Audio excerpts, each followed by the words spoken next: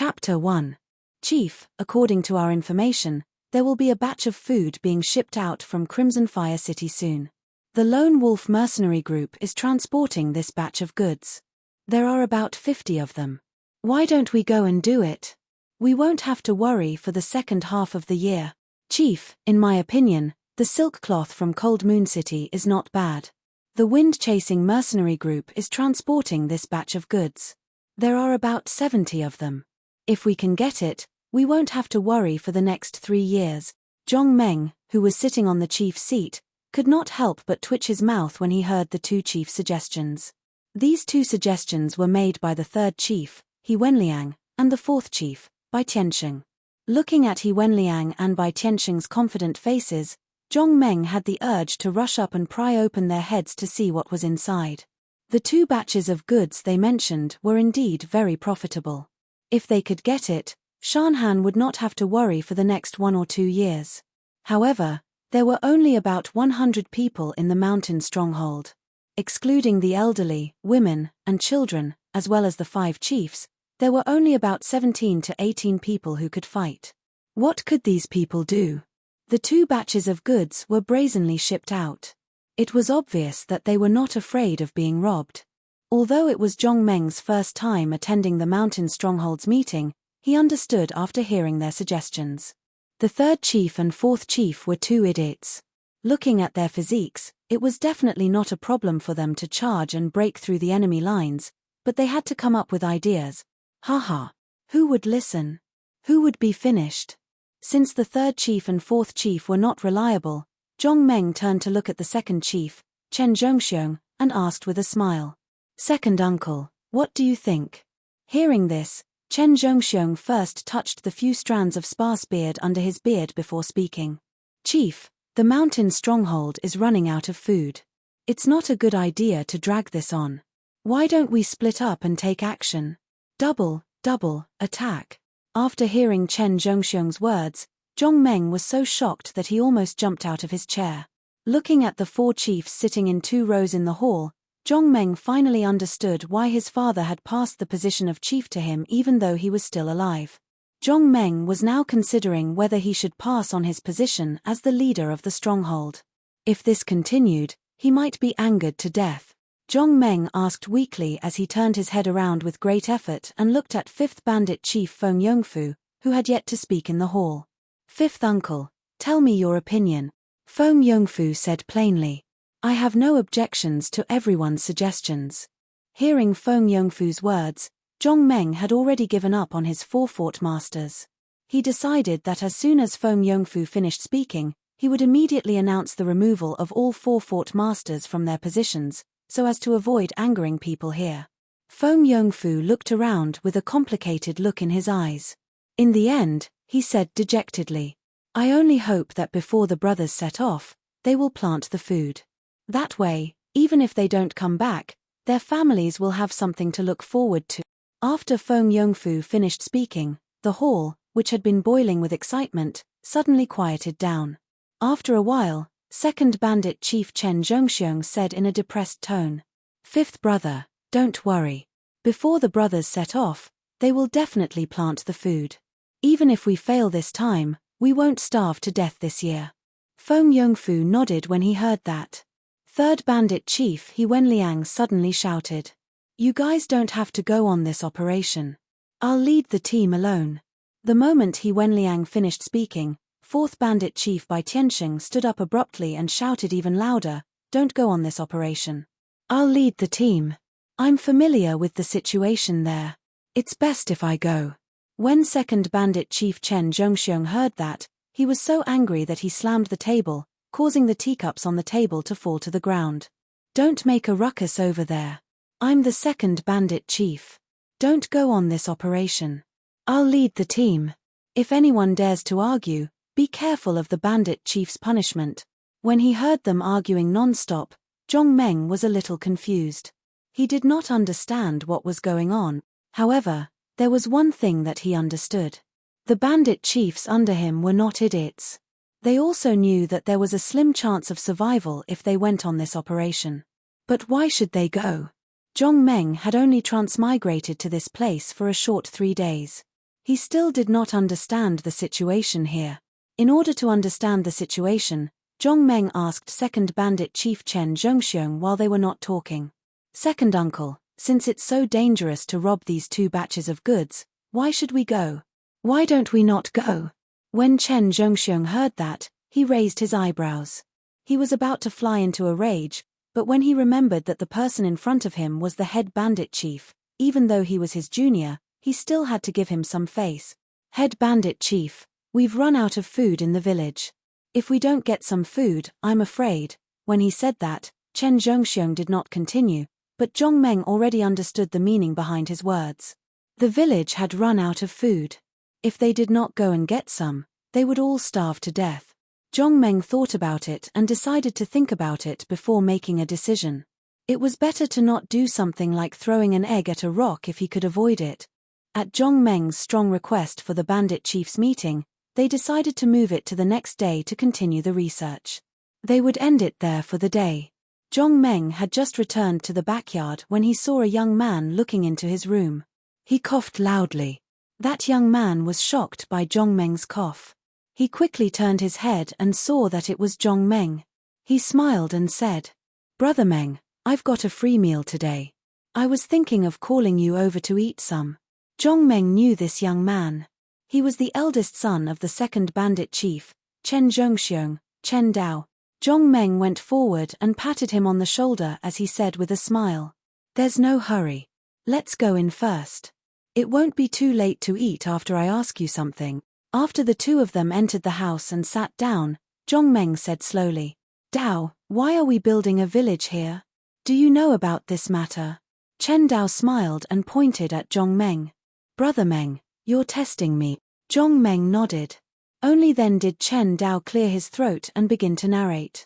After listening to him, Zhong Meng understood.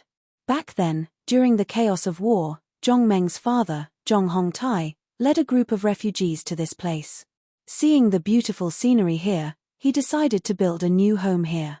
For safety reasons, they started to build houses and reclaim land in a valley surrounded by mountains on 3 sides. But after 2 to 3 years, they realized that although this place was beautiful and safe, there was a huge flaw. As the village was built in the valley and the terrain was slightly higher, there was a serious shortage of water. Chapter 2. When they found that there was a shortage of water, they realized that this was not a good place. However, it was too late to say anything. Fortunately, there was plenty of rain in the past few years. Everyone worked hard and had enough to eat. However, God might want to temper their willpower, so he reduced the rainfall. Therefore, the shortage of water became a big problem. People were like this. They were unwilling to move once they had a home. Even if there was a drought, they thought that it would be better next year if they held on a little longer. With this idea, and with the good harvest in the first 2 years, they saved some surplus food and held on for another year. As a result, the surplus food was eaten up, but God's test was not over yet. They were about to starve to death, but there was no surplus food in the village. In desperation, the 4 leaders decided to go out and do something. However, they could not do anything locally. Even if they wanted to do something, they had to go to the Magic Empire. Now, the Magic Empire and the Great Wu Empire were often at war. Even if they did something, they would not feel guilty. Fortunately, the place where they lived was not far from the border. Therefore, they sent the strong men in the village to the Magic Empire to inquire about the news. After half a month, with the continuous efforts of the young men, they finally got the news and hurriedly sent the news back to the village. Zhong Meng figured all this out. He suddenly realized that the 4 leaders under him were not idiots as he thought, but real hot-blooded men. In order to survive in the village, they did not hesitate to risk their lives. They were ready to lead a dozen young men who had not been trained to fight against 50 or 60 soldiers of the mercenary group. No, even if their courage was commendable, Zhong Meng would never allow them to do something that would lead to their deaths. Since he was the leader of the village, he had the obligation to keep the people in the village alive. As soon as Zhong Meng followed Chen Dao into the gate of the Chen family, he saw the second leader, Chen Zhongxiong, sitting on the steps in front of the gate in a daze. Zhong Meng hurried forward and greeted, "Second uncle." Chen Zhongxiong came back to himself. "Mengzi, Come in. The rabbit meat will be ready soon. As soon as Zhongmeng entered the house, Chen Dao's mother placed a pot of steaming rabbit meat on the table. Chen Zhongxiong looked at the rabbit meat on the table and turned his head to instruct Chen Dao. Go and get the jar of wine I buried under the tree. Father, didn't you say that you would wait for me to get married before drinking that jar of wine? When Chen Zhongxiong heard this, a trace of sadness flashed across his eyes. Then, he shouted angrily. What are you talking about? I told you to bring it over, so just do it. Don't talk nonsense. Chen Dao shrank his neck after being lectured by his father. He hurriedly turned around and walked out of the door. Chen Zhongxiong asked Zhongmeng to sit at the table and asked his wife to fetch a few wine bowls. With the steaming hot rabbit meat and the treasured wine, Chen Zhongxiong was soon 70 to 80% drunk. Chen Zhongxiong picked up the wine bowl in front of him and said to Zhongmeng, this time, third brother and fourth brother must go. I can't stop them. When Chen Zhongxiong said this, he sighed and said sadly, if the three of us don't come back this time, the matters in the village will depend on you and fifth brother. When Zhongmeng heard this, he picked up the wine bowl in front of him and said with a smile, second uncle, don't be in a hurry to go. Give me 10 days. When the time comes, if the people in the village are still hungry, it won't be too late for you to go then. Chen Zhongxiong was stunned when he heard this. Then, he waved his hand and said with a bitter smile, Mengzi, I understand what you mean. This time, we might not necessarily be in trouble. Who knows, we might be able to come back successfully. Zhongmeng shook his head and said in a firm tone, second uncle, trust me. Give me 10 days.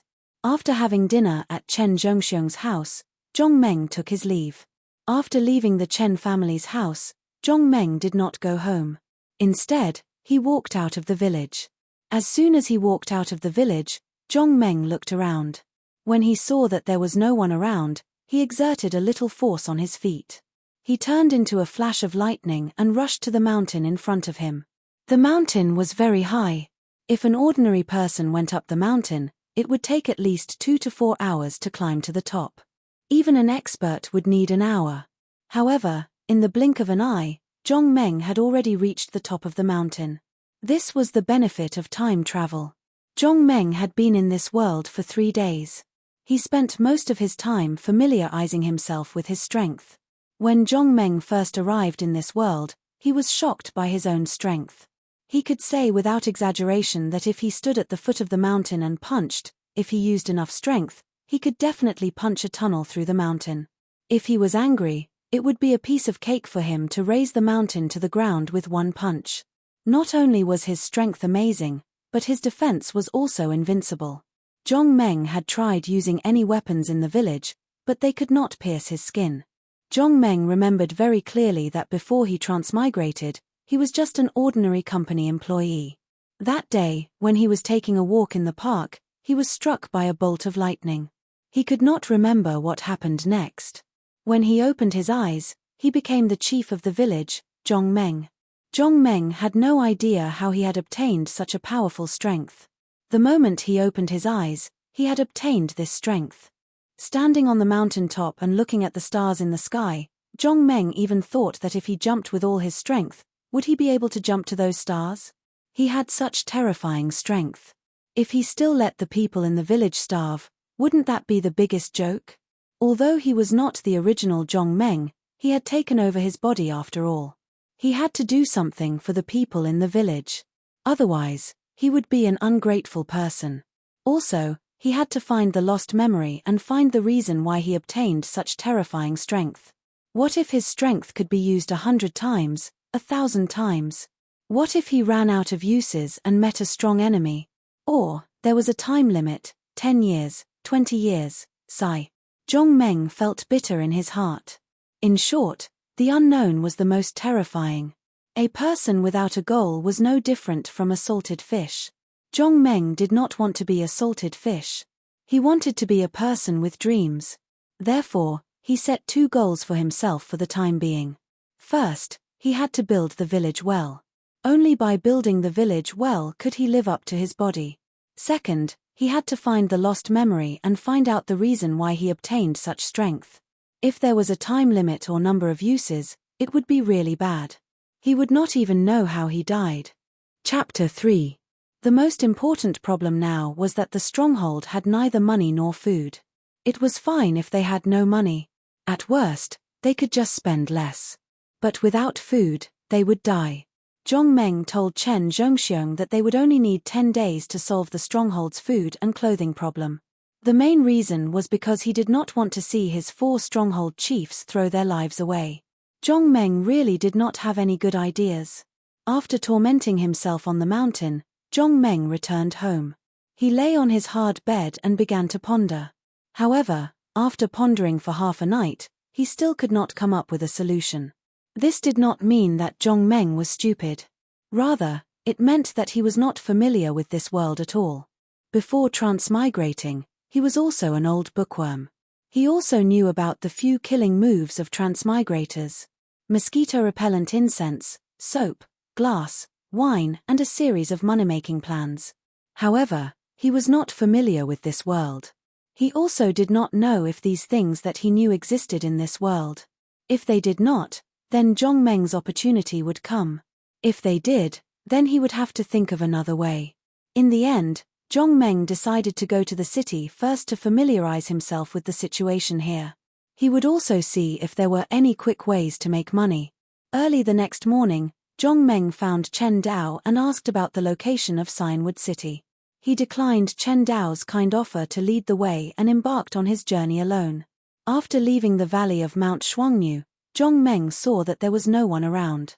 He determined the direction and began to speed up. He wanted to reach Cianwood City as soon as possible and start his money-making business.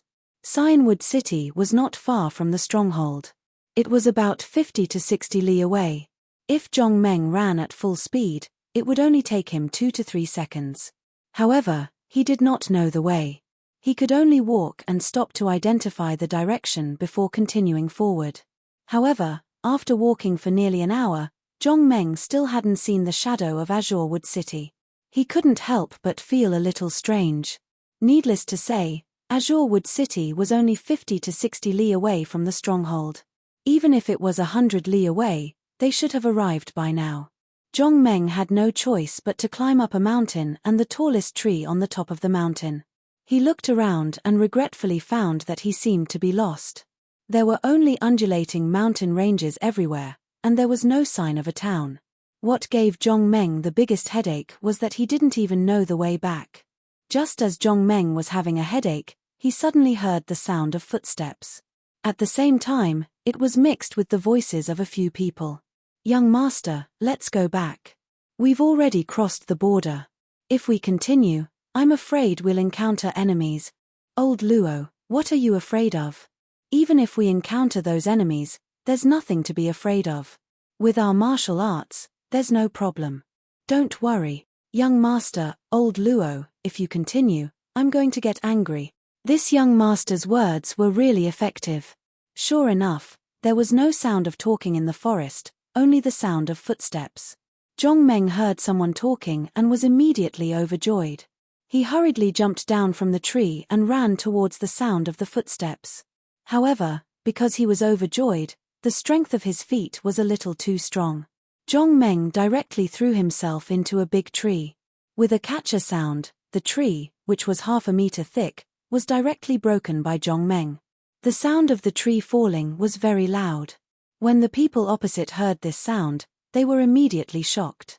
They immediately stopped and looked in the direction of the falling tree. One of the big men, who was wearing leather armor, quickly walked to the front and blocked the 2 young masters. At the same time, he constantly looked around the situation. At this moment, Zhong Meng appeared in their line of sight. When the big man in leather armor saw Zhong Meng, he immediately pulled out the saber at his waist and sternly shouted, "Who's in front of us?" Zhong Meng hurriedly replied, "I'm from the Erniu mountain village. I'm lost and want to ask for directions." While speaking, Zhong Meng was also looking at the other party. The man who asked the question had a bow and a few arrows on his back, and a large saber in his hand. He was constantly sizing him up. Zhong Meng was only 18 years old this year. His appearance was not very strong, and at first glance, He was the kind of ordinary person who did not have any fighting strength. Seeing Zhong Meng's appearance, the big man in leather armor was relieved. However, when he thought of the sound of the falling tree, he hurriedly asked, "What was that sound just now?" Zhong Meng scratched his head and somewhat embarrassedly said, "Just now, I accidentally broke the tree." Hearing this, the big man in leather armor, who had just relaxed, became nervous again. When he was about to ask again, the young master behind him had quickly walked to his side. Seeing this, the big man in leather armor was about to open his mouth to stop him, but the young master waved his hand and stopped him. The young master looked at Zhong Meng and asked with a smile, "Are you from the Dawu kingdom?" Zhong Meng nodded. He knew this. "Just now, did you break the tree?" Zhong Meng nodded again. "How did you topple that tree?" Zhong Meng thought for a moment, turned sideways and made a posture of bumping into the tree, and explained, "I knocked it down." The young master smiled and nodded, and then asked, "So, you should be very strong, right?" Zhong Meng thought for a moment and nodded. There was nothing to be ashamed of if he was strong. "Do you want to earn some gold coins?" Hearing this, Zhong Meng immediately nodded. Didn't he come out this time just to get some food and gold coins? Seeing that Zhong Meng agreed, the young master's smile became wider. He clapped his hands and smiled. "What I want you to do is actually quite simple. Follow us to hunt, and after we catch the prey, you have to carry it for us. Don't you think this job is simple?" Zhong Meng also nodded. This job was indeed simple, but he still asked, "How much is the reward?" The young master thought for a moment and stretched out a finger. 10 gold coins. Hearing this, Zhong Meng turned around and left. This guy was too insincere. Just now, he had already looked around from the tree. If he wanted to walk out of this forest, he would have to walk a long way. This guy only offered 10 gold coins. He was too stingy. Seeing that Zhong Meng was about to leave, the young master hurriedly shouted again, 20 gold coins. Hearing this, Zhong Meng stopped, turned around, looked at the young master, and stretched out a finger. 1,000 gold coins. Since the young master was asking for a sky-high price, Zhong Meng decided to be ruthless. At worst, the young master would bargain again. Hearing Zhong Meng's asking price, the young master's mouth suddenly twitched, and he looked at Zhong Meng in disbelief. After a while, he said, "Do you know how many people I can hire with 1,000 gold coins?" Zhong Meng shook his head. He really didn't know. He had been in the village for 3 days, and he hadn't seen what gold coins looked like. Chapter 4. Seeing Zhong Meng shaking his head, the young man despised him in his heart. He knew that this kid had not seen the world and did not even know how many people he could hire with 1,000 gold coins. The young man coughed and was about to say something, but he suddenly realized that he did not know how many people he could hire with 1,000 gold coins. After thinking for a long time, the young man coughed softly and said loudly, "In short, 1,000 gold coins can hire a lot of people." At this moment, the brawny man in leather armor came to the young man's side and said in a low voice, "Young master, this kid's background is unknown. It's better not to hire him, so as to avoid trouble." The young man turned to look at him and said with a smile, "Okay, then I'll listen to you. When we get the prey, you'll carry it back." Hearing this, old Luo could not help but twitch the corner of his mouth and stepped aside with a smile. Seeing old Luo step aside, the young man knew that he was scared.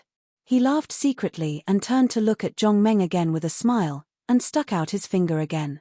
"One price, 100 gold coins. If you agree, follow me. If you don't, then forget it." Just now when the two of them were talking, although their voices were very low, Zhong Meng's ears were absolutely sharp, and he had heard everything clearly. Zhong Meng's heart moved. It seemed that the prey they hunted was very valuable. If he followed them to have a look, maybe he could also lead the people of the mountain stronghold to hunt and earn some money. Thinking of this, Zhong Meng did not hesitate and nodded directly. "Okay, I agree." Just like this, Zhong Meng joined the hunting team and followed these people into the deep mountains. Along the way, through the conversations between them, Zhong Meng also figured out who they were. This team had a total of 8 people, divided into 2 groups. The one who talked to Zhong Meng was surnamed Shen. He had 4 subordinates, all of them looked serious, wearing leather armor, with sabers at their waists and a long bow and a few arrows on their backs. The other young man was surnamed Zhong. He had 2 subordinates. His 2 subordinates were somewhat different from young Master Shen's 4 subordinates. They didn't wear leather armor, only short sleeves. Their faces looked much more relaxed. They also carried sabers, but they were all carried on their backs. While they were on their way, old Luo casually walked over and talked to Zhong Meng. Zhong Meng knew that old Luo wanted to test him, in case he was a bad guy. Zhong Meng didn't have any secrets to begin with, so he didn't try to hide anything. He directly explained his origin and purpose. After hearing that, old Luo nodded and left. The place they were going to hunt was very far away. Even when the sky had turned dark, they still hadn't reached their destination. They could only find an open area to set up camp. It was early spring, and the nights were still quite cold. Everyone started a bonfire, cleaned up the small game they had caught along the way, and roasted it over the fire. Not long after, the aroma of barbecued meat spread in all directions. Old Luo took out the spices he brought with him and sprinkled them on the barbecued meat. The aroma of the barbecued meat became even stronger.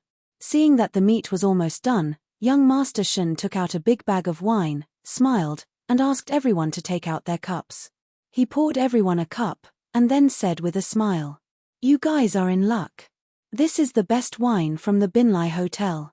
Prince Zhong said with a smile. Young Master Shen spent a lot of money for this hunt. When we get the feather of the Eagle of Nightmares and give it to Miss Fu, he will definitely win her heart. Prince Zhong said as he raised the wine cup in his hand and said to young Master Shen, "I wish you all the best, brother. Win the heart of the beauty as soon as possible. I'll drink first." After Prince Zhong said that, he tilted his head back and drank the wine in his cup. Young Master Shen heard Prince Zhong's words and laughed happily, but he said humbly, "I'll have to rely on you for this hunt." When Prince Zhong heard that, he was about to say something polite, but suddenly, the howl of a beast interrupted his words. After hearing the sound, one of Prince Zhong's men suddenly jumped up and said in a trembling voice, "Wolf, it's the howl of a wolf."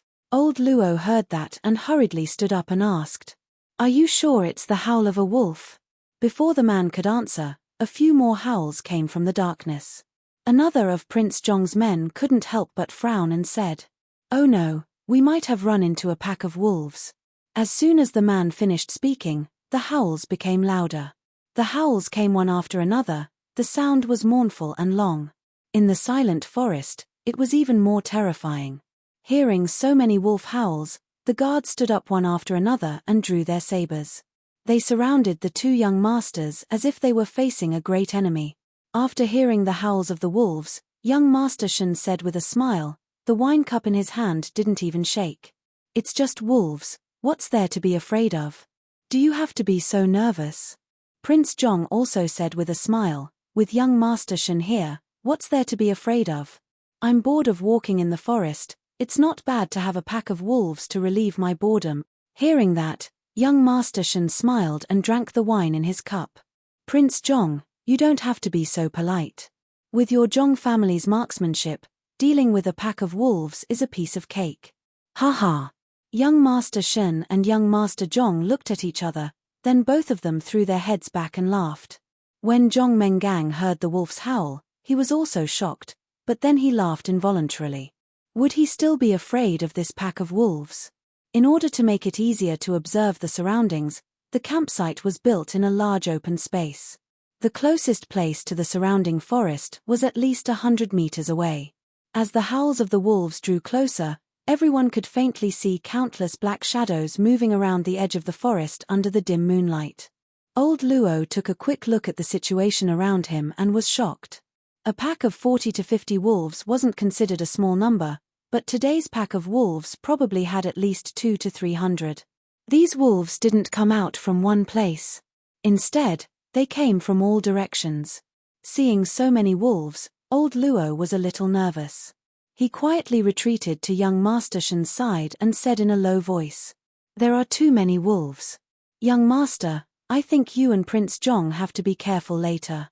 Don't take any risks." Hearing old Luo's words, young Master Shun put down his wine cup, stood up slowly and looked into the distance. After a while, young Master Shun's face was filled with surprise. Why are there so many wolves? Prince Zhong stood up and looked at the wolves in the distance. He was also shocked. He quickly took out his weapon, the 3-section gun, and said seriously, "I didn't expect there to be so many wolves in a pack." Chapter 5. The pack of wolves began to approach from all directions. Old Luo waved his hand and reached for the bow and arrow on his back. He said to the people behind him without turning his head, "Use the bow and arrow to deal with them first." There were 6 attendants in total. 4 of young Master Shun's attendants were armed with bows and arrows. Hearing old Luo's words, the other 3 attendants also took their bows and arrows from their backs. Old Luo knocked an arrow on the bowstring and stared at the wolves in the distance. When the wolves were within the effective range of his bow and arrow, he let out a roar and loosened his fingers on the bowstring. A sharp arrow shot towards the wolves like a flash of lightning. A moment later, a wolf was sent flying into the air with a scream and landed on the wolves behind it. Following that, the other 3 attendants did not want to be outdone. They also knocked their bows and shot their arrows into the wolves. The 4 archers released arrows with all their might. The wolves that were charging towards them kept screaming, but it did not help. There were just too many wolves. Although many of them were shot dead, the number of wolves did not seem to decrease at all. Old Luo saw that the wolves were getting closer. He waved his hand again and shouted, "Brothers, everyone, surround the 2 young masters. Protect them." As soon as old Luo finished speaking, young Master Shun had already walked up to him and said with a smile, "You don't have to be so nervous to deal with these wolves." As soon as young Master Shun finished speaking, he was already in the air. In mid-air, he had already pulled out his sword and swung it in front of him, creating a field of stars in front of him. Then, he fell towards the wolves. Stars. As soon as young Master Shun landed, dozens of wolves were immediately covered in the light of the sword. In the blink of an eye, the sharp sword light cut them into pieces. Although young Master Shun killed dozens of wolves with a single swing of his sword, old Luo frowned. Although young Master Shun's move was powerful, it also consumed a lot of internal energy. If he kept using this move, his internal energy would be depleted very soon. Old Luo waved his hand and shouted, "Brothers, protect young Master Shun." Old Luo pulled out his sword and was about to rush forward.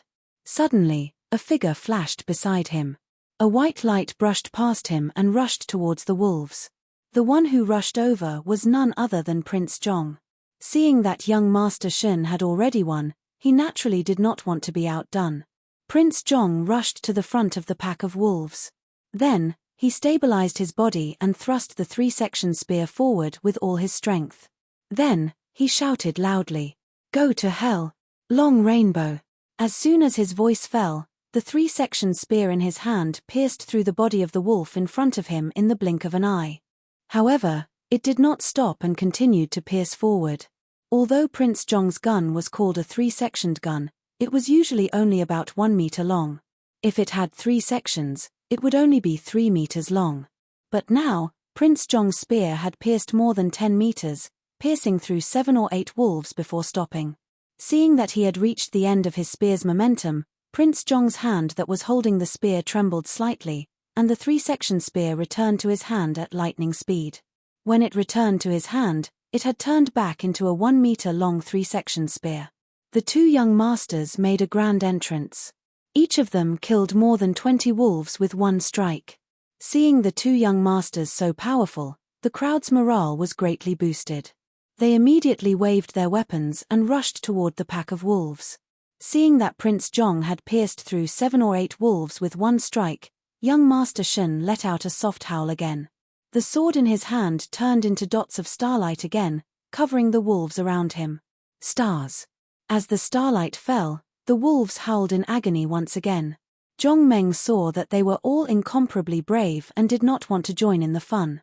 Seeing that the wolves behind him were also charging over, he hurriedly leaped up and jumped onto a tree. He found a sturdy branch and sat on it to watch the battle below. Although young Master Shun and Prince Zhong were good at martial arts, They were outnumbered after all. Nearly 300 wolves surrounded them tightly. After fighting for less than 15 minutes, they were already at a disadvantage. Although young Master Shen kept using his ultimate moves, he had just killed a pack of wolves and cleared a space. However, in the blink of an eye, the space was filled by a new pack of wolves and continued to besiege him. Among the 8 people, young Master Shen was the best at martial arts. But he was still flustered by the wolves, not to mention the others. Almost all of them were injured, but they all gritted their teeth and held on. When they killed more than half of the wolves, young Master Shen was obviously running out of internal energy. He could not use his unique skills. He could only rely on the sharp sword in his hand to slash back and forth among the wolves.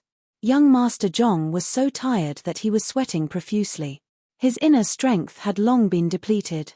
Without the support of his inner strength, he could not use his ultimate move. All he could do was to continuously stab the wolf in front of him with his 3-section spear. The rest of the guards were even worse. Their armor was soaked in sweat. They were exhausted. Seeing that the situation was critical, old Luo hurriedly shouted to young Master Shen. "Young Master, you go first. We'll cover you." Just then, a thunderous roar came from the depths of the forest. Roar. The sound was so loud that it made everyone's eardrums buzz. Then, they heard a mournful wolf howl beside them. After this howl, the pack of wolves that had surrounded them began to retreat. They retreated in the opposite direction of the howl like a tide. Young Master Shen and the others saw the wolves retreating. They could not help but sit on the ground. Although the battle did not last long, it had exhausted all of their energy. They only took a moment to catch their breath. Then, the thunderous roar came again. This time, the sound was much closer than before. Old Luo ignored his exhaustion and hurried to young Master Shen. "Young Master, let's go, or it'll be too late." After the battle with the wolves, young Master Shen had lost his initial confidence. He quickly stood up and asked, "What's that sound?" Old Luo pondered for a moment and said, "It should be the cry of a bear." Although young Master Shen was very confident in his own martial arts skills, the roar just now was really too shocking. Without thinking, he immediately shouted at young Master Zhong. "Prince Zhong, let's go." Although everyone was exhausted, they knew that if they did not leave now, they would not be able to. Everyone no longer cared about the things in the tents. They grabbed their weapons and ran in the direction where the wolves had fled. After running for a few steps, young Master Shen suddenly remembered the person he hired. He quickly turned around and saw Zhong Meng running behind the team. They did not run far before they heard another roar behind them. At the same time, it was accompanied by the sound of trees being knocked down. Hearing such a loud shout behind him, Zhong Meng couldn't help but turn around to take a look. He was immediately stunned. Chapter 6. It was indeed a bear that was chasing after them. Well, a bear that was more than 10 meters tall could be called a bear. This big bear was on its 2 hind legs and was using its 2 front paws to constantly hit the trees that were blocking its path as it chased after them.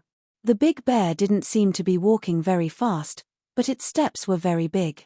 Every step it took would cover 5 or 6 meters, causing the ground to tremble slightly. Seeing this big bear, everyone finally understood why the wolf pack had suddenly dispersed. The big bear walked out of the forest and came to an open space. It immediately crouched down and ran in the direction of the crowd. Everyone was scared out of their wits when they saw this. They didn't need to be told and ran away. But the big bear ran with all its might. Every time it jumped, it could jump 20 to 30 meters. In this open space, it only took a few jumps for it to catch up with them to the edge of the forest. Hearing the big bear's footsteps getting closer and closer, Prince Zhong forced himself to be calm and shouted, "Don't be afraid, everyone. It's so big. It can't catch up with us in the forest." As soon as young Master Zhong finished speaking, everyone heard a series of crackling sounds coming from behind them. After that, they heard the sound of trees falling down. Then, everyone heard a scream behind them. They hurriedly looked back and saw that one of Prince Zhong's men had been hit by a falling tree. He was lying there and wailing. At this time, the big bear was only 20 to 30 meters away from him. "Old Liu." Another of Prince Zhong's men saw the person who had been hit and immediately shouted with concern. He also ran towards old Liu. Just as he ran to old Liu and was about to pull him out, he was shocked to find that the big bear was already in front of him. Facing this little guy who only reached his knee, the big bear didn't hold back. It directly waved its huge bear paws and slapped towards him. Seeing that the situation was bad, the man hurriedly jumped back, but it was too late. Although the big bear's body was huge, its movements were definitely not slow. Just as this man was in despair, he suddenly heard a loud shout behind him. Long rainbow. As soon as he finished speaking, a ray of light shot out from Prince Zhong's hand and pierced Da Xiong's body like a bolt of lightning, causing blood to splatter all over Da Xiong's body. Big Bear was completely enraged by Prince Zhong's attack. With a wave of his hand, he broke a big tree beside him. The broken tree flew towards Prince Zhong. Prince Zhong hurriedly jumped away from the big tree. Just as he was about to turn around and retreat, Big Bear had already jumped in front of him. With a wave of its paw, Big Bear slapped down on him. Seeing the huge bear paw coming towards him, Prince Zhong was so scared that his face turned ashen. He hurriedly jumped to avoid it. At this moment, young Master Shen had already leaped into the air. While he was still in the air, he let out a roar. Stars. As soon as his voice fell, specks of starlight appeared beside young Master Shen and enveloped Big Bear. In an instant, specks of blood burst out of Big Bear's body and scattered in the air. Prince Zhong's three-section spear and young Master Shen's cold light sword were no ordinary weapons. That was why they could break through Big Bear's defense with their sharpness. Everyone, use your bows and arrows to shoot its eyes. In the dark, as soon as old Luo finished speaking, 4 sharp arrows flew towards Big Bear's eyes like lightning. Big Bear just turned its head and the 4 arrows hit its head, but they did not cause any damage. Being played by these little guys, Big Bear was furious. It swung its paw and sent young Master Shen flying in the air. Finally, it stomped on Prince Zhong. Prince Zhong saw young Master Shen being sent flying by Big Bear and knew that things were not going well. He hurriedly used the last of his strength and shouted, "Long rainbow." Once again, a ray of light shot out from his hand and pierced Big Bear's paw that was about to stomp on him. This time, Prince Zhong used all his strength to release the ray. Of course, its power was not to be underestimated. Big Bear suddenly felt pain in its paw, but it did not stop stomping. Instead, it sped up. Seeing this, Prince Zhong was scared out of his wits. He wanted to dodge, but it was impossible. That strike just now contained all of his strength. Although it was powerful, it still caused him to pause for a moment. Seeing the giant paw coming closer and closer, Prince Zhong closed his eyes and sighed. It's over. Just then, a shadow flashed beside Prince Zhong. Old Luo appeared beside him and pushed him to roll to the side, dodging Big Bear's paw. After being saved by old Luo, Prince Zhong was just about to breathe a sigh of relief when he felt a huge force coming from behind. He could not help but spit out a mouthful of blood. Then, he and old Luo were sent flying.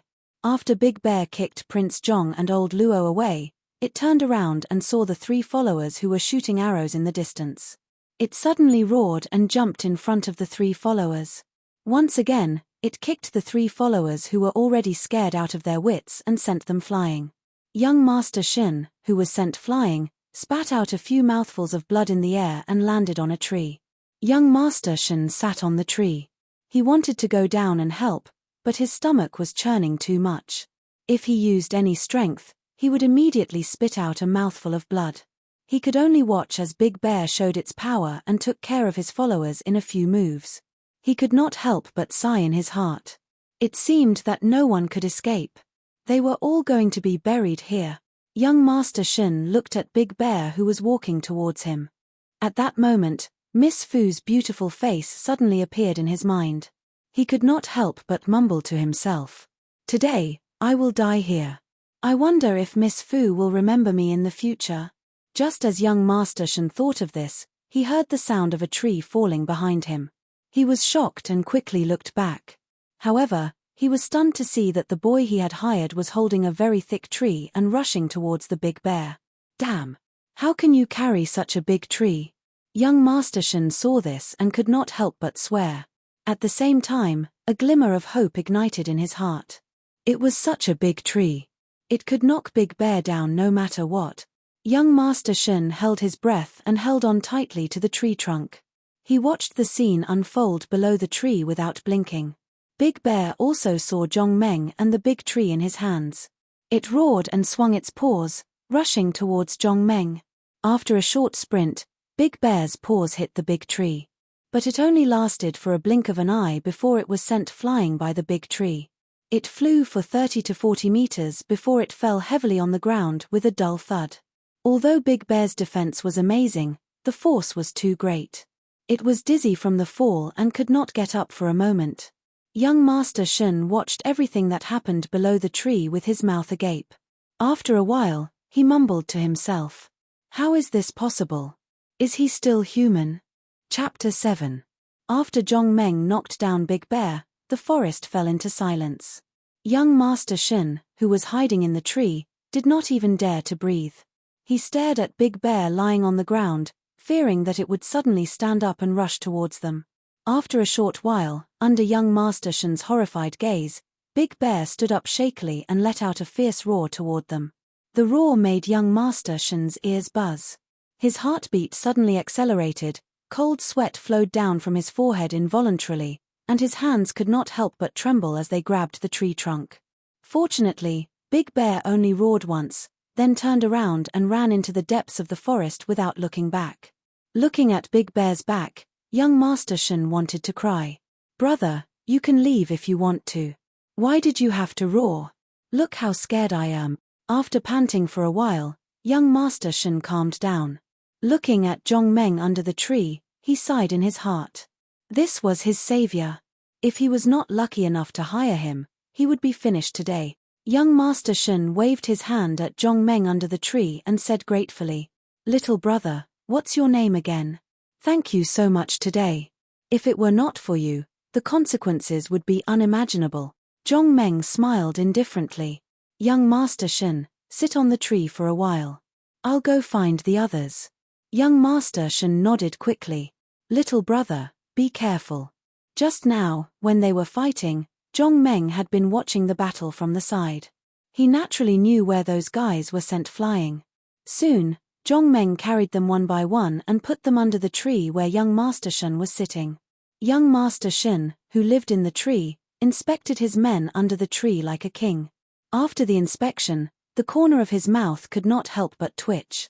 These people, including Prince Zhong, were lying under the tree and wailing. In this fight, everyone was trampled by Big Bear. They were all injured. Almost all of them were injured and could not move. Seeing everyone's pained expressions, Zhongmeng returned to the tent, took all the wine, and distributed it to everyone. Although the injured could not drink, at this time, no one cared so much. Let's get drunk first. After getting drunk, at least the wound would not hurt so much. After treating their wounds, he took out some dry rations for them to eat.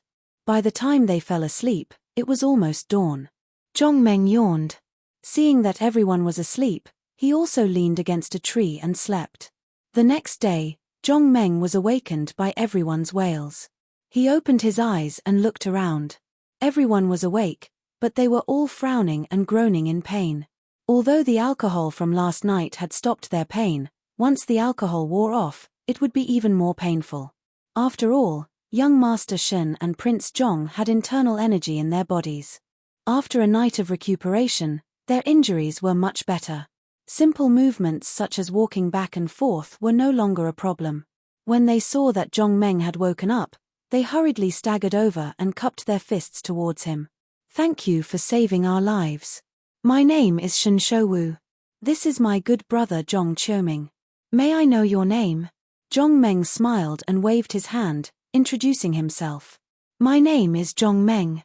You can call me Mengzi. Mengzi. Shen Shouwu repeated Zhongmeng's words and said with a smile. Well, I'll call you the Fierce Brothers from now on. Zhongmeng nodded indifferently. Zhong Qiuming, who was next to Shen Shouwu, also gave Zhongmeng a thumbs up. The Fierce Brothers are really good. The three of them were polite for a while, and then sat down around the tree. Zhong Qiuming asked first. Brother Meng, who taught you your martial arts? Zhong Meng waved his hand. There's no martial arts, just some brute strength. But the two of you are really extraordinary. Zhong Meng sincerely praised Shen Shouwu's unique skill, stars. It was definitely a unique skill. Not only was the posture beautiful, but the power was also quite strong. Zhong Qiuming's unique skill, long rainbow. It was also a rare unique skill. Combined with his 3-section spear, if his strength was a little higher, he would be invincible. Hearing Zhong Meng praise their martial arts, Shen Shouwu and Zhong Qiuming suddenly felt a little proud. Yesterday, they couldn't beat the big bear. It wasn't that their unique skills weren't good enough, but that their cultivation was too low. If the elders in the family used this unique skill, they would definitely be able to cause great damage to the big bear. Shen Shouwu said, "The fierce brothers, where are you going? How did you get lost here?"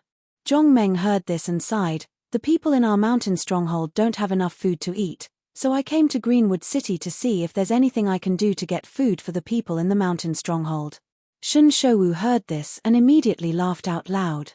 He pointed at Zhong Qiuming and laughed. Looking for Prince Zhong for matters in Greenwood City is definitely the right choice. Prince Zhong's father is the mayor of Greenwood City. Zhong Meng heard this and hurriedly cupped his hands towards Zhong Qiuming. "So it's the son of the mayor of Greenwood City. It's a pleasure to meet you, a pleasure to meet you." Zhong Qiuming waved his hand and said, "Brother Meng, if you have any business in Greenwood City, you don't have to be courteous. Just look for me directly. I will definitely be able to help Brother Meng." As Zhong Qiuming said this, he suddenly changed the topic and looked at Shen Shouwu with a smile. "The fierce brothers, although my father is the mayor of Greenwood City, young Master Shen's father is the deputy county governor of the South County. In the South County, he is above everyone else." After hearing the identities of the two, Zhong Meng was slightly shocked. He didn't expect the identities of the two to be so powerful. A city had a population of over 1 million, and the South County governed 10 cities. As the deputy county governor of the South County, it wasn't an exaggeration to say that he was above everyone else. Thinking of this, Zhong Meng couldn't help but ask. "The two young masters have noble identities. Why did you come to this place?" After hearing Zhong Meng's words, Shen Shouwu lowered his head in embarrassment. Zhong Qiuming laughed. "This was my idea. I heard that the Wind Forest mountain range, which is the mountain under our feet. In the depths of the mountain range, a nightmare eagle appeared, so I sent someone to inform young Master Shen. I wanted to team up to hunt that nightmare eagle. Coincidentally, young Master Shen also had something to do, so we came here together." Nightmare eagle. Zhong Meng repeated the name and then asked, "What's the use of the nightmare eagle? Is it very valuable?" Zhong Qiuming nodded. "The nightmare eagle has magic attributes, so there's a high chance that it will have a magic core in its body. Of course, the magic core is useless to us, but it's quite useful to the mags in the Magic Empire. There are too few species with magic attributes, so every magic core is quite valuable." Zhong Qiuming paused and turned to look at Shen Shouwu before he continued. Chapter 9. Zhong Qiuming continued. "The nightmare eagle is of the fire attribute. If we weave its feathers into a black feather cloak, it will be a great item. Not only is it fire resistant, but in winter, even if you only wear a single layer of clothing, you will still feel warm as long as you wear this cloak in a snowy weather. The black feather cloak is so good, so our love Master Shen wants to make a black feather cloak for Miss Fu to see if he can win her heart." When Shen Shouwu heard Zhong Qiuming talking about himself, he could not help but laugh and punch him. "Don't talk nonsense in front of the fierce brothers. Be careful or I'll punch you." After being punched by Shen Shouwu, Zhong Qiuming did not restrain himself. Instead, he laughed even more happily. He pointed at Shen Shouwu and laughed. "Young Master Shen, this is what you said. When we hunt the nightmare eagle, all of its feathers will belong to me. At that time, you can't snatch it from me." After the battle with the big bear, this hunting team was either severely or lightly injured. They could not walk for a while. Zhong Meng suggested that everyone should rest at the camp. Naturally, no one had any objections to Zhong Meng's suggestion. It was not a good idea to rest in the wilderness. After all, it was still very cold at night. When they were escaping yesterday, the big bear caught up with them before they could run far. So everyone was not far from the camp now. Everyone supported each other and slowly returned to the camp. Yesterday, when the wolves came, except for the tents that were not torn down, everything like food and water were basically eaten by the wolves. So now, they were facing the danger of starvation. Zhong Meng was the only one in this hunting team who was not injured. The responsibility of finding food fell on him. Zhong Meng had no experience in this area. So he randomly chose a direction and began his journey to find food. Zhong Meng walked forward along the forest. But after walking for a long time, he did not find any prey. This made him feel a little strange. In this kind of forest where there was no human habitation, there should be a lot of prey. In fact, Zhong Meng didn't notice that not far from him was the direction that the big bear had escaped. Last night, the big bear's roar had scared away all the prey in the forest. Zhong Meng was anxious and could not help but speed up. Unknowingly, he had already crossed a mountain. Seeing that he couldn't catch any prey, Zhong Meng suddenly heard a sound coming from the front. He hurriedly listened carefully. Suddenly, his eyes lit up. That was because he heard a familiar roar. Big bear. Thinking of how big the bear was, as long as it was killed, they wouldn't have to worry about food at all. Thinking of this, Zhong Meng immediately jumped onto the treetops and ran in the direction of Big Bear. The two sides were getting closer and closer. When he heard the sound in front of him, Zhong Meng slowed down. Zhong Meng guessed that Da Xiong might have been fighting with someone again because of human cries in front of him. Since it was someone else's prey, Zhong Meng was embarrassed to go forward and snatch it. But it was a pity to give up such a big prey. He decided to go and see what was going on there first. Zhong Meng slowly approached the place of the fight and looked at Da Xiong's opponents. There were a total of 22 people. There were 10 people standing. The rest were lying on the edge of the forest, wailing in pain. The 10 people standing there were all tall and strong, but there was one exception. A skinny little guy covered in a black cloak was standing far behind, constantly waving the small wooden stick in his hand, fiercely pointing it at the big bear. Every time the small wooden stick in his hand pointed at Da Xiong, a small lightning flew out of the small wooden stick and hit Da Xiong. After Da Xiong was hit by this small lightning, it screamed and then its body stiffened. But it only took a second to recover. The other 9 people held all kinds of weapons and slashed at Da Xiong with all their might. However, it was also very difficult for them to fight, because the weapons in their hands, even if they could cut the big bear, most of them could not break its defense. Only the guy with the big axe had some strength, and every time the axe chopped down, it would more or less bleed a little. If it was not for the magician's lightning attack that slowed Da Xiong down a little, those people would have been flattened by Da Xiong. When Zhong Meng saw the small wooden stick in the skinny black-clothed man's hand, he suddenly understood. It seemed that the guy was a magician. The small wooden stick in his hand should be the legendary magic staff. If it was not for the magician's lightning attack that slowed Da Xiong down a little, those people would have been flattened by Da Xiong. Involuntarily, Zhong Meng moved closer to the magician. In his previous life, Zhong Meng was very envious of the magician.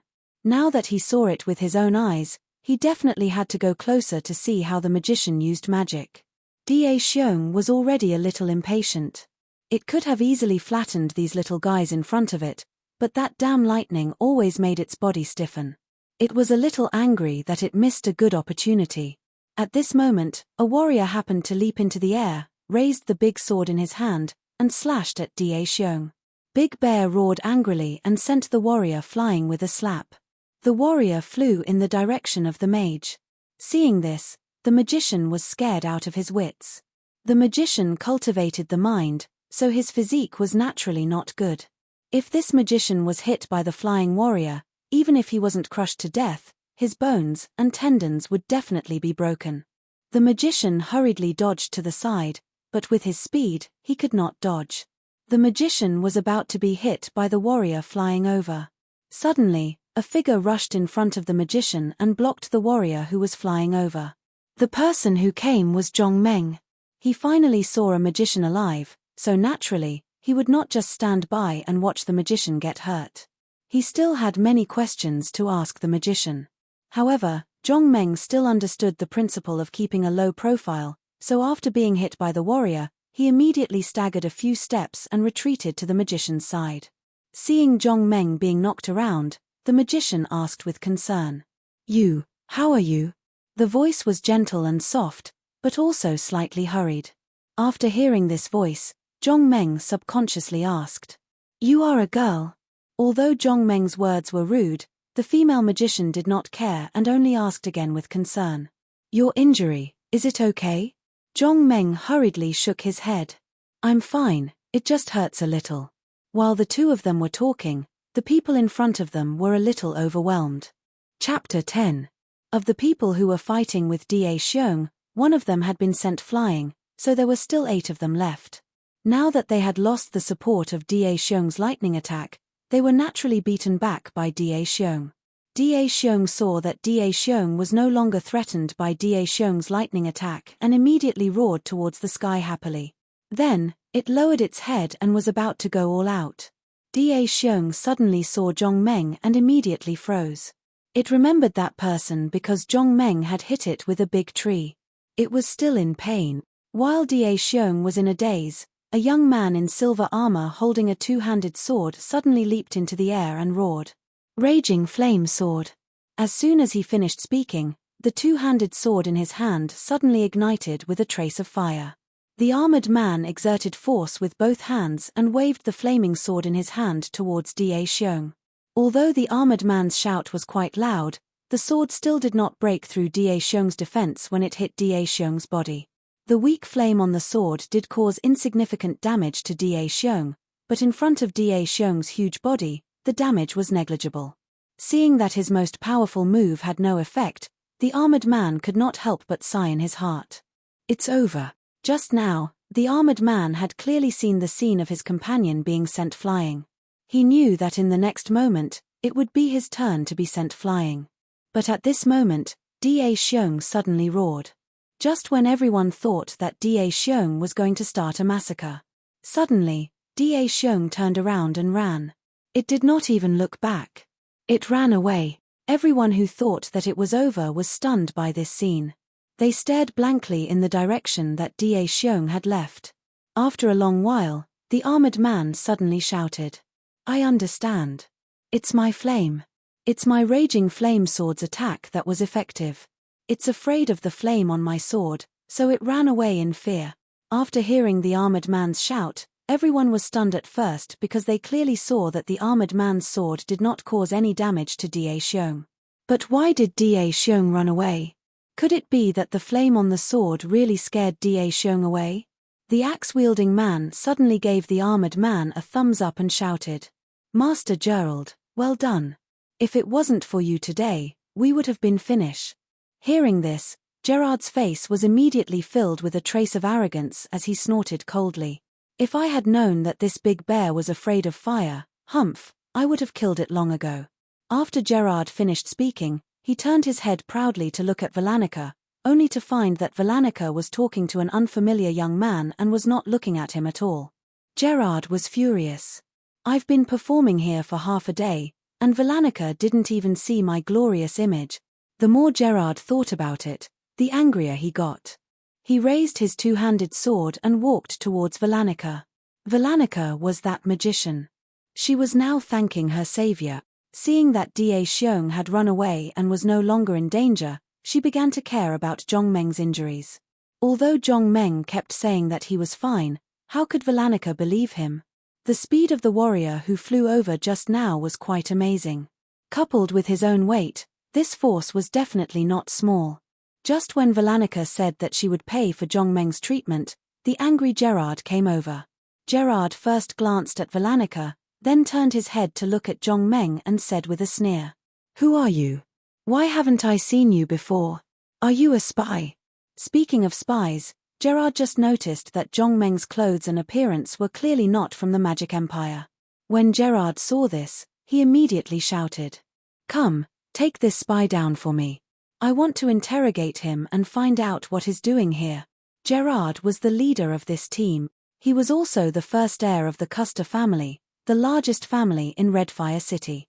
In other words, he was commonly known as the leader, or the eldest son. These 2 days, the Custer family received a piece of news. The Ariton Mountains, which was the Wind Forest Mountains that Shunshowu and the others mentioned, was a mountain range. It was just that the names were different in the two countries. There was a nightmare eagle hidden in the Ariton Mountains.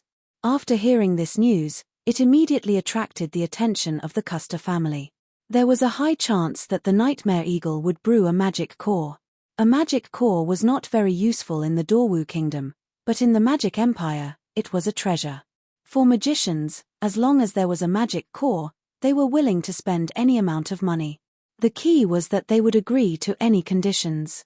Therefore, the Custer family sent people to investigate the whereabouts of the nightmare eagle. If they found the nightmare eagle and determined its location, they would immediately report back and the family would send experts to hunt it down. Originally, such a dangerous task like investigating the nightmare eagle would not fall on Gerard's shoulders. However, Gerard discovered that his goddess, the temple's apprentice priest, Valanica, was also in the team. Originally, investigating the whereabouts of the nightmare eagle did not require a magician. However, after finding the nightmare eagle, a magician was needed.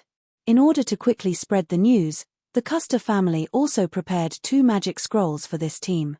However, in order to activate these 2 magic scrolls, a magician was needed. Therefore, the head of the Custer family, Grimm, invited a magician from the temple, and this magician was Valanica. Since Valanica was in the team, Gerard naturally would not let go of this opportunity. Therefore, he begged his father to let him join this team. Now, this unknown kid actually dared to be so close to his Valanica. All Gerard could do was to say sorry. Valanica saw that Gerard wanted to send people to capture Zhongmeng and could not help but become anxious and angry. Master Gerald, he is my savior. You have no right to do anything to him. Gerard heard this and sneered. Valanica, who does this kid think he is? How dare he call himself your savior? If it wasn't for this young master chasing away the Earth Bear, none of you would have survived. If you really want to talk about saving lives, then this young master is the one who truly saved your life. I'm the one who saved everyone's life. After saying this, Gerard turned to look at the crowd and shouted sternly. Tell me, am I your savior or not? These people were the Custer family's guards, so naturally, they did not dare to offend Gerard. After all, it was just a sentence and nothing could be done. Young Master Gerard is our savior. If it wasn't for Master Gerald using his ultimate move, the flame sword, I'm afraid we would all be dead today. Master Gerald is mighty, invincible. Chapter 11. In the face of his subordinate's flattery, Gerard nodded with satisfaction. Valanica, what do you think? Am I your savior? Valanica did not see why the Bear of Earth ran away, but since everyone said so, it seemed that the Bear of Earth was really driven away by Gerard. Valanica nodded slightly but did not speak. However, this already satisfied Gerard. He turned to look at Zhongmeng and shouted sternly. Tell me, why are you here? What is your purpose? If you dare to lie in front of me, meet. As he spoke, Gerard had already raised his big sword in front of him. It seemed that if Zhongmeng dared to lie, the big sword in his hand would definitely cut Zhongmeng's body. Zhongmeng looked at young Master Gerard, who was wearing a silver armor. With his long golden hair, he could be considered as a pretty boy. However, this had nothing to do with Zhongmeng. I saw that there was a mage here and was very curious, so I came over to take a look. Is there a problem? Vidanica also hurriedly defended Zhongmeng. Master Gerald, if he hadn't blocked joys flying over just now, I'm afraid I would have been hit by joys. Valanica's good intentions made things worse. If she hadn't explained for Zhongmeng, this matter would have been easier to deal with. However, as soon as she explained, Gerard was unhappy. How could Gerard be happy when his sweetheart spoke for others? Valanica, do you dare to prove for him that he is not a spy? Valanica was speechless for a moment. She had just seen Zhongmeng and did not know his details. How could she prove it? Seeing that Valanica did not speak, Gerard did not want to talk nonsense. He directly raised his two-handed big sword, looked at Zhongmeng, and said coldly, "Boy, since you dare to come here to inquire about information, then I'll let you see my power." Gerard raised the two-handed big sword above his head and roared. Flame sword. As soon as Gerard's voice fell, the two-handed big sword in his hand ignited with flames again. Zhong Meng was startled by this scene and subconsciously took 2 steps back. Gerard raised the two-handed big sword and was about to cut down on Zhong Meng when his eyes suddenly narrowed and he froze on the spot. After a while, the sneer on Gerard's face suddenly disappeared and was replaced by a smile. "Little brother, since you've come from afar, you must be hungry." When Gerard said this, he placed the two-handed big sword above his head on the ground again and turned to roar at his subordinates. "Roast all the prey that we've caught today. I want to have a drink with this little brother." Gerard was the leader of this team and his words were orders. Even if his order was to lie down and sleep immediately, no one would object and would only carry it out. But now, no one cared about Gerard's order. They were all staring blankly at Zhong Meng with an expression of disbelief. Just now, when Zhong Meng retreated, he happened to hit a tree. A tree that a person could not even hug. Now, this tree had fallen. It was knocked down by Zhong Meng's retreat. The reason why Gerard changed so quickly was all because of that big tree. Such a thick tree, even if his father came, he might not be able to knock it down. This brat had knocked down such a thick tree so easily. Carter, who had been standing beside Gerard, suddenly took a step forward and asked, "Little brother, have you seen the earth bear just now?" Zhong Meng nodded. It wasn't a shameful thing to see the earthen bear. Seeing Zhong Meng nodding, a guard suddenly cried out involuntarily, "That earth-black bear was scared away by you, right?" Just as that guard shouted this sentence, he immediately regretted it. He regretted it so much that his intestines turned green and he wished that he could slap himself a few times. Master Gerald had just said that the earth bear was scared away by him, and now he said that it was scared away by this person in front of him. Wasn't this slapping Master Gerald's face? After Gerard heard that guard's words, his face turned ashen. He turned his head and looked coldly at that guard. He was thinking about how to find a reason to get rid of this talkative fellow. That guard was shocked by Gerard's cold gaze and he hurriedly shrank his head and hid behind the crowd, not daring to make a sound. After Velanica heard that guard's words, she suddenly came to a realization and was overwhelmed with shock. The earth bear was so powerful and it was actually scared away by this person. Then how powerful must this person be? In order to get a definite answer, Velanica hurriedly took a few steps forward and pulled on Zhong Meng's arm as she asked anxiously, "That earth bear was really scared away by you?" Zhong Meng shook his head, "I also don't know. Maybe that earth bear was sleepy and wanted to go home to sleep." Seeing that Velanica actually pulled on that brat's arm, Gerard was already fuming with anger. He wished that he could go up and grab Zhong Meng and slap him a few times to vent his anger. But he didn't dare to. The earth bear was so powerful, but it was still scared away by that brat. He dared to go up and find fault with him. Looking at the fallen tree behind Zhong Meng, Gerard didn't believe that he was stronger than that tree. Seeing that Velanica and Zhong Meng were so close to each other, Gerard fiercely clenched his teeth and admitted defeat. At this moment, the guard who went to look for the injured returned and reported to Gerard. "Master Gerald, a total of 4 members are injured. The rest of them are dead in battle." Gerard's heart was instantly shocked. They hadn't found the nightmare eagle and they had already lost half of their members. This wasn't good news. First bury the dead on the spot. For the injured members, hurry and treat them. When he thought about how the earthen bear had only used such a short period of time to kill so many of his people, then he looked at Zhong Meng who was opposite him, and he felt extremely fortunate in his heart. "Fortunately, I didn't make a move earlier, otherwise, I would have surely died a horrible death." Suddenly, Gerard's eyes lit up. This brat was so powerful. If he could take him in as his subordinate, wouldn't that be awesome? Gerard carefully thought about the feasibility of this plan, and then looked at Zhong Meng's clothes. He felt that it shouldn't be a problem. Thinking of this, Gerard immediately turned his head and shouted to his subordinates, "Hurry and roast the prey. This young master wants to have a good drink with this little bro." After waiting for his subordinates to start the fire, he turned his head and looked at Zhong Meng with a spring breeze smile on his face. "Little bro, come over quickly. Let's sit down and talk." Zhong Meng shook his head. He wasn't interested in talking to Gerard. "You go do your work. I want to talk to Villanica. Seeing that Zhong Meng ignored him and insisted on talking to Villanica, Gerard's anger ignited in his heart. But in the next moment, seeing the tree behind Zhong Meng, he couldn't help but swallow his saliva. Bear with it. Who asked him to be so powerful? Chapter 12. The raging bonfire was quickly lit, and a few prey were roasted on the fire. Soon, the meat was golden brown and emitted a rich aroma.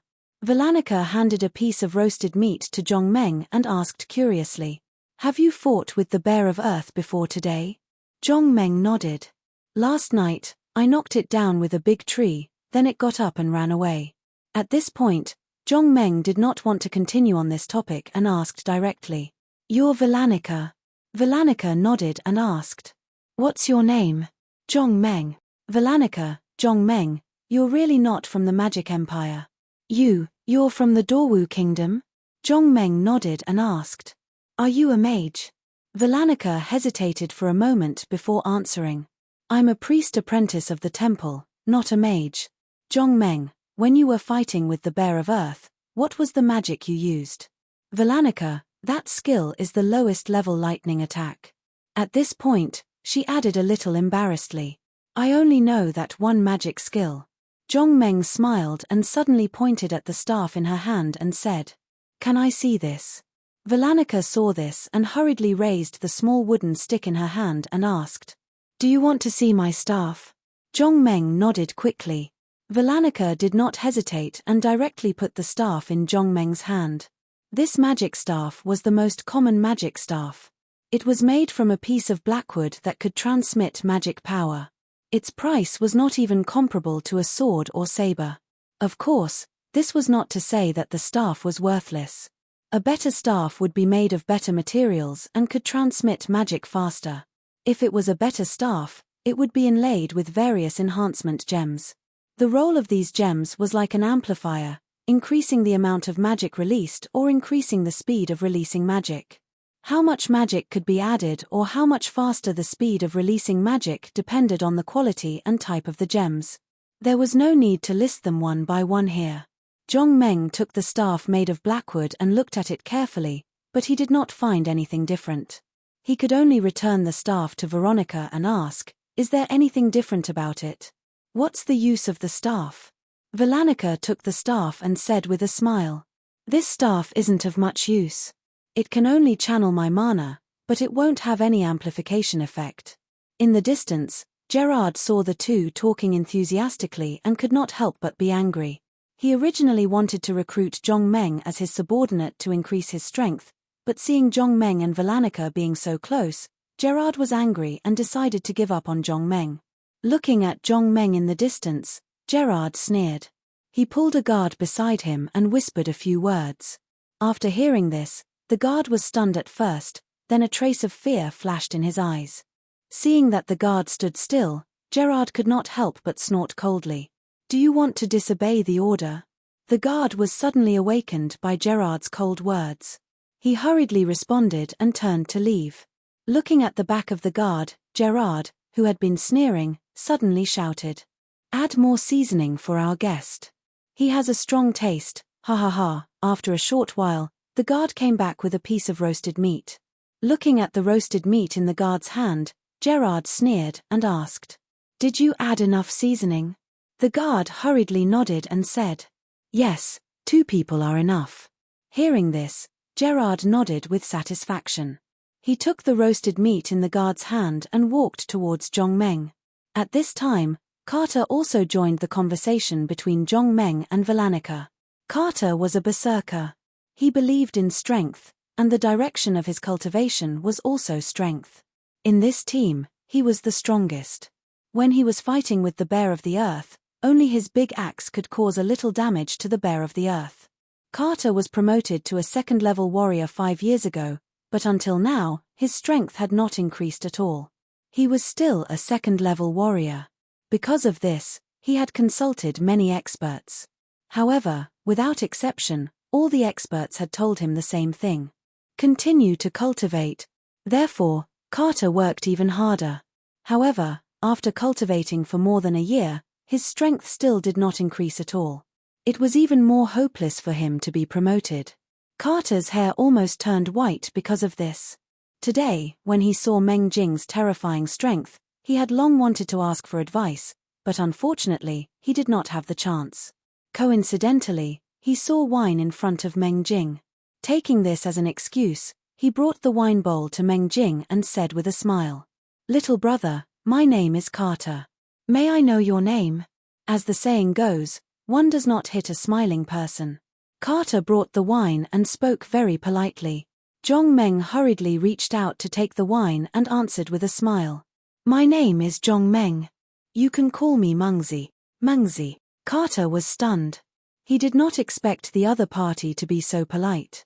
After thinking for a while, he replied with a smile. "Okay, I'll call you Brother Meng from now on." Hearing this address, Zhong Meng nodded with satisfaction. This kid was quite good at making things up. Moreover, looking at him, it seemed that he had a favor to ask of him. Based on the other party's address, he would help him. Thinking of this, Zhong Meng had to point to the ground beside him. "Sit down, let's sit and talk." Carter was overjoyed when he heard this. He quickly sat beside Zhong Meng, raised the wine in his hand, and said to Zhong Meng, "Brother Meng, let's drink first." Zhong Meng nodded, picked up the wine bowl in his hand, and took a small sip first. In his previous life, if he drank white wine, his alcohol tolerance was only 2 ounces. If it was beer, he could not exceed 2 bottles. The big bowl in his hand was at least a catty. Looking at the quality of the wine, it was white wine. As soon as the wine entered his mouth, Zhong Meng felt a mellow, slightly spicy, and slightly sweet wine fragrance spread in his mouth. After a while, Zhong Meng swallowed the wine and sighed. "This wine is really good. It's delicious." Carter saw that Zhong Meng was drinking happily, and his heart was quite happy. This wine was not a common one. It was good wine that he brought himself. Carter liked to drink, and he liked to drink good wine. Moreover, his family was rich and could support him to buy good wine. Therefore, every time he went out, he would buy a big bag of good wine and bring it with him. When he was hungry, he would drink a few mouthfuls. "Brother Meng, if it's delicious, drink more. I have more here," Carter said as he took the bag of wine from his waist and placed it in front of Zhong Meng. Zhong Meng did not hesitate. He directly raised his head and drank the big bowl of wine in his hand. Chapter 13. Just as Zhong Meng and Carter were drinking to their heart's content, Gerard walked over with the piece of barbecued meat that had been seasoned. "Little brother, Carter is treating you to a drink. You can't have wine without food, so I'll treat you to barbecued meat." As he spoke, Gerard had already handed the piece of barbecued meat in his hand to Zhong Meng. This piece of barbecued meat was indeed not bad. It had already been roasted to a golden brown, and with some colorful seasonings, it looked very beautiful. Zhong Meng took the barbecued meat, looked at it, and pointed at the seasonings on it. "What's that on it?" Gerard hurriedly explained when he saw Zhong Meng asking. "Little brother, I spent a lot of money to buy these seasonings. How is it? It smells good, doesn't it?" Zhong Meng looked at the barbecued meat in his hand and the seasonings stuck on it. He looked around again and saw Carter looking at the piece of barbecued meat with a shocked expression. His heart skipped a beat, and he knew that there was definitely something wrong with this piece of barbecued meat. But would Zhong Meng be afraid? Carter suddenly shouted when he saw Zhong Meng tear off a piece of barbecued meat and was about to put it into his mouth. "Don't eat it." Zhong Meng immediately put down the piece of barbecued meat in his hand, turned to look at Carter, and asked in confusion, "Is there a problem?" At this moment, Carter was so anxious that the veins on his forehead were bulging, but he could not say it. He did not look carefully just now. When he heard Meng Jing ask Gerard, he took a closer look at the seasonings on the piece of barbecued meat. When he saw it clearly, he was shocked. People who hunted in the mountains all year round would prepare some poison in case they encountered wild beasts that they could not deal with. At that time, they could use these poisons to kill these wild beasts. Therefore, the poison they brought was quite toxic. It was no exaggeration to say that no matter how powerful the earth bear was, it would still die as long as it ate the poison they concocted. Now, the piece of roasted meat in Meng Jing's hand was covered with the kind of poison that could kill an earth bear. The amount of poison on that piece of meat was simply appalling. It was as if the entire piece of meat had been covered in poison, and the poison had been evenly stuck to every part of the meat. Seeing so much poison on the roast meat, Carter was stunned for a moment. After a long while, he came back to his senses and saw that Zhong Meng was about to eat the roast meat. He was so scared that he hurriedly shouted and stopped Meng Jing. When Gerard heard Carter's words, he was furious. He turned his head and glared at Carter, gritting his teeth and asking, "Carter, is there something wrong with this piece of roast meat?" Seeing Gerard's fierce gaze, Carter lowered his head helplessly. Gerard's family was definitely second to none in Crimson Fire City. In terms of strength, they were extremely powerful. It could be said that if Gerard wanted someone to die, that person would definitely not be able to see the sun tomorrow. The Custer family was just that awesome and powerful. Carter's family, on the other hand, was only a second-rate family in Crimson Fire City. They simply did not have the strength to contend with the Custer family. In terms of martial arts, Carter did not take Gerard seriously at all. Carter was a second-rate warrior. Gerard was a first-rate warrior. Although there was only a small gap between the two of them, Carter would definitely be able to defeat Gerard without getting hurt. However, even if Carter could defeat Gerard, he still did not dare to provoke Gerard. The difference in their family backgrounds was too great. If Gerard's family wanted to destroy Carter's family, it would only take an hour.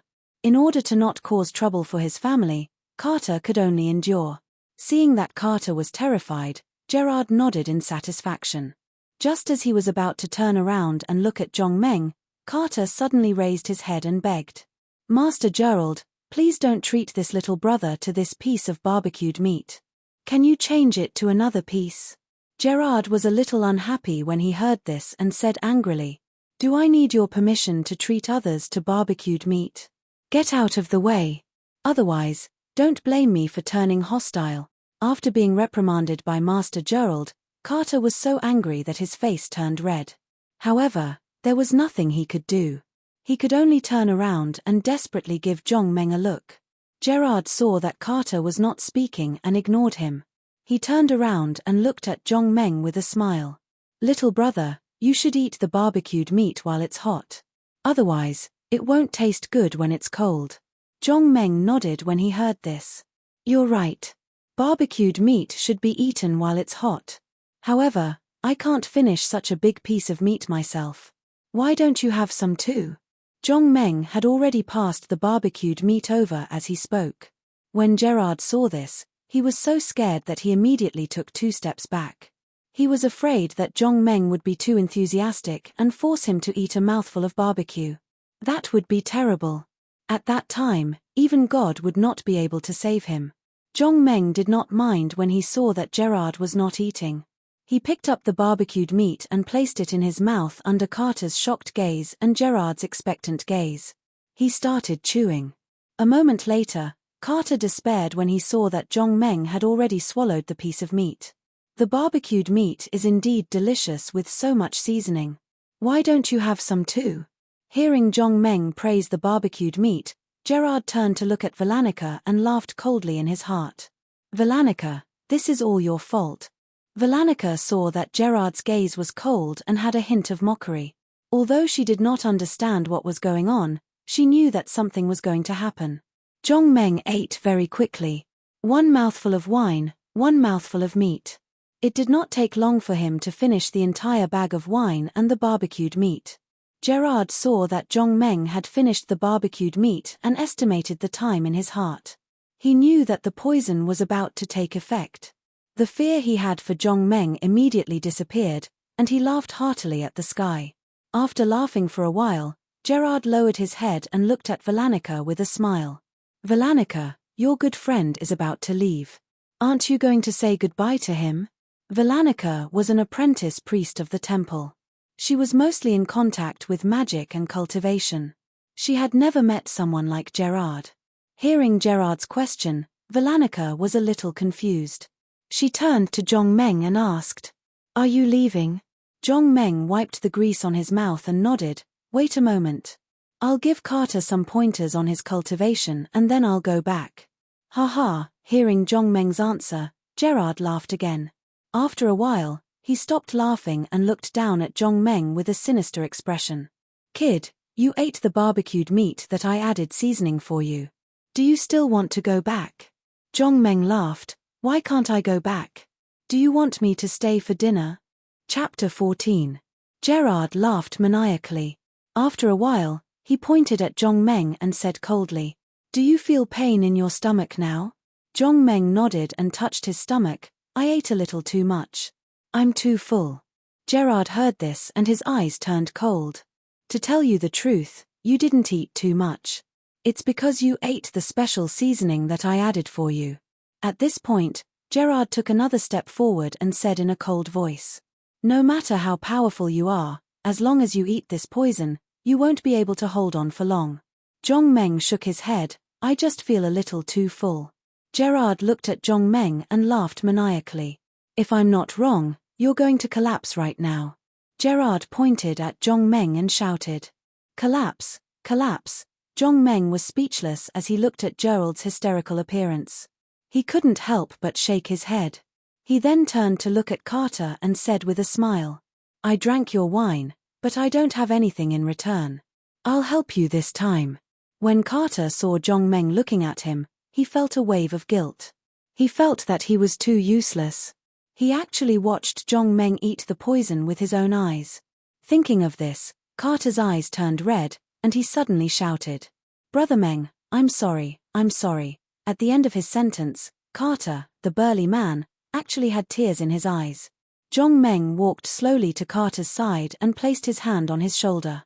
He scanned his body with his mind. In just a moment, he found the problem. Carter's meridians were damaged in many places. His inner breath was not strong to begin with. If his meridians were damaged, his strength would not increase. Of course, this was not absolute. If Carter cultivated for 30 to 50 years, his inner breath would increase to a certain level and he would be able to repair these damaged meridians. Repairing these damaged meridians was a piece of cake for Zhong Meng. As long as he willed it, those damaged meridians would naturally be restored to their original state. As soon as Zhong Meng finished repairing Carter's meridians, Carter felt a wave of heat spreading throughout his body. In the end, the heat spread throughout his body. This is impossible. Carter was stunned. At this moment, Carter was stunned. Although his strength had not increased in the past 5 years, he had never seen a pig run, but he had at least eaten pork before. If he wasn't wrong, the condition in his body was the standard of a 5th-level warrior. He thought about how he had been stuck as a 2nd-grade warrior for so many years. Now, he had finally broken through. Not only had he broken through, but he had also directly broken through to become a 5th-grade warrior. At this moment, his eyes filled with tears of excitement. He was about to cry. After being excited for a while, Carter suddenly shouted and jumped up. At the same time, he waved his fist and hit a big tree beside him. Crack! After a loud noise, a 20-centimeter thick tree was broken by Carter's punch. Seeing that the tree had been cut down by Carter, the entire place fell silent. Only the sound of the tree falling down echoed in everyone's ears. When the crowd saw Carter knock down the tree with a single punch, they were immediately dumbfounded. Such a thick tree was knocked down by Carter with one punch. Carter was only a 2nd-level warrior. He was only 1 level higher than everyone else. How could he be so strong? Looking at the fallen tree, Carter was also stunned. Suddenly, he turned around and walked quickly to Zhong Meng. With a plop, he knelt on the ground and said with a face full of tears, Thank you, Brother Meng. Thank you, Brother Meng, for increasing my strength. Thank you, Brother Meng. After hearing Carter's words, everyone was enlightened. At the same time, they were even more shocked. To be able to increase Carter's strength by so much in such a short period of time was simply unbelievable. Especially since Carter had not advanced in many years. This was a well-known fact. Moreover, Carter had visited many experts to solve this problem, but without exception, none of them could solve Carter's problem. Now, this person not only solved Carter's problem in such a short period of time, but also increased his strength by so much. For a moment, everyone looked at Zhong Meng. Their eyes were full of anticipation and enthusiasm, almost melting Zhong Meng. At this time, Gerard was also stunned. Not only was Zhong Meng not poisoned to death, but he also increased Carter's strength by so much in such a short period of time. Carter was able to knock down such a thick tree with one punch. According to Gerard's estimation, Carter might have already become a 5th-level warrior. At the thought of a 5th-level warrior, Gerard's heart was filled with regret. If he hadn't poisoned Zhong Meng, he would have been able to shamelessly beg Zhong Meng. Perhaps he would have been able to become a 5th-rank warrior. In the eyes of outsiders, as the first heir of the Custer family, it was natural for him to be incomparably glorious. However, every family had its own difficulties. Carter's aptitude was very ordinary. After practicing for so long and taking all kinds of elixirs, he was still only a 1st-level warrior. It didn't matter if he cultivated slowly. He swore that he could work harder. However, what gave him a headache was that Carter's younger brother, Leslie, was extremely talented in martial arts. Although Leslie was younger than Carter by 3 years, he was already a 3rd-level warrior. Moreover, Leslie's teacher had once told the head of the Custer family, Moria. Leslie was definitely a martial arts genius. It was believed that before the age of 35, he would definitely be able to advance to the Xiantian realm, which was the rank of a master. Although Gerard was the first heir, it did not mean that he would definitely become the head of the Custer family. If Gerard was still a level 3 or 4 warrior when Leslie became a master, he might have to step aside even though he was the number 1 successor. As the head of a large family, not only did he have to have enough experience, he also had to be the strongest. For the sake of his own strength, Gerard had been so worried that his hair had turned white. He had thought of all kinds of ways to increase his strength, but he had been unable to do so. Now, the opportunity was right in front of him. The person in front of him could definitely increase his strength, but he had drugged him. Moreover, he had drugged him with the most potent poison. What made Gerard the most uncomfortable was that it was fine to poison him, but why did he have to say it out loud? Looking at the elated Carter, Gerard only wanted to find a hole to crawl into and cry his heart out. Zhong Meng patted Carter's shoulder and said with a smile, "Don't mention it. You're welcome. You've treated me to some good wine, and I'll treat your injuries. We're even."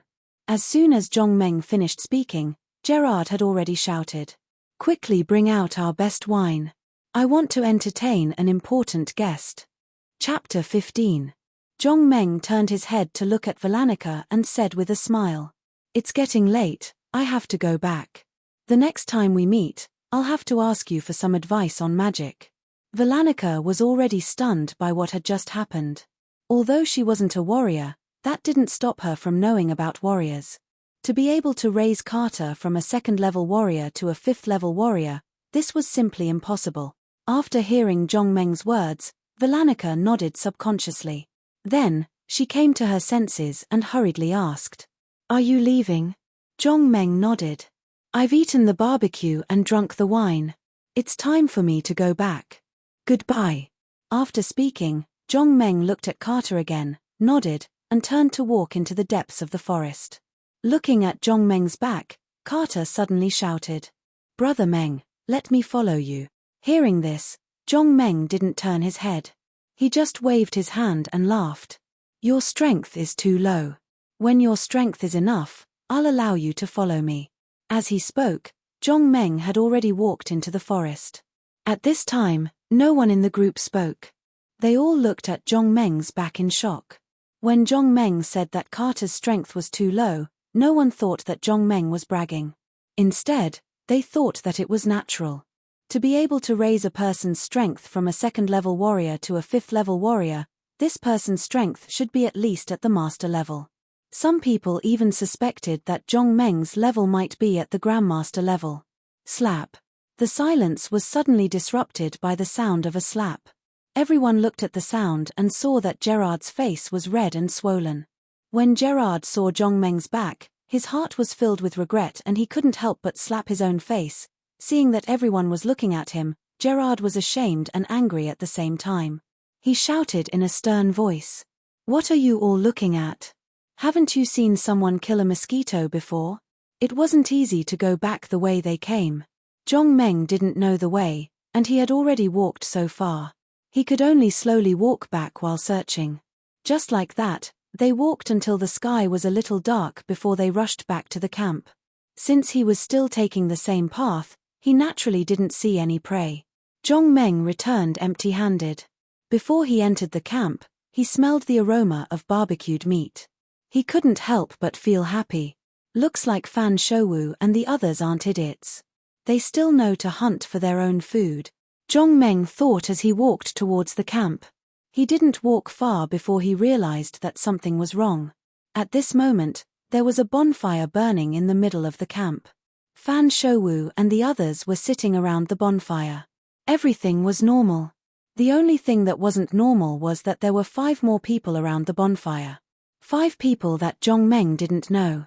Before Zhong Meng could get close, he heard someone yell, "Who dares to sneak around here?" Zhong Meng was shocked by this voice. He hurriedly looked towards the source of the voice and realized that the person who yelled was one of the 5 people that he didn't know. Everyone around the bonfire was alarmed by this voice and hurriedly looked towards Zhong Meng. Seeing that it was Zhong Meng, Shen Shouwu hurriedly stood up and waved at Zhong Meng. "The fierce brothers, you're back. Come and sit." The middle-aged man saw that Shen Shouwu knew the person and relaxed. He then looked at Shen Shouwu and asked in a low voice, "Who is this person?" Shen Shouwu also replied in a low voice, "He's the one that I told you about. The one that chased the bear of earth away." Hearing this, the middle-aged man carefully looked at Zhong Meng who was walking over. He frowned and couldn't help but feel puzzled. He was a master and had already entered the innate realm.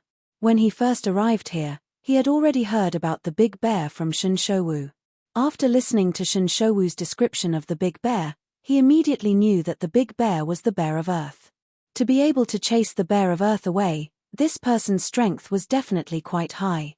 As the saying goes, heroes appreciate each other. He wanted to make friends with him. However, now that he saw Zhong Meng, he couldn't help but feel puzzled. Because he didn't feel the existence of any inner strength on Zhong Meng's body. It was a bit unbelievable that he could chase the bear of earth away with just brute force. However, Zhong Meng was the one that chased the bear of earth away after all, so he still had to be polite. Thinking of this, the middle-aged man stood up and cupped his fists towards Zhong Meng, speaking in a clear voice. "I'm the guard captain of the county governor's mansion, Mu Hongi. May I know your name, little brother?" Seeing that this person was so polite, Zhong Meng didn't dare to neglect and hurriedly saluted and replied, "My name is Zhong Meng." Mu Hongi pointed to the seat beside him and said with a smile, "Little brother, you just came back. I'm sure you haven't eaten yet. Come and sit down. Let's have a drink." Zhong Meng nodded and sat down beside the middle-aged man. As soon as Zhong Meng sat down, Mu Hongi smiled and pointed to the 4 people beside him and introduced them. "They are my 4 brothers, Hudaki, Lan Zhiyong, Zhong Yundao, and Shen Feisha." Hudaki was a thin middle-aged man. Lan Zhiyong and Zhong Yuntao's physiques were much stronger. Shen Feisha had a medium build. Unlike the others, he had a short beard under his chin. After listening to Mu Hongi's introduction, Zhong Meng also hurriedly saluted the 4 of them. After everyone exchanged pleasantries, Mu Hongi asked with a smile, "I heard from them that last night, you knocked down the bear of earth with just a big tree." Zhong Meng hurriedly said politely, "I was lucky. Mu Hongi nodded with a smile and continued to ask, "Little brother, where did you learn from? To be able to teach someone like you, your master must be extraordinary." Zhong Meng said, "I don't have any master. I just have some brute strength. I don't know any martial arts." As soon as Zhong Meng's voice fell, Shen Feisha, who was sitting beside him, suddenly sneered. "You are indeed very lucky. If that bear of earth didn't run away and you don't know any martial arts, in my opinion, you might have me." Although Shen Feisha didn't finish his words, everyone understood the meaning of his 2 cold snorts. Not knowing any martial arts and just relying on brute strength was indeed nothing to boast about. Although the bear of earth was strong and its defense was very strong, in front of a martial arts master, it was still not enough. Zhong Meng listened to Shen Feisha's words and was a little unhappy in his heart. "I drove away the bear of earth. This is an indisputable fact. If you have the ability, You should also find an bear of earth and see if you can be lucky. Although Zhong Meng wanted to lose his temper and beat Shen Feisha into a meat patty with one punch, he thought that Mu Hongyi was still very polite. He should at least give him some face. Chapter 16. As soon as Shen Feisha said this, the area around the bonfire fell into silence. Mu Hongyi was also a little unhappy when he saw his brother speak so mercilessly. However, he had to give his brother some face no matter what. Mu Hongyi was about to persuade him, but Hudaki, who was sitting next to Shen Feisha, spoke first. Little brother, don't listen to him, he's a little drunk. People were like this. When you were really awesome, you didn't want to pretend to be awesome. It was like an ant was dissatisfied with a person and hit him with its head. Do you think that the person would fly into a rage? Of course not, because the person already had the ability to control the ant's life and death. How could the person have the mind to fight with him? Zhong Meng was like this. In his eyes, Shen Feisha was no different from an ant. If he wanted to deal with Shen Feisha, he didn't even need to do it himself. He only needed to blow at Shen Feisha to kill him. This was not Zhong Meng boasting, it was the truth. Although Zhong Meng thought so, Shen Feisha didn't think so. Among the 5, Shen Feisha was ranked 5th, the weakest one. He didn't accept it. He always wanted to take the opportunity to move up his ranking. So, he went around picking on his brothers. Gradually, his ranking didn't rise. Instead, he fell into the habit of picking on others. At this moment, after hearing Hudaki's words, Shen Feisha was overjoyed. Hudaki was ranked 2nd among the 5 people. His best weapon was an iron bow. His archery skills were unpredictable and no one could match him. Shen Feisha had never thought about the position of the leader because he had seen Mu Hongyi make a move. If Mu Hongyi used his unique skill Flowing Light, Shen Feisha believed that he would never be able to catch it. So, Shen Feisha had never thought about the position of the leader, but it was hard to say about the second position. Although Hudaki's archery skills were unparalleled, Shen Feisha believed that in close combat, Hudaki was definitely not his opponent. After hearing Hudaki's words, Shen Feisha reached out and stroked the short beard under his chin. He sneered and said, "Second brother, don't you agree with me?" Hudaki was a straightforward person and didn't have any tricks up his sleeve. Hearing Shen Feisha's question, he smiled and said, "Fifth brother, no matter what, this little brother can be considered to be rather formidable since he was able to drive away the earthen bear with his strength alone." Humph! Shen Feisha snorted, pointed at Zhong Meng and sneered. "Second brother, if the earth bear didn't run away and continued to fight with him, who do you think would win in the end?" When Hudaki heard this, he glanced at Zhong Meng and replied, "If the earthen bear continues to fight, it's hard to say who will win." Shen Feisha asked after hearing that. "Then, second brother, what's wrong with me saying that this young man was lucky enough to escape with his life?" Hudaki listened to Shen Feisha and was a little stunned. For a moment, he couldn't find the words to refute him. Seeing that the two of them were about to quarrel, Mu Hongyi's expression immediately became ugly. Immediately after, he shouted loudly, "Stop talking." Mu Hongyi's words were still very effective. After his shout, Shen Feisha and Hudaki stopped talking. They both lowered their heads and drank silently. Without Shen Feisha, the nitpicky guy, the atmosphere in the field became better after a while. Seeing that everyone was in high spirits, Zhong Meng was surprised to find that all the wailing and screaming had disappeared. Even old Luo, who was still limping when Zhong Meng left, was no longer limping. He actually gathered around the bonfire and began to drink with everyone. Seeing this strange thing, Zhong Meng hurriedly asked Fan Shouwu who was next to him. Fan Shouwu heard this and hurriedly cupped his hands towards Mu Hongyi who was sitting in the middle. "This is all thanks to the holy medicine that Lord Mu and the others brought for healing. That's why I can recover in such a short time." Mu Hongyi heard this and sighed. "It's a pity that those medicines have been used up. When we encounter the nightmare eagle, if someone is injured, there won't be any medicine left." Shen Feisha, who had been silent, immediately flattered his boss when he heard him speak. "What are you afraid of? With Big Brother here, what is there to be afraid of?" Speaking of this, Shen Feisha sighed again before continuing. "No matter how powerful the nightmare eagle is, I'm afraid it will only end up with its soul scattered when it encounters Big Brother's flowing light. When Mu Hongyi heard this, although he did not say anything, Zhong Meng could clearly see the pride that flashed in his eyes. Although Shen Feisha liked to nitpick, he absolutely did not dare to nitpick in front of his boss. Instead, he deliberately flattered him. Hearing this, Shen Shouwu also clapped his hands and exclaimed, "Indeed, with Lord Mu here, there is really nothing to be afraid of. I was lucky enough to see Lord Mu's unique skill, flowing light, once. It is really powerful." Shen Feisha laughed again. "Big Brother, look, I was right. Even the younger generation knows that Big Brother is powerful. Now, Big Brother, you have no choice but to admit it." Mu Hongyi laughed heartily after being praised by the two. Then, he raised the wine glass in front of him and said with a smile, "Come, let's drink to the nightmare eagle that we can capture." After Mu Hongyi finished his words, he was about to raise his wine glass to drink. Hudaki, who was sitting beside him, said with a worried face, "Big Brother, I'm afraid it's not that simple. I've also heard of the nightmare eagle.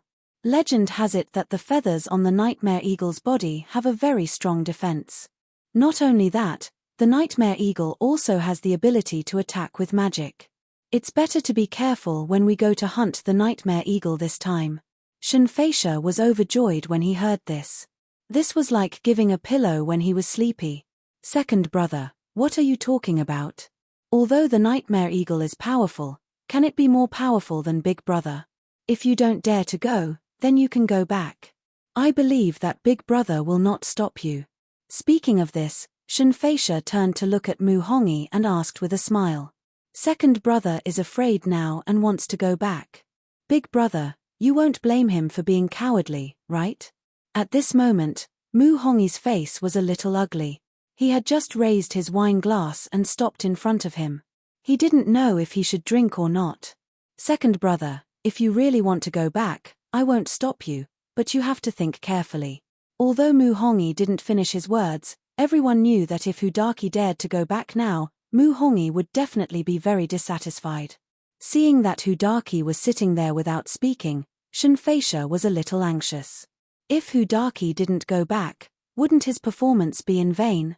Thinking of this, Shen Feisha raised the wine glass in front of him and walked quickly to Hudaki. He said with a cold smile, "Second brother, since you want to go back, I'll give you a toast first. After drinking, you can go back. Take it as me sending you off." Chapter 17. Hudaki looked at Shen Feisha awkwardly. He didn't know whether to drink or not. If he drank, he would have to leave immediately. If he didn't drink, Shen Feisha looked as if he was going to force him to drink. Hudaki was a little angry. He immediately stood up and pushed away the wine glass in Shen Feisha's hand and said unhappily, "Old Five, what do you mean? How could Shen Feisha let go of such a good opportunity? As long as he put in more effort, Hudaki would leave in anger." Shen Feisha pretended to be ignorant and asked, "Second brother, didn't you say that the Eagle of Nightmares was very powerful and you were afraid that we wouldn't be able to resist and wanted to go back?" Hudaki heard this and immediately became angry. He reached out and pushed Shen Feisha and said angrily, "Old Five, what nonsense are you talking about? When did I say that I wanted to go back?" Hudaki didn't use much strength in this push, but Shen Feisha took 3 or 4 steps back and sat on the ground.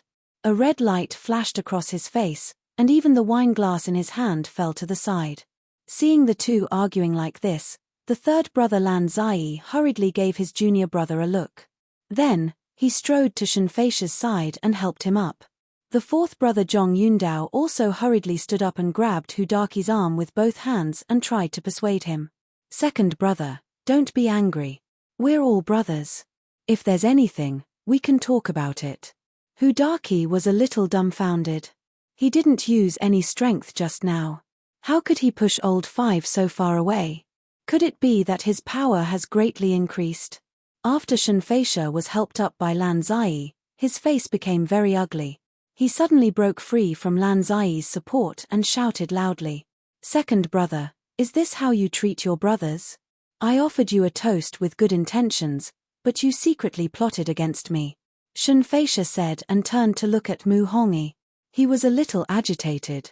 Big brother, second brother is too much. I want to challenge him. I hope you can agree. Hearing Shenfeisha's words, Mu Hongyi was a little embarrassed. He turned to look at Hudaki. Mu Hongyi believed that no matter how many reasons Hudaki had, he should not have been so heavy-handed. Therefore, he wanted to hear Hudaki's explanation. Hudaki looked at the aggrieved Shenfeisha. Even if he was stupid, he understood. Just now, he just casually pushed Shenfeisha. It was impossible for him to push Shenfeisha that far. The only explanation was that Shenfeisha was pretending. Seeing his big brother looking over, Hudaki hurriedly shouted, "Big brother, don't listen to him. He's talking nonsense. I clearly didn't use any strength just now. He's just faking it for us to see." Mu Hongyi was stunned. Before he could react, Shenfeisha had already roared. "How dare you say that I'm faking it? I'll kill you." As he spoke, Shenfeisha quickly rushed towards Hudaki. The distance between Shenfeisha and Hudaki was not far, and Shenfeisha had suddenly launched an attack. At this moment, even if everyone wanted to stop him, they couldn't. They could only watch as Shenfeisha rushed towards Hudaki like lightning. Hudaki also didn't expect Shenfeisha to suddenly attack. In addition, he was a long-range attacker and not good at close combat. By the time he reacted, Shenfeisha had already rushed in front of him. Seeing Shenfeisha's ferocious expression and his fist coming towards him, Hudaki's heart suddenly turned cold. Shenfeisha was not good at using weapons. His strongest skill was his fist. His most powerful martial art was called Heart-Destroying Fist. Heart-Destroying Fist, as the name implied, after hitting the enemy, the power of the fist would directly destroy the enemy's internal organs. It was considered an extremely powerful boxing skill. Looking at the appearance of Shenfeisha gnashing his teeth, Hudaki believed that his punch was absolutely serious. If he was hit, he might be finished. Others didn't know the power of Shenfeisha's fist, but Mu Hongyi and the other four all knew. They wanted to stop him, but how could they make it in time? They could only watch as Shenfeisha fiercely rushed towards Hudaki. Just when everyone felt that Hudaki would be seriously injured by Shenfeisha this time, Shenfeisha's next performance suddenly made everyone stunned. Everyone saw Shenfeisha waving his fist and rushing towards Hudaki. However, just as he was about to reach Hudaki, Shenfeisha suddenly came to a sudden stop. Then, his knees went soft and he knelt on the ground. This was nothing. After Shenfeisha knelt on the ground, his head suddenly leaned forward and he actually kowtowed to Hudaki. Seeing this scene, everyone was stunned. They never thought that Shenfeisha would rush over so quickly in order to apologize to Hudaki. He apologized and kowtowed to admit his mistake with the highest standard. Everyone stared at this scene with their mouths agape. The scene fell into silence. No one spoke. They couldn't believe their own eyes. After a long while, Shenfeisha suddenly jumped up. When he was about to speak, Hudaki had already stepped forward and grabbed his hands.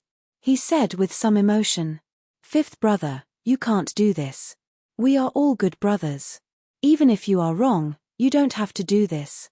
Mu Hongyi also came over and patted Shenfeisha's shoulder affectionately and praised. "Fifth brother, I didn't misjudge you. You are really good. Well done." Shenfeisha looked at Hudaki and then turned to look at Mu Hongyi. He opened his mouth but couldn't say anything. Zhong Yundao grabbed Shenfeisha's arm and said with a smile, "Fifth brother, since you know you are wrong, don't mention the past. Let's go and have a drink." Shenfeisha was a little confused. He clearly remembered that the strength of his punch could definitely take Hudaki's life. But, how did this happen? He only remembered that when he rushed over, when he was almost in front of Hudaki, he felt something tripping his feet. Then, he came to a sudden stop and knelt there. Then, he felt that his waist was weak and couldn't support his body anymore. Then, his waist went soft and his head fell to the ground. What was going on? What was tripping him? When Shenfeisha stood up, he had already carefully checked the ground. There was nothing on the ground, not even a big stone. At this moment, even Shenfeisha himself was a little suspicious. He suspected that he rushed over to apologize to Hudaki. Shenfeisha returned to the bonfire. Everyone toasted him and praised him for his magnanimity. They praised him for being able to correct his mistakes. Hudaki even drank 3 cups of wine with him to increase the friendship between brothers. Chapter 18. Although everyone kept toasting Shinfeisha, in their hearts, they despised his character to the extreme. Just now, if Shinfeisha made a move on Hudaki, everyone would say that he was extremely vicious, but they would also say that he was decisive and dared to take responsibility for his actions. However, like this, his momentum was as fierce as a tiger, a man-eating tiger. He acted like a mouse, a timid mouse. As long as there was a little wind blowing grass, he would be scared. Shinfeisha also saw it. Although everyone toasted him, he could clearly see the contempt in their eyes. Shinfeisha was extremely unhappy, but what could he do? If he dared to pick a bone, everyone would think that he was a capricious villain. I'm afraid that the boss would definitely drive him away. This was not the result he wanted. Zhong Meng was watching from the side, but he was in a good mood. That's right, what happened just now was all done by him. Shinfeisha was unreasonable, he had long been impatient with him, but to fix him for no reason was a bit bullying. Although Zhong Meng wanted to let him go, Shinfeisha was looking for trouble, so he couldn't blame others. Seeing Shinfeisha's embarrassed face, Zhong Meng also picked up a glass of wine, walked to him with a smile, and said with emotion, Shindaren's tolerance is really admirable. As long as you are wrong, you will kowtow and admit your mistake. It's really amazing, I've seen it. When Shinfeisha heard this, his angry face had turned into a pig's liver color, and his heart was jumping with anger. He stood up abruptly and waved his fist, wanting to send this annoying guy flying. However, at this time, suddenly, Shinfeisha only felt his knees soften. Unknowingly, he knelt down again. Not only that, the feeling of weakness in his waist appeared again, so he kowtowed to Zhong Meng again. At this time, in order to facilitate the toast, everyone surrounded Shinfeisha not far away. After hearing Zhong Meng's words, everyone was shocked. Even the boss Mu Hongyi began to worry. In any case, Hudaki was Shinfeisha's second brother. Shinfeisha apologizing to Hudaki was understandable. However, Zhong Meng was just an outsider and his junior. How dare he provoke him like this? Thinking of this, Mu Hongyi hurriedly stepped forward, wanting to stop the disaster that was about to happen. However, what happened next shocked Mu Hongyi. Shinfeisha knelt down and kowtowed again. Shinfeisha's movements were so proficient that they had reached the point where practice makes perfect. His knees went soft and he knelt down. He leaned forward and kowtowed. This. Mu Hongyi rubbed his eyes in disbelief. After he was sure that he wasn't mistaken, his heart was in turmoil. He never thought that old Fifth would be so humble and courteous. As soon as he found out that he was wrong, he immediately knelt down and kowtowed to apologize. Mu Hongyi sighed and hurriedly stepped forward. He helped Shinfeisha up and said meaningfully, Laowu, I'm very happy that you're humble and polite.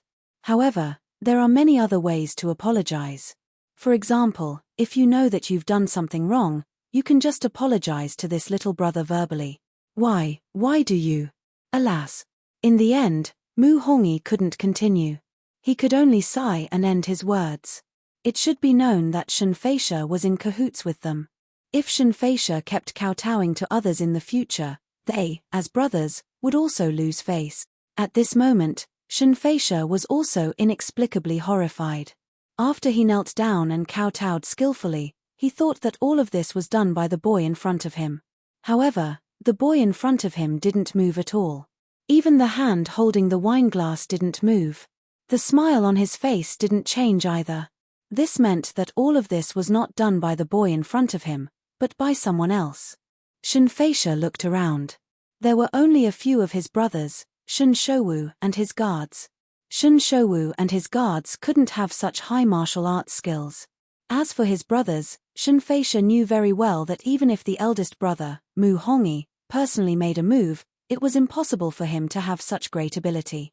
Looking at the dark forest around him, Shinfeisha's forehead suddenly broke out in cold sweat. He felt that someone must have been hiding in the forest and plotting against him. At the thought that someone was plotting against him, the cautious Shinfeisha didn't even dare to say a word. He said goodbye to his brothers and hurried back to the tent. Looking at Shinfeisha's departing figure, Hudaki suddenly spoke. Eldest brother, what's wrong with Laowu today? Why did he change so much? Mu Hongyi shook his head. I don't know either. Looking at Shun Shouwu and his guards, Mu Hongyi felt a little embarrassed. Originally, when the 5 of them had arrived, they were in high spirits and full of mettle. As the 5 great guards of the governor's mansion, they definitely had the right to be proud. There were a total of 18 guards in the governor's mansion.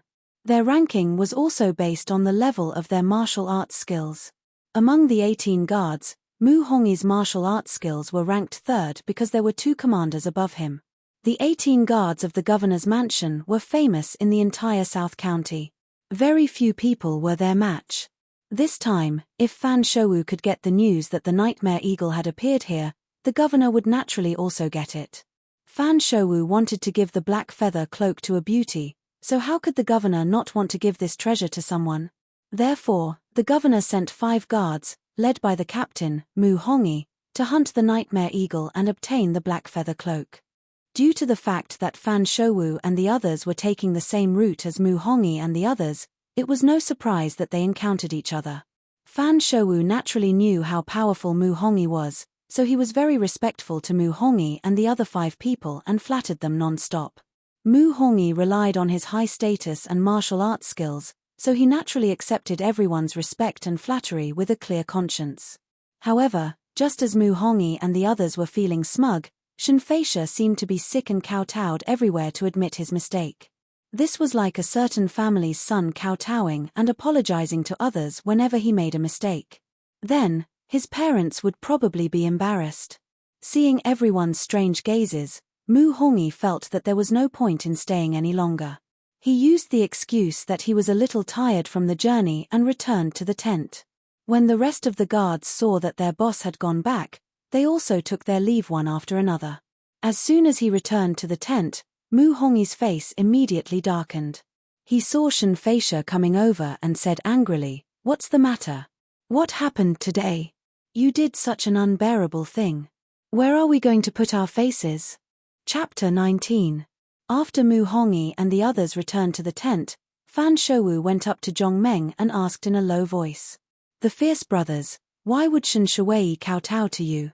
Zhongmeng heard this and spread out his hands. "How would I know? You saw it too. I only said a few words and he knelt down and kowtowed." At this point, Zhongmeng held back the laughter in his heart and pretended not to know anything. "I say, does that Shen Shuwei have this problem? He kowtows whenever he sees someone." Fan Shouwu heard this and looked at Zhongmeng for a while. Then he suddenly patted Zhongmeng's shoulder and laughed. "Problem? It seems that he really has this problem." Thanks to the healing medicine that Mu Hongyi brought, everyone recovered after a night's rest. The next day, everyone left the camp and continued to walk deeper into the mountains. Along the way, Mu Hongyi and the others acted as if they were facing a great enemy. Their hands were always on their weapons and they were always observing their surroundings. Shenfeisha was like a bird that was startled by the twang of a bow. As long as there was even the slightest movement, he would immediately hide in the crowd and only come out after he had ascertained the situation. Shenfeisha's actions not only made Shen Shouwu and the others laugh in their hearts, but even Mu Hongyi felt ashamed. But he also understood Shenfeisha's actions. Yesterday, when he returned to the tent, Shenfeisha confessed to him that someone had plotted against him. Mu Hongyi suddenly realized, but at the same time, he was secretly on guard. Although Shenfeisha's martial arts were not the highest among them, he was definitely not the lowest either. To be able to plot against Shenfeisha without anyone noticing, this person's martial arts were probably higher than everyone's, but definitely not lower. After lunch, everyone continued on their journey. Not long after, Mu Hongyi, who was walking in the middle of the group, suddenly frowned and turned to Shen Shouwu behind him. "Tell everyone to stop, there's someone in front." Fan Shouwu heard this and was shocked. He hurriedly waved his hand and told everyone to stop. Everyone's martial arts were naturally not as high as Mu Hongyi's. They didn't hear anything and just looked at Mu Hongyi in confusion. Shenfeisha was so scared that he hid behind Mu Hongyi. Mu Hongyi turned to look at Hudaki and said in a low voice, "Second brother, your Qinggong is the best. Why don't you go check it out?" Hearing this, Hudaki nodded. He turned around and was about to go investigate. Mu Hongyi suddenly exhorted. Second brother, don't act rashly. Once you've ascertained the situation, come back and report immediately. After Hu Daqi left, Mu Hongyi looked around again and said in a low voice, "Get ready, everyone." They didn't know whether the person in front of them was friend or foe, so it was better to take some precautions. Just in case it was an enemy, it would be better to be prepared. After a while, Hu Daqi came back with bad news. About 100 meters away, there was a team of more than a dozen people resting there. Moreover, that team had also discovered the situation here and was rushing over. As soon as Hu Daqi's voice fell, a few people walked out of the woods not far away. After seeing the attire of these people, Mu Hongyi's eyes narrowed. Mu Hongyi could tell that these people were not from the Dawu kingdom, but from the Magic Empire. Not only did these people look different from him, but their attire was also different. The people who came out were all wearing leather armor and the weapons in their hands were much more cumbersome. As time passed, more and more people came out of the woods.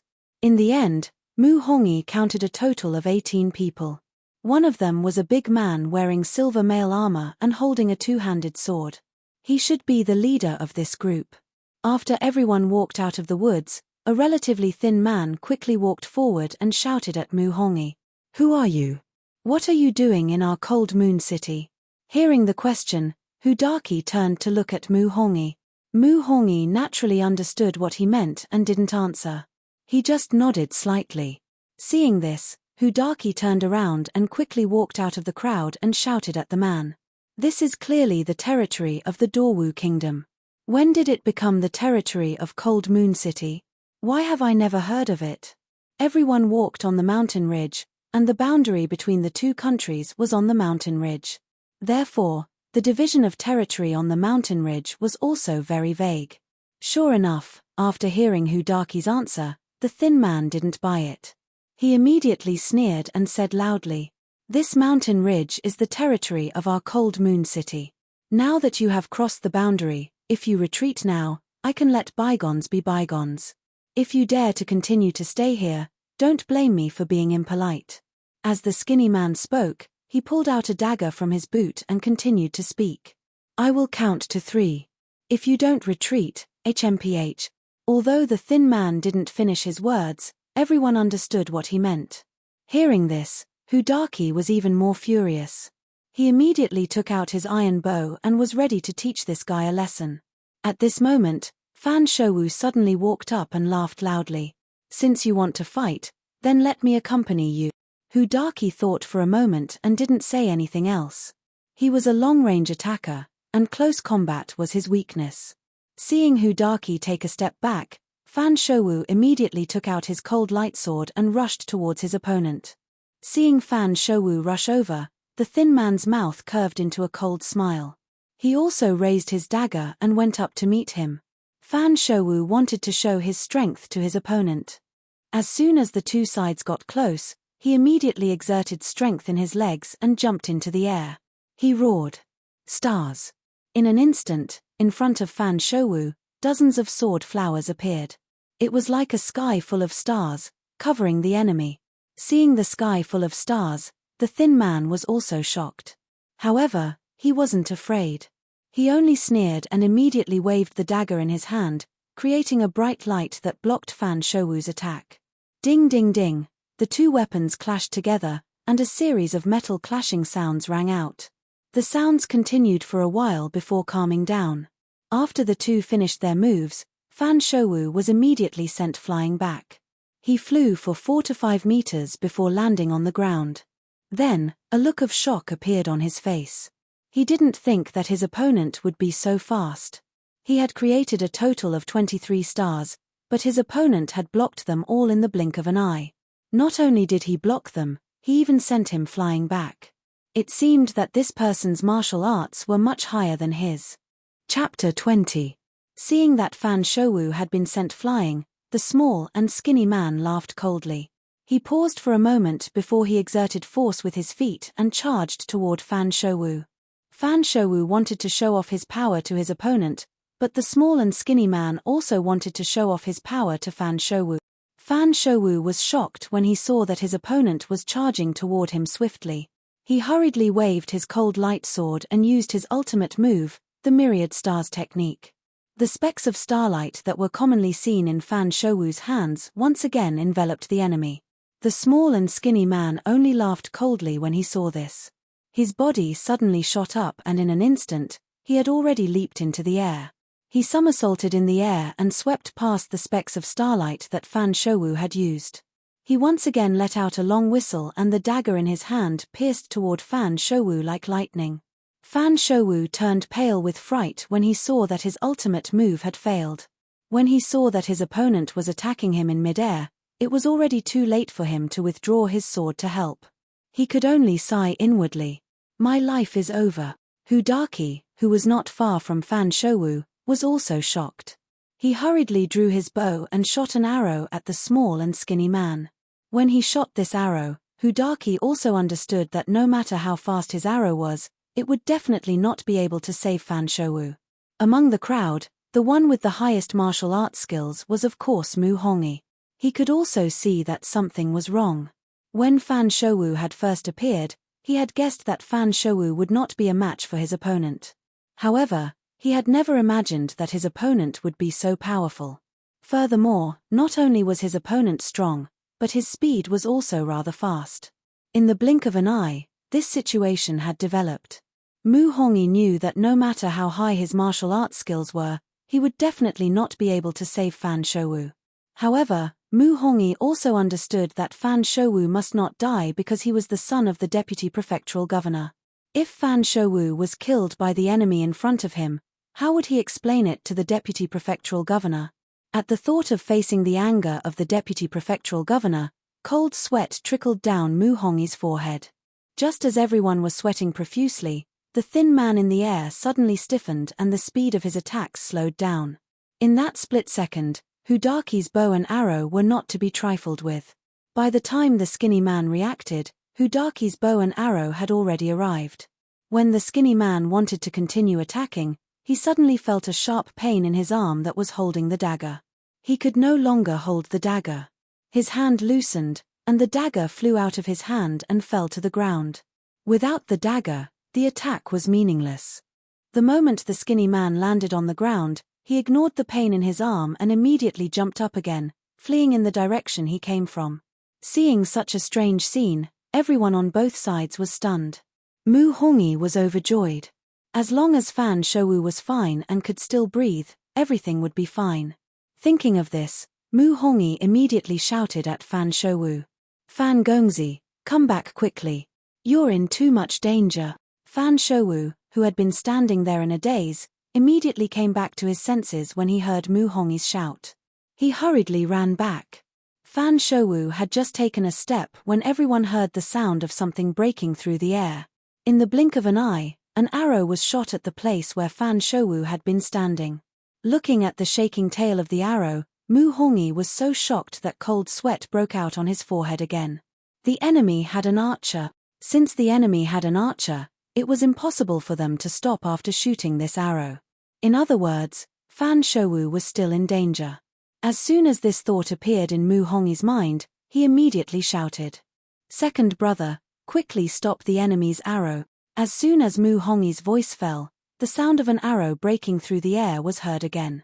In fact, even if Mu Hongi had not instructed Hudaki, when the enemy shot the first arrow, Hudaki had already begun to draw his bow and arrow, paying attention to the enemy's archer. When the enemy shot the second arrow, Hudaki also shot an arrow like lightning. Although Hudaki was not very good at close combat, he could definitely be considered an expert in long-range combat.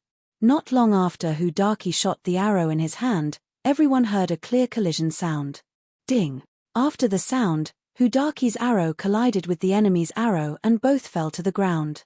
In the blink of an eye, Fan Shouwu finally escaped successfully and ran into the crowd. Seeing the pale and sweating Fan Shouwu run back into the crowd, Mu Hongi breathed a sigh of relief.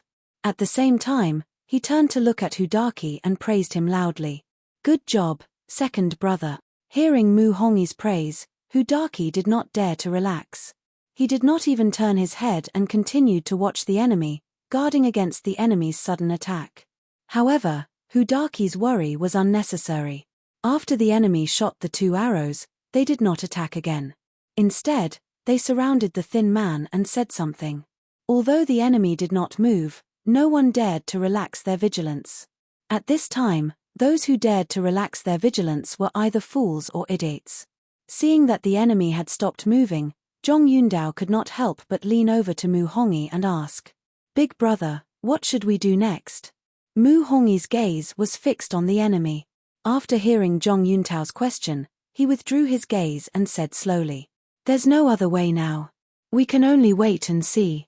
In any case, Mu Hongyi had to admit that although the martial arts of the thin man just now were a little worse than that of the 5 brothers, it was definitely not worse by a lot.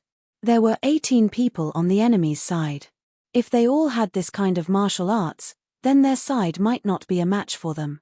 Therefore, it would be best if this matter could be settled peacefully.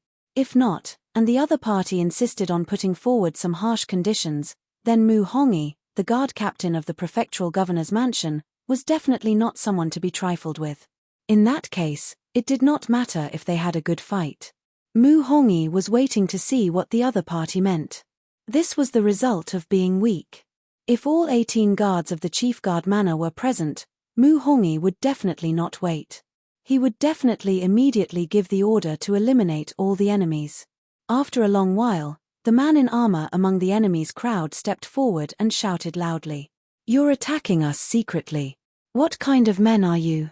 If you have the ability, we won't attack you secretly. Let's fight fair and square."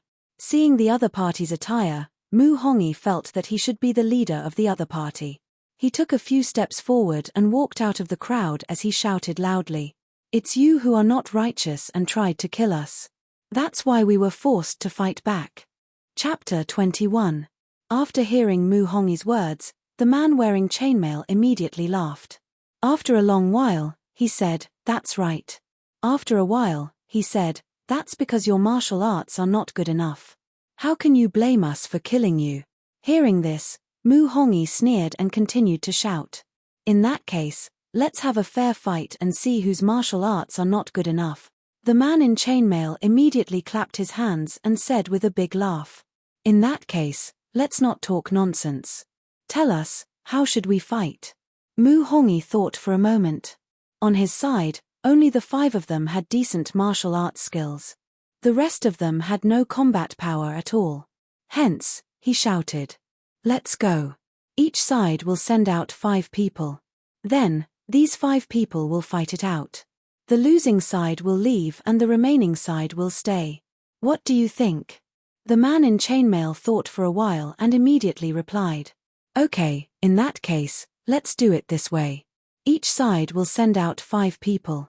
The winning side will stay and the losing side will leave." The man in chainmail was called Green. The people behind him were from the same mercenary group as him.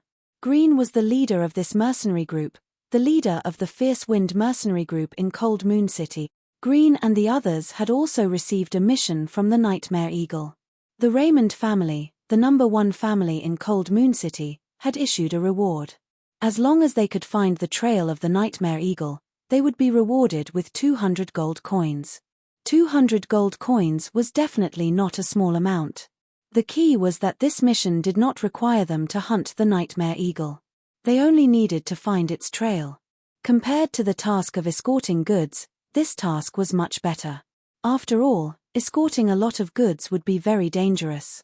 As for searching for the whereabouts of the Nightmare Eagle, Glenn believed that as long as he hid well, he could definitely find the Nightmare Eagle unscathed and smoothly earn the 200 gold coins. However, if it was found by others, then the 200 gold coins would be wasted. Therefore, Green wanted to stop Mu Hongyi and the others from advancing. Since both sides had decided to use martial arts to decide the winner, then it was time to choose people.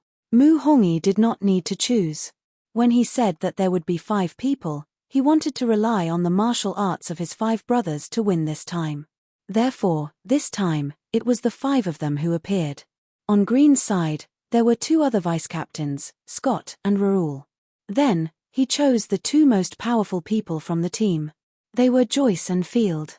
After the time it took to brew a cup of tea, Both sides had chosen their people and stood in front of their respective teams.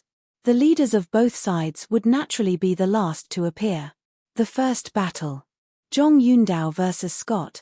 Zhong Yundao slowly walked out of the group and stood there, waiting for the other party to appear. The Fierce Wind mercenary group sent their vice leader, Raoul. Zhong Yundao and Lan Ji were fellow apprentices, and the weapons they used were the same, which was a saber. When Zhong Yundao saw that his opponent had stepped forward, he did not say anything. He just slowly pulled out his saber. Seeing that his opponent had already drawn his weapon, Raoul also drew his own weapon from behind him. Mace. The two of them weren't talkative people. Seeing that their opponents had already drawn their weapons, they didn't waste any more words. They directly brandished the weapons in their hands and rushed towards their opponents. Seeing that they had already rushed in front of him, Zhong Yuntao's hand moved and the steel saber in his hand slashed towards his opponent like lightning. Naturally, Raoul was not willing to be outdone. He also waved the mace in his hand and went up from bottom to top. In the blink of an eye, the weapons of the two men had collided with each other, immediately making a sound of metal clashing. After the sound, both of them were shaken by the force of the collision and took a step back. Zhong Yundao looked at his opponent with some surprise. He didn't expect his opponent's strength to be similar to his. Zhong Yuntao's unique skill, Stonebreaker, relied on strength to survive. Even if he didn't use his unique skill, his strength was not something that ordinary people could withstand. Raoul was even more surprised. He was already very strong, and with the addition of the heavy weapon he used, his strength was even greater. He didn't expect that his opponent would only take a step back like him. Seeing that his opponent could withstand his attack, Zhong Yuntao's competitive spirit was immediately aroused. He clenched the steel saber in his hand, made a low growl, and rushed towards his opponent. Raoul was also extremely conceited in terms of strength. Seeing that his opponent's strength was actually faintly on his body, how could he be convinced? Seeing Zhong Yundao rush up again, he immediately roared and waved his mace to meet his opponent. This time, the two men still used the same tactics as before. Zhong Yundao slashed at his opponent's head, and Raoul raised his mace to meet it. This time, both of them used 100% of their strength. They were both prepared to determine the victor in this attack. In the blink of an eye, the two men's weapons collided with each other again. The sound of metal clashing was suddenly loud. After the sound, both of them took 3 steps back at the same time before they could stabilize their bodies. After standing firm, Zhong Yundao felt that his hand holding the saber was trembling slightly. He was even more surprised. He knew that he would never win if he didn't use his unique skill today. After the two men looked at each other silently for a moment, Zhong Yundao suddenly laughed. "I didn't expect you to be so strong. It seems that I can only use my unique skill to deal with you." Hearing this, Raoul also laughed. "I have the same idea. It's too troublesome to continue fighting like this. Let's decide the winner with one move." Zhong Yundao nodded, raised the steel saber in his hand, and said slowly, "Then what are we waiting for? Let's start." As he spoke, Zhong Yuntao's figure suddenly burst out, leaping into the air like lightning. At the same time, the steel saber in his hand shone brightly. Then, Zhong Yundao let out a violent roar. Rock Breaker. Zhong Yuntao's Rock Breaker was definitely quite powerful. It was said that if this move was practiced to a certain level, it could really split a huge rock. At the same time, Raoul saw that Zhong Yundao had already launched an attack.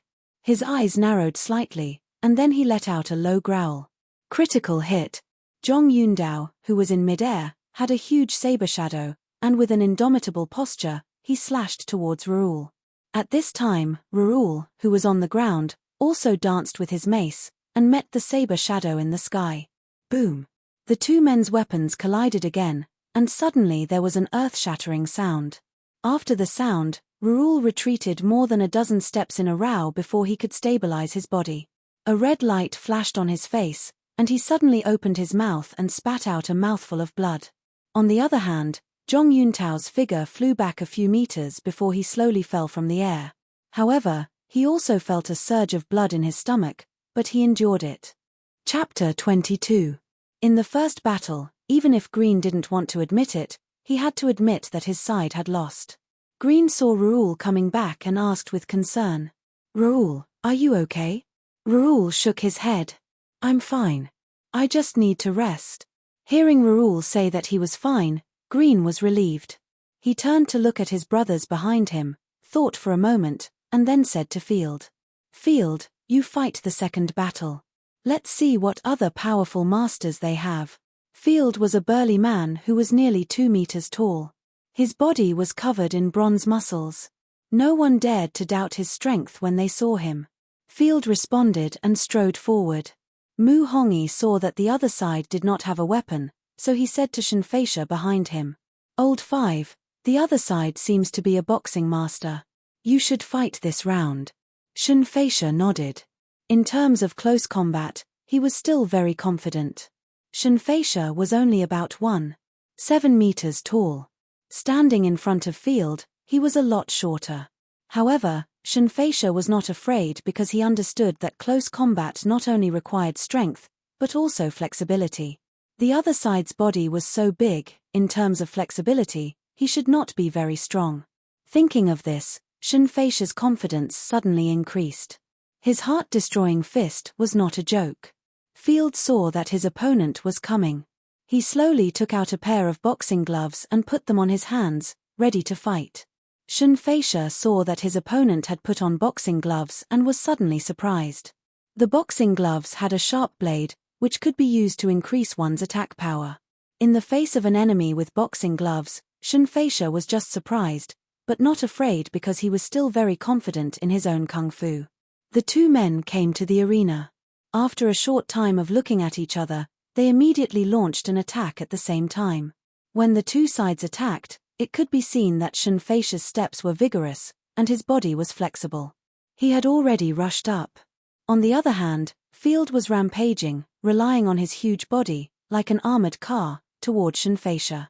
As soon as the two men approached, Field had already waved his left fist toward Shinfeisha. Shinfeisha smiled coldly. His body spun, and he turned to Field's side. Then, he raised his fist and punched toward Field's side. Just this one attack was enough to determine the winner. Although Field's attack was ferocious, facing the extremely agile Shinfeisha, it was a bit too passive. When Field saw that the opponent was attacking him from the side, he hurriedly swung his fist, wanting to perish together with the opponent. Field had already thought it through very clearly. The other party's arms and legs were small, so even if he punched him, it wouldn't be a big deal.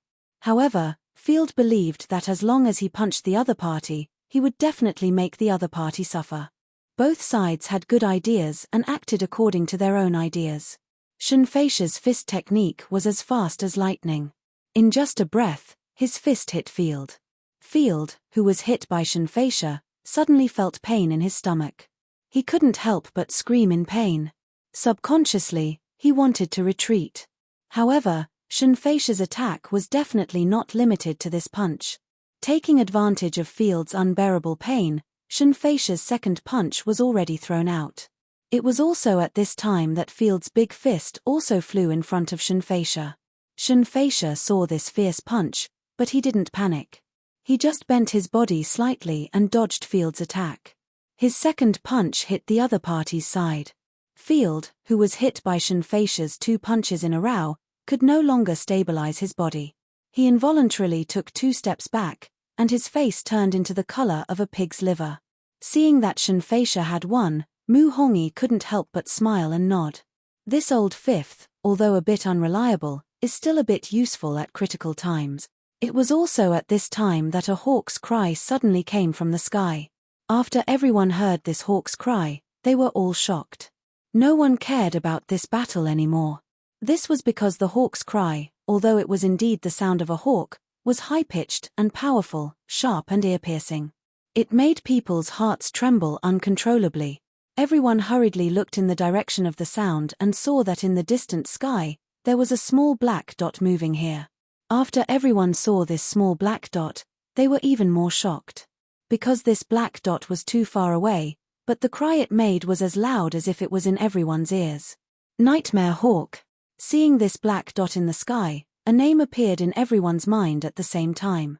Although they didn't see the appearance of the nightmare hawk, no one doubted that this was the nightmare hawk. The nightmare hawk in the distance flew very fast.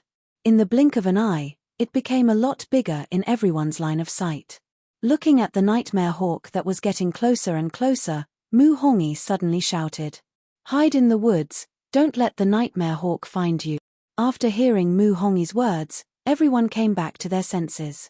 They hurriedly retracted their gazes and followed Mu Hongi into the woods to hide. On the opposite side, Green naturally wouldn't let the nightmare hawk find his traces. Because their mission was only to find the nightmare hawk, not to kill it. After everyone hid, the sound of wings flapping in the air came from the sky. At the same time, the nightmare hawk in the sky let out another eagle cry. As the nightmare eagle was already very close to the crowd, its cry caused everyone's ears to buzz. Those who were weaker had already used their hands to cover their ears. They didn't dare to listen any further, afraid that the sharp cry would break their eardrums. Zhong Meng looked at the big guy in the sky and couldn't help but ask Fan Shouwu beside him, "Fan Gongzi, is this the nightmare hawk?" At this time, Fan Shouwu was so nervous facing the nightmare hawk in the sky that his face was flushed red. Even his hands were trembling slightly. After hearing Zhong Meng's question, he nodded. "I haven't seen the nightmare hawk before, but looking at this guy's appearance, it should be the legendary nightmare hawk." Hearing this, Zhong Meng nodded. He looked around and saw that everyone was hiding in the grass, not daring to breathe loudly. They didn't look like they were going to catch the nightmare hawk. He felt a little strange and hurriedly asked Fan Shouwu again. "Fan Gongzi, the nightmare hawk is above us now. Why aren't we attacking? If it runs away, we won't be able to catch up." Hearing this, Fan Shouwu looked at Zhong Meng with some confusion. After a while, he suddenly asked, "The fierce brothers haven't hunted before?" Zhong Meng shook his head. When had he ever hunted? Although he had lived 2 lives, he didn't have any experience in this area. Chapter 23. Fan Shouwu shook his head when he heard Zhong Meng say that he did not have any hunting experience. "We are definitely not a match for a powerful creature like the nightmare eagle if we rely on martial arts alone." Fan Shouwu glanced at Mu Hongi again. Seeing that he was not looking at them, he lowered his voice and continued. "Even Captain Mu Hongi wasn't a match for the nightmare eagle. If we want to capture the nightmare eagle, we have to find where it lives. Then, we have to find a way to make it eat the poison that we have prepared. Only then will it be time for the hunt." Zhong Meng was even more puzzled and could not help but ask, "Can't we just fight it directly?" Fan Shouwu shook his head. "It's possible to succeed, but the losses would be too great. Furthermore, the chances of success are not high."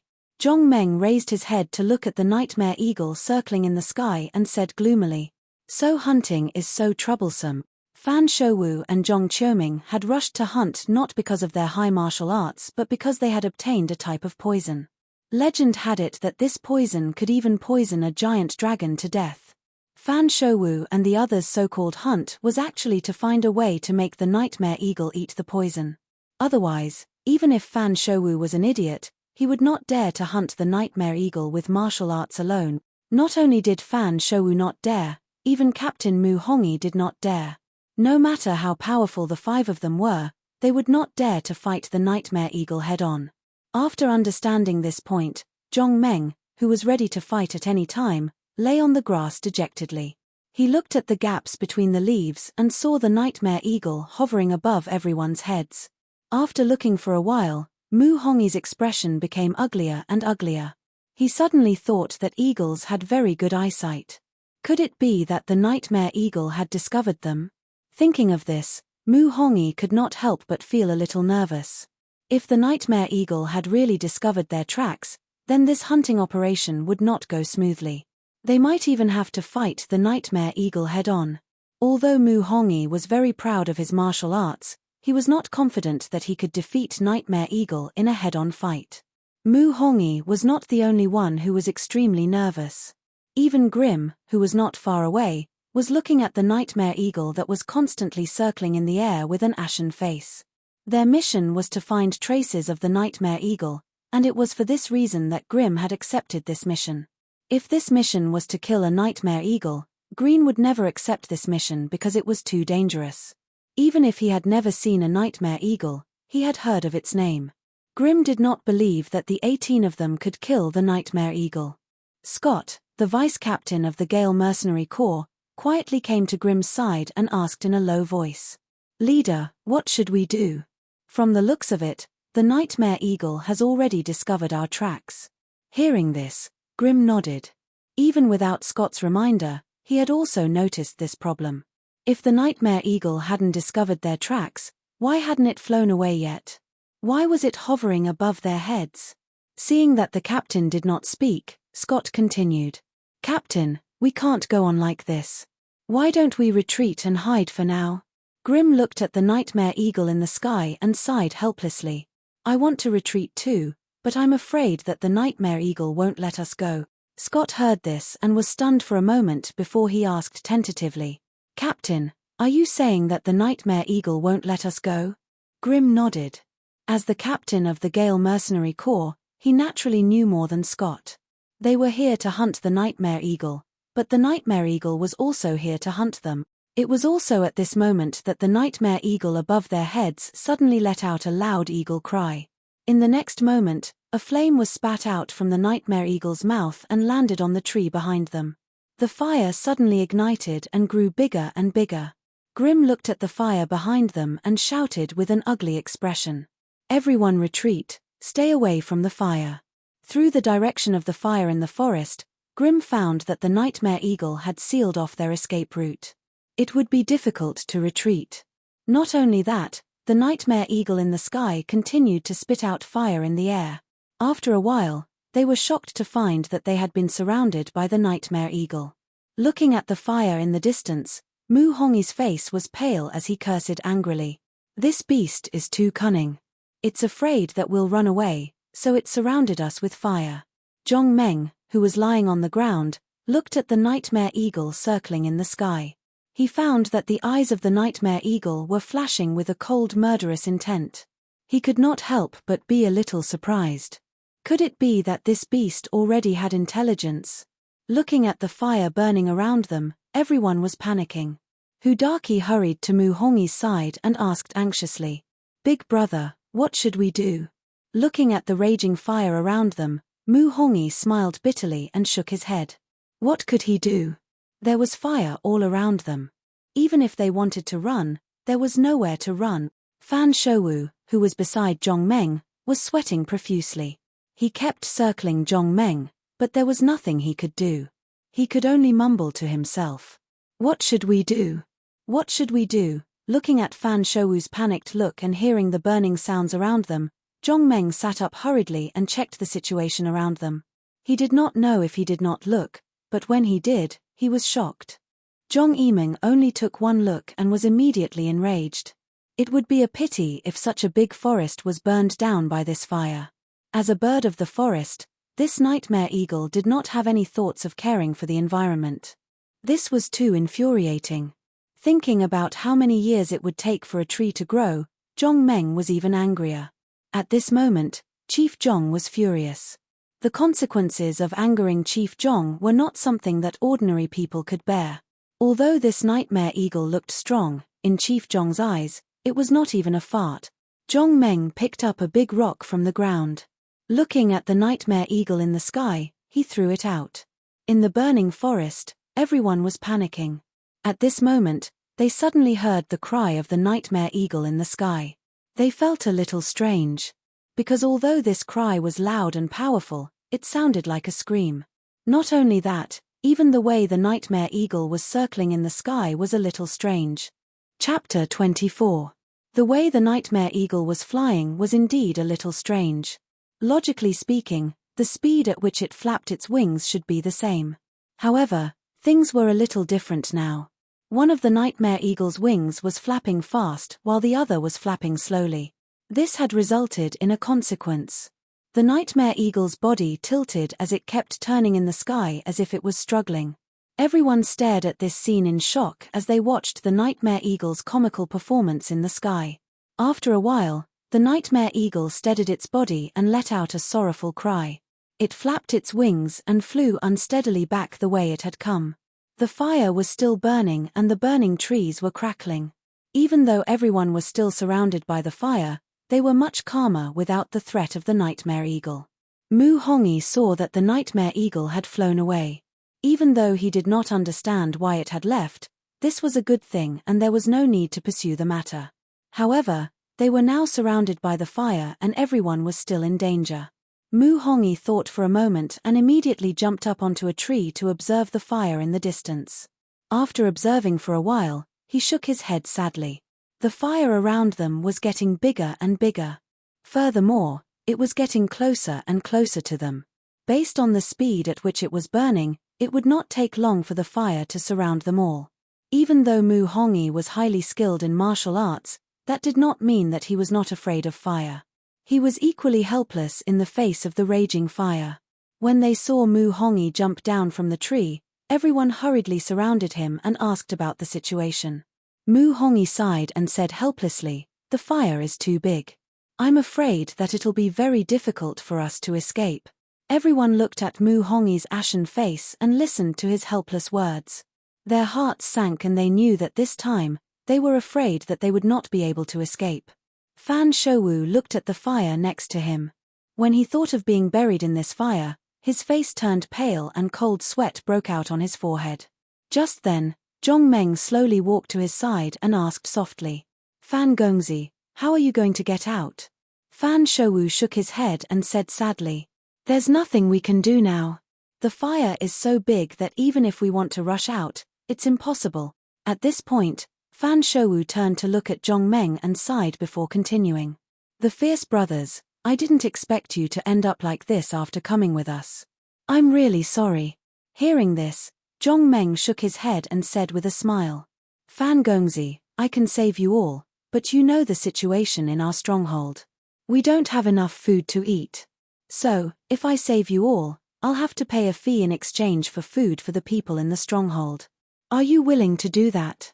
When Fan Shouwu heard this, he looked at Zhong Meng with some surprise.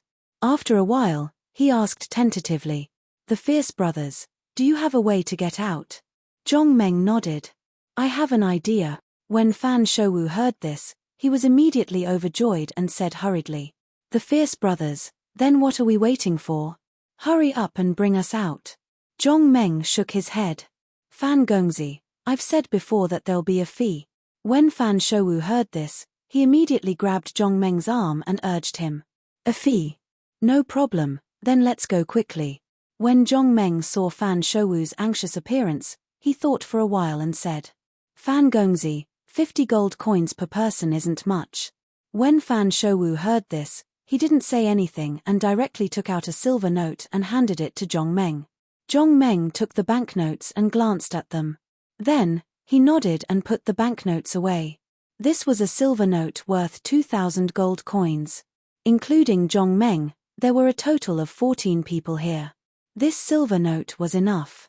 When Fan Shouwu saw Zhong Meng put away the silver note, he urged again, "The fierce brothers, let's hurry up and leave." After Zhong Meng put away the silver note, he nodded and said with a smile, "No problem. Fan Gongzi, call everyone here. I'll send you all out." Although Fan Shouwu didn't understand how Zhong Meng was going to lead everyone out of this fire, at this moment, Zhong Meng was like a life-saving straw and their only chance of survival. Fan Shouwu's guards and Zhong Qiuming were easy to talk to. As long as Fan Shouwu waved his hand, they would all gather. Only Mu Hongi and the other 4 brothers were not easy to talk to. They needed Fan Shouwu to personally talk to them about this matter. After Mu Hongi heard Fan Shouwu's words, he turned his head and looked at Zhong Meng in the distance with some doubts. Just as Mu Hongi was hesitating whether to go over, Shenfeisha suddenly said loudly from the side, "Big brother, don't listen to that kid's nonsense. The fire here is so big. How can he lead us out? He must be trying to cheat us of our money. Big brother, don't be fooled." Hearing Shenfeisha's words, Mu Hongi was even more confused. Just now, when Mu Hongi jumped onto the tree, he had already seen the fire clearly and felt that it was hopeless to escape.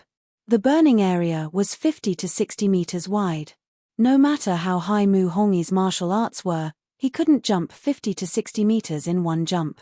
This meant that no matter how he jumped, he would fall into the sea of fire in the end. Then, what method did this kid have? Looking at Shenfeisha, Mu Hongyi thought for a moment and said, Fan Gongzi, you guys go with him first. I'll take a look first. When Fan Shouwu heard this, he knew that Mu Hongyi didn't believe that Zhong Meng could lead them out, so he didn't force him. To be honest, even Fan Shouwu didn't dare to believe that Zhong Meng could lead them out. However, this was their last chance. No matter what, they had to seize it. Even if Zhong Meng tricked them, so what? They would just lose some gold coins. If they were buried in the sea of fire, then the banknotes would also be burned. What use would that be? It was better to believe in Zhong Meng this time and gamble on their luck. When Zhong Meng saw that Fan Shouwu had returned alone, he sneered in his heart. Really, it's not a good thing to be in a hurry. After a while, if they still want to leave, the price will increase. Fan Shouwu quickly walked to Zhong Meng's side and said in a low voice, Brother Meng, please bring us away first. Guard Captain Mu, please wait for a while before leaving. Since he understood their intentions, Zhong Meng didn't beat around the bush and asked directly, Who's going first? When Fan Shouwu heard this, he was a little surprised and asked doubtfully, The Fierce Brothers, aren't we going together? Zhong Meng shook his head. There are so many of you. I can only send you out one by one. When Fan Shouwu heard this, he was even more confused and couldn't help but ask again. The Fierce Brothers, how are you going to take us out? Zhong Meng smiled and suddenly reached out to pick up a stone from the ground. He threw it into the fire and then clapped his hands and said with a smile. Chapter 25. Seeing that Fan Shouwu didn't understand how he was going to bring them out, he gave a demonstration and said with a smile. Just like that, I'll throw you over one by one. Seeing the stone fall into the fire, Fan Shouwu was dumbfounded. Could it be that this guy wanted to throw all of them over one by one? How could this be? What if they didn't have enough strength and fell into the fire? Fan Shouwu couldn't help but shiver at the thought of falling into the sea of fire halfway. He asked hesitantly, The Fierce Brothers, is this really okay? Zhong Meng smiled and patted Fan Shouwu's shoulder as he spoke with a serious expression. Fan Gongzi, don't worry. If I can't throw them over, just refund the money. Refund the money? Fan Shouwu was speechless when he heard this. If Zhong Meng didn't throw them over, they would only fall into the sea of fire. Who would refund the money then? At this moment, old Luo suddenly strode over and whispered into Fan Shouwu's ear. Young master, there's no other way now. Why don't I give it a try first? If it's safe, you can go over. Fan Shouwu looked at old Luo gratefully. Old Luo was an elder of the Fan family. He was loyal to the Fan family and wouldn't hesitate to go through fire and water. All right then, I'll let you try first. If you fail, I'll take care of your family for you. You can go without worry. Old Luo looked at Fan Shouwu speechlessly and muttered in his heart. Young master's words were too depressing. Why did it sound like he was sending himself to his death this time? To be honest, old Luo wasn't confident in his heart. However, he remembered that Zhong Meng was able to knock down the bear of the earth with a tree. He must be strong. Seeing Zhong Meng's confident look, old Luo felt that there was a chance of success. Old Luo thought as he walked to Zhong Meng's side and said with a smile. The Fierce Brothers, no, Brother Meng, my life depends on you this time. You have to put in more effort, don't let me fall into the sea of fire halfway. Zhong Meng smiled and nodded. Don't worry, it's not a problem to throw you over. The key is that you have to be careful when you descend after crossing the fire. After saying that, Zhong Meng didn't say anything else. He reached out and grabbed old Luo. With a slight tug, he threw old Luo into the air. Old Luo was like a cannonball, flying over the fire like lightning. When Zhong Qiuming saw old Luo being thrown away, he quickly jumped up onto a tall tree and looked in the direction old Luo was flying. Everyone was just a bystander. Although they were also very nervous, compared to the person involved, it was simply too different. Among these people, the most nervous was of course old Luo. The moment he was thrown out by Zhong Meng, old Luo felt a hot wind blowing against his face. Not only that, the closer he got to the fire, the stronger the hot wind became. When he was above the fire, old Luo was already drenched in sweat. Looking at the raging fire below, old Luo's heart seemed to be in his throat as he looked down nervously. In the next moment, as he went deeper into the fire, old Luo went into the black smoke rising from the fire. This time, old Luo didn't feel good. He was caught off guard and inhaled a few mouthfuls of smoke, causing him to cough non-stop.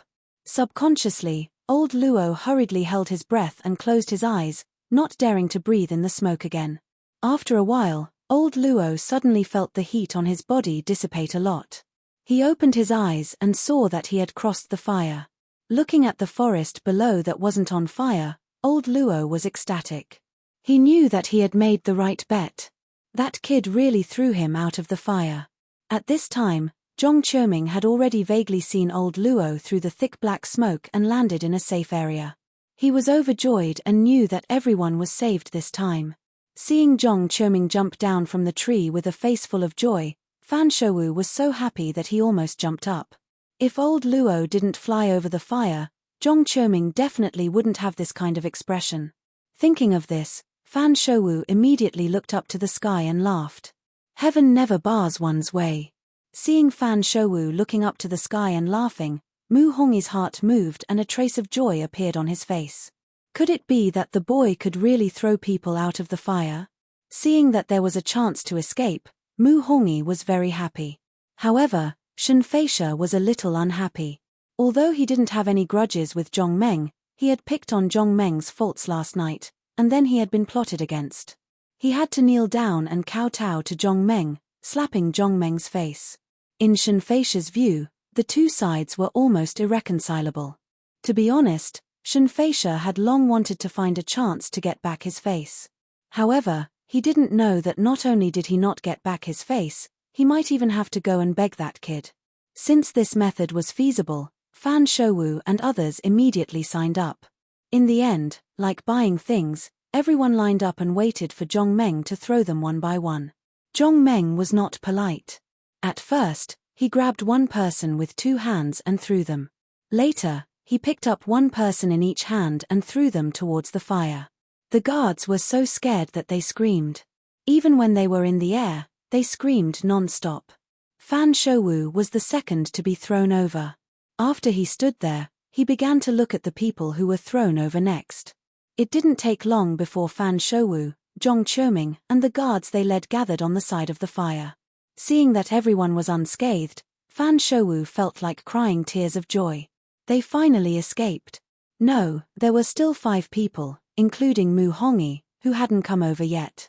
However, Fan Shouwu wasn't worried. He believed that it wouldn't be long before Mu Hongyi and the other 4 people were thrown over by Zhong Meng. Fan Shouwu's guess was right. When Mu Hongyi saw that there was no one in front of Zhong Meng, he walked forward with a smile, clasped his hands and said with a smile, "Little brother, I'll have to trouble you to send us over too." Zhong Meng nodded. "Sure, but I'll charge you." Mu Hongyi was startled when he heard this. He didn't see Fan Shouwu give Zhong Meng banknotes and thought it was free. However, it didn't matter. Wasn't it just a fee? This was what he should do. After all, he was saving his life. Thinking of this, Mu Hongyi asked with a smile, "How much does little brother need?" Zhong Meng thought for a moment and said, "I'm saving your life. I'm saving your lives, so you can pay me however much you think your lives are worth." Chapter 26. Hearing Zhong Meng's words, Mu Hongyi was a little embarrassed. How should he answer this question?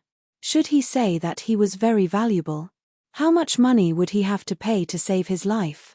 But if he said that he was not valuable, he would lose face. After thinking for a long time, Mu Hongyi could only helplessly shake his head with a bitter smile. Finally, he took out a banknote and handed it to Zhong Meng.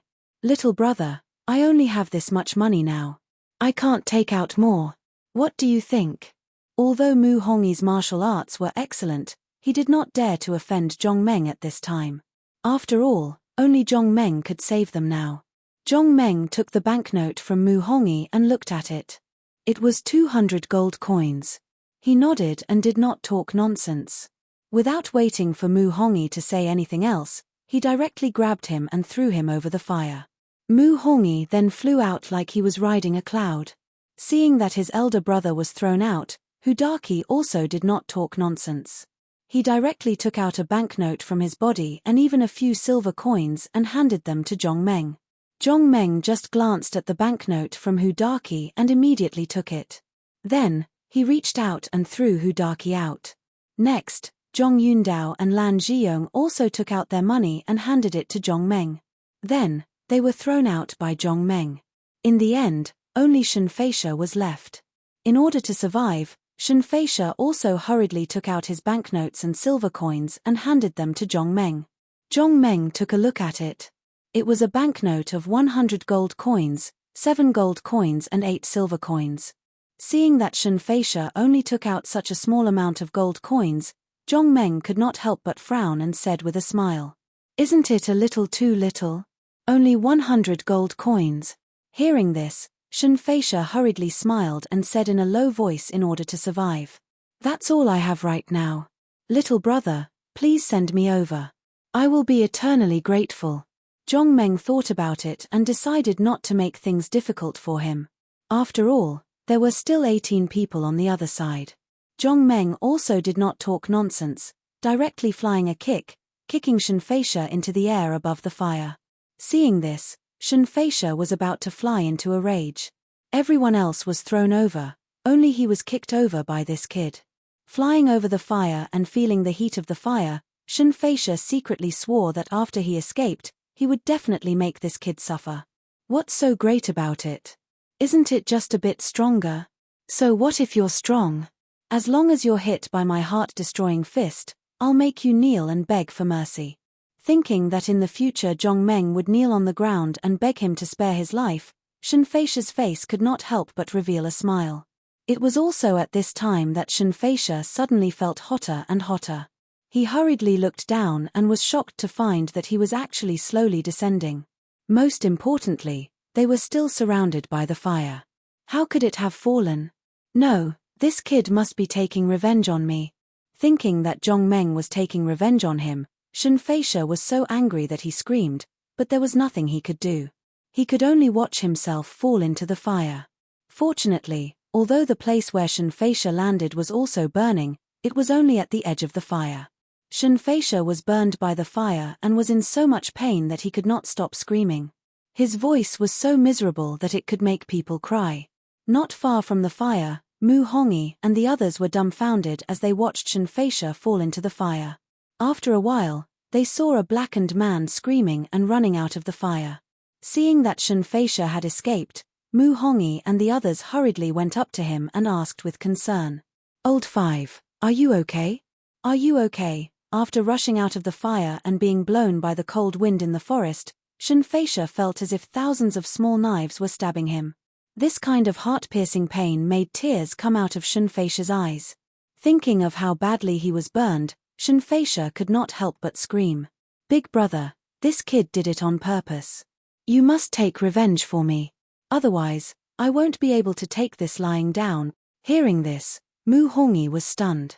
He had just seen Shen Feisha escape, but he did not think of this point. When Shen Feisha said that this was done on purpose by Zhongmeng, Mu Hongyi finally remembered why everyone was thrown over, but only Shen Feisha fell into the fire. At this time, Hudaki also came up. He also heard Shen Feisha's crying and could not help but whisper to Mu Hongyi, "Big brother, Brother Zhong sent so many of us here. Even if he has endless power, I'm afraid he has used it all up. I think that Old Five's accident was not done on purpose. Maybe he has no strength left." Hearing this, Mu Hongyi also nodded. Hudaki's words were absolutely reasonable. Even if Zhongmeng had the strength to send so many people over such a long distance, maybe he really had no strength left. Thinking of this, Mu Hongyi looked at Shen Feisha, who was wailing, and said seriously, "Old Five, you can't say that. Brother Zhong saved us. This is already a great kindness. If we complain again, we will be letting down his painstaking efforts." Mu Hongyi's words were reasonable, but Shen Feisha would never believe it. Not only that, Shen Feisha was sure that Zhongmeng was taking revenge on him. This was absolutely true. Because the others were thrown over by Zhongmeng, only he was kicked over by Zhong Meng. Moreover, he happened to fall on the edge of the fire. Although he was not burned to death, he suffered a lot. Shenfeisha was sure that Zhong Meng did it on purpose. However, could Shenfeisha tell her the details? No. Could Shenfeisha tell these people that he was kicked over by Zhong Meng? No. Shenfeisha would never say such a shameful thing. But if he did not say it, Mu Hongyi would not believe him. Shenfeisha could only look at his big brother with tears in his eyes, hoping that Mu Hongyi could understand his painstaking efforts. Unfortunately, no one cared about Shenfeisha's thoughts. They were immersed in the joy of escaping death. In such a big fire, no one would believe that they could escape from the fire unscathed. No one would believe it if they said it out loud. After Zhong Meng kicked Shenfeisha out, he immediately walked towards the Fierce Wind mercenary group. Although the Fierce Wind mercenary group had the word fire, it did not mean that they were not afraid of fire. In front of this fire, the mercenaries of the Fierce Wind mercenary group were also scared to the point that their faces turned ashen, and they were hesitant and uneasy. Looking at the fire that was getting bigger and bigger, Green was already sweating. Although this was partly because of the heat, he was really anxious in his heart. Chapter 27. Seeing the fire getting bigger and bigger, Green was so anxious that he was sweating. He turned his head and looked at his brothers behind him, only to find that they were all looking at him nervously. Looking at his brother's expectant eyes, Green could only sigh secretly. He was just a man, not a god. It was impossible for him to send them out of the fire. Seeing the helpless look in Green's eyes, the brothers also understood that their Lord Captain was now at his wits' end. At this time, the mercenaries of the Gale Mercenary Corps were even more flustered, but there was nothing they could do. Some people had already begun to think about what to do with their parents, wives, and children after they died. When people were anxious, they would always think of a way. Some people proposed to Green that they should rush through the fire as fast as possible. Hearing this proposal, Green could only shake his head helplessly. The fire was so big. Even if they were fast, they would be burned to ashes by the fire halfway. What was the point of rushing then? Some people also proposed to dig a hole in the ground, then hide in the hole and bury the hole. They should not be afraid of the fire, and maybe they could escape this disaster. Hearing such a proposal, Green could only look at him with pity and sigh in his heart. He was not stupid. He was just confused by the fire. Don't think that you are safe by hiding in the hole. Although the fire can't directly burn you, everyone knows how to make the beggar's chicken. Seeing the team members' various tricks, Green could only helplessly sigh to the sky and shout sadly. Save us, I'm willing to pay any price. Really? You're willing to pay any price?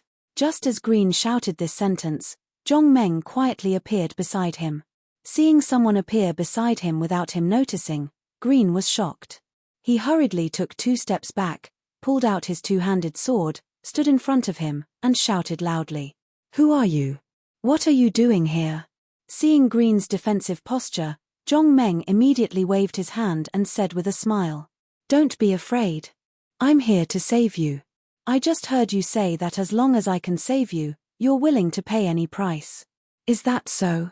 Hearing this, Green's eyes suddenly lit up, but then, they dimmed again. Although the young man in front of them had appeared silently, which showed that he should be very fast, it was impossible for him to save everyone with his speed. Thinking of this, Grim asked again. Can you save us? Zhong Meng smiled. That depends on what price you are willing to pay. Hearing this, Grim did not relax. He continued to raise his 2-handed sword and asked, How are you going to save us? Zhong Meng said, Of course I'm going to throw you guys out. Throw him out. Hearing this, Green repeated these 3 words in disbelief. After a while, he suddenly noticed that Zhong Meng's attire was clearly that of someone from the Anwu kingdom. Thinking of this, Glenn became even more nervous. He swallowed his saliva and asked, Are you from the Anwu country? Zhong Meng nodded. Green asked coldly, seeing that the other party had admitted that he was from the Anwu country. You're from the Anwu country. You're in cahoots with those people just now. Zhong Meng nodded again. Green said, Then why didn't you save your people first, but came to save us first? Zhong Meng smiled and clapped his hands. I've already saved our people. Now, There are only 18 of you left in the fire, including me. You saved them. Hearing this, Green looked at Zhongmeng with some surprise. How could this be? The fire in the forest was too big. No one could escape from this fire. Green's face turned cold. Are you lying to me? Zhongmeng said, you can send someone over there to take a look. Then you'll know if I'm telling the truth. Hearing this, Green felt that Zhongmeng's words made sense. The center of the fire was not that big. As long as he sent someone over to take a look, he would immediately know if this was true or not. Thinking of this, Green winked at one of the team members behind him. Seeing this, the team member immediately understood the leader's meaning. He hurriedly ran in the direction Zhongmeng came from. This team member was very agile, so his speed was naturally very fast. It didn't take long for him to run back, panting. Boss Green, there's no one over there. Seeing that the team member was panting, but his face was full of joy, Green's heart was slightly relieved. At the same time, a desire to survive rose in his heart. If they could escape from the fire, who would want to stay here? Thinking of this, Green immediately put away the two-handed sword in front of him and asked with a smile. Brother, what price do we have to pay for sending the 18 of us out of the fire? Green naturally understood that this person would not send him out for no reason. He must pay a certain price. Seeing that Green believed him, Zhongmeng did not beat around the bush and directly opened his mouth. It's very simple. As long as you give me all your belongings, I'll send you out. Speaking of this, Zhongmeng's face suddenly darkened and said loudly, but if anyone dares to leave anything behind, then don't blame me for not caring about him. Hearing this, Green did not talk nonsense and directly turned to his brothers in the army and shouted, brothers, you heard it. As long as you hand over all your belongings, he will save us. Do you agree? At this time, Joyce walked to Green's side and said in a low voice, Boss, is this kid telling the truth? In such a big fire, can he really send us out? Hearing this, Green's face darkened. He sighed and said, the people over there have disappeared. Unless they have a special tool that can transfer them all, otherwise, it must be this kid who sent them all away. For now, we can only try. Joyce heard this and nodded. Then, he changed the topic and asked, Boss, what if we're fooled? Hearing this, Green smiled bitterly. If we're fooled, even if we don't hand over our belongings, when the fire comes, we will be burned to ashes. It's better to take a gamble now. Joyce didn't say anything this time. He just nodded silently. Soon, all the mercenaries in the Gale Mercenary Corps made a decision.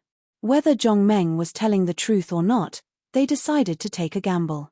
Since they had made the decision, they did not waste any more time because the fire was getting closer.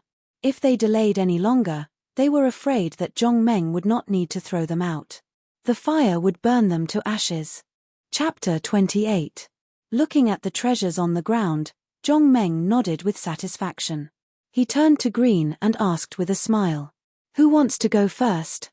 When Green was about to speak, Lowell, who had been standing behind him, suddenly spoke. Leader, let me try first. If there is no problem, you can go first. Green shook his head and looked at the fire not far away. He sighed and said slowly, this is our last chance. If we can't escape, we will only be buried in this fire. I am the leader, I will go first. Lowell heard this and sighed. Green was right. Even if Zhongmeng failed, they would also be buried in the fire. Lowell lowered his head and silently retreated to the side. Green saw that Lowell had retreated to the side and turned to Zhongmeng with a smile. Then I will have to trouble you. Zhongmeng nodded. Which direction do you want to go? Green simply identified the direction and pointed in the direction they came from. That way. Seeing that Green had chosen a direction, Zhongmeng didn't waste any more words. He grabbed Green's belt and threw him out with force. Like a cannonball, Grim flew into the sky above the fire. At this moment, the eyes of all the mercenaries of the Gale Mercenary Corps were fixed on Green flying in the air. Their eyes were full of expectation. Everyone understood that this was their last chance. Green, who was flying in the air, was their last hope. Green's flying speed in the air was extremely fast. In the blink of an eye, he flew over the fire. Seeing this speed, The same thought popped into everyone's mind at the same time. Who knows, he might really be able to throw him out. After Zhong Meng threw Green out, he turned to look at the rest of the mercenaries. Line up, I will throw you out one by one. Seeing Zhong Meng's calm expression, the confidence of the mercenaries increased. They lined up and waited for Zhong Meng to throw them. Seeing that they had lined up, Zhong Meng immediately took action. It only took him a few seconds to throw all of them out. Green stared blankly at the fire in front of him. All sorts of feelings welled up in his heart. He knew that he had escaped. He had escaped from the fire. At this moment, he felt like crying. Although he wasn't afraid of death, who would be willing to die if they could live? Just as Glenn's eyes were about to turn red, a figure descended from the sky. Glenn fixed his gaze and saw that it was the vice captain, Scott. The two of them looked at each other. A moment later, they actually shouted happily. After sending off all the members of the fierce Gale army, Zhong Meng kept the valuables on the ground. After thinking about it, he decided to follow Fan Shouwu and the others. After all, they were all from the Anwu kingdom. Moreover, if they wanted to develop the village in the future, they would need the help of Fan Shouwu and the others. Thinking of this, Zhong Meng's figure moved slightly. In the blink of an eye, his figure disappeared. A moment later, Zhong Meng appeared at the periphery of the fire. At this moment, Fan Shouwu, Mu Hongyi, and the others were standing at the edge of the fire, waiting for Zhong Meng. This time, if it weren't for Zhong Meng, everyone would have been buried in the sea of fire. This was something that even Mu Hongyi, who had the highest martial arts, had to admit. Fan Shouwu was even more overjoyed. He didn't expect that the person he casually hired would be able to save everyone's lives. It was really beyond his expectations. Looking at the fire that was getting bigger and bigger, Mu Hongyi turned to Fan Shouwu and suddenly asked, Fan Gongzi, do you know Zhong Meng's background? Fan Shouwu was surprised when he heard this. Then, he nodded and explained. The Fierce Brothers are from the Twin Bull Mountain stronghold. I heard from him that life in the stronghold isn't easy. This time, he wants to go to Qingmu City to take a look and find a way out for the people in the stronghold. Hearing this, Mu Hongyi shook his head. He didn't want to know about this. Instead, he wanted to know where Zhong Meng learned his martial arts from. Mu Hongyi had never seen Zhong Meng's martial arts. He had only heard from Fan Shouwu that Zhong Meng was very strong. At that time, Mu Hongyi didn't pay much attention to it. It was only now that Mu Hongyi truly noticed Zhong Meng. Who was Zhong Meng's master? How good was Zhong Meng's martial arts? Mu Hongyi even wanted to develop Zhong Meng and let him become a guard in the county governor's mansion. Of course, the county governor's mansion was an important place. He could only raise this idea after confirming that Zhong Meng was reliable. Fan Gongzi, who is Zhong Meng's master? Fan Shouwu shook his head. I've never heard him say that. However, I've never seen him fight before. I don't know if he knows martial arts. Mu Hongyi nodded. Seeing that Fan Shouwu didn't know Zhong Meng's background, he decided to wait for Zhong Meng to return before asking him personally. At this moment, he suddenly heard old Luo shout in surprise behind him. Brother Meng, you're here too. Is everyone okay?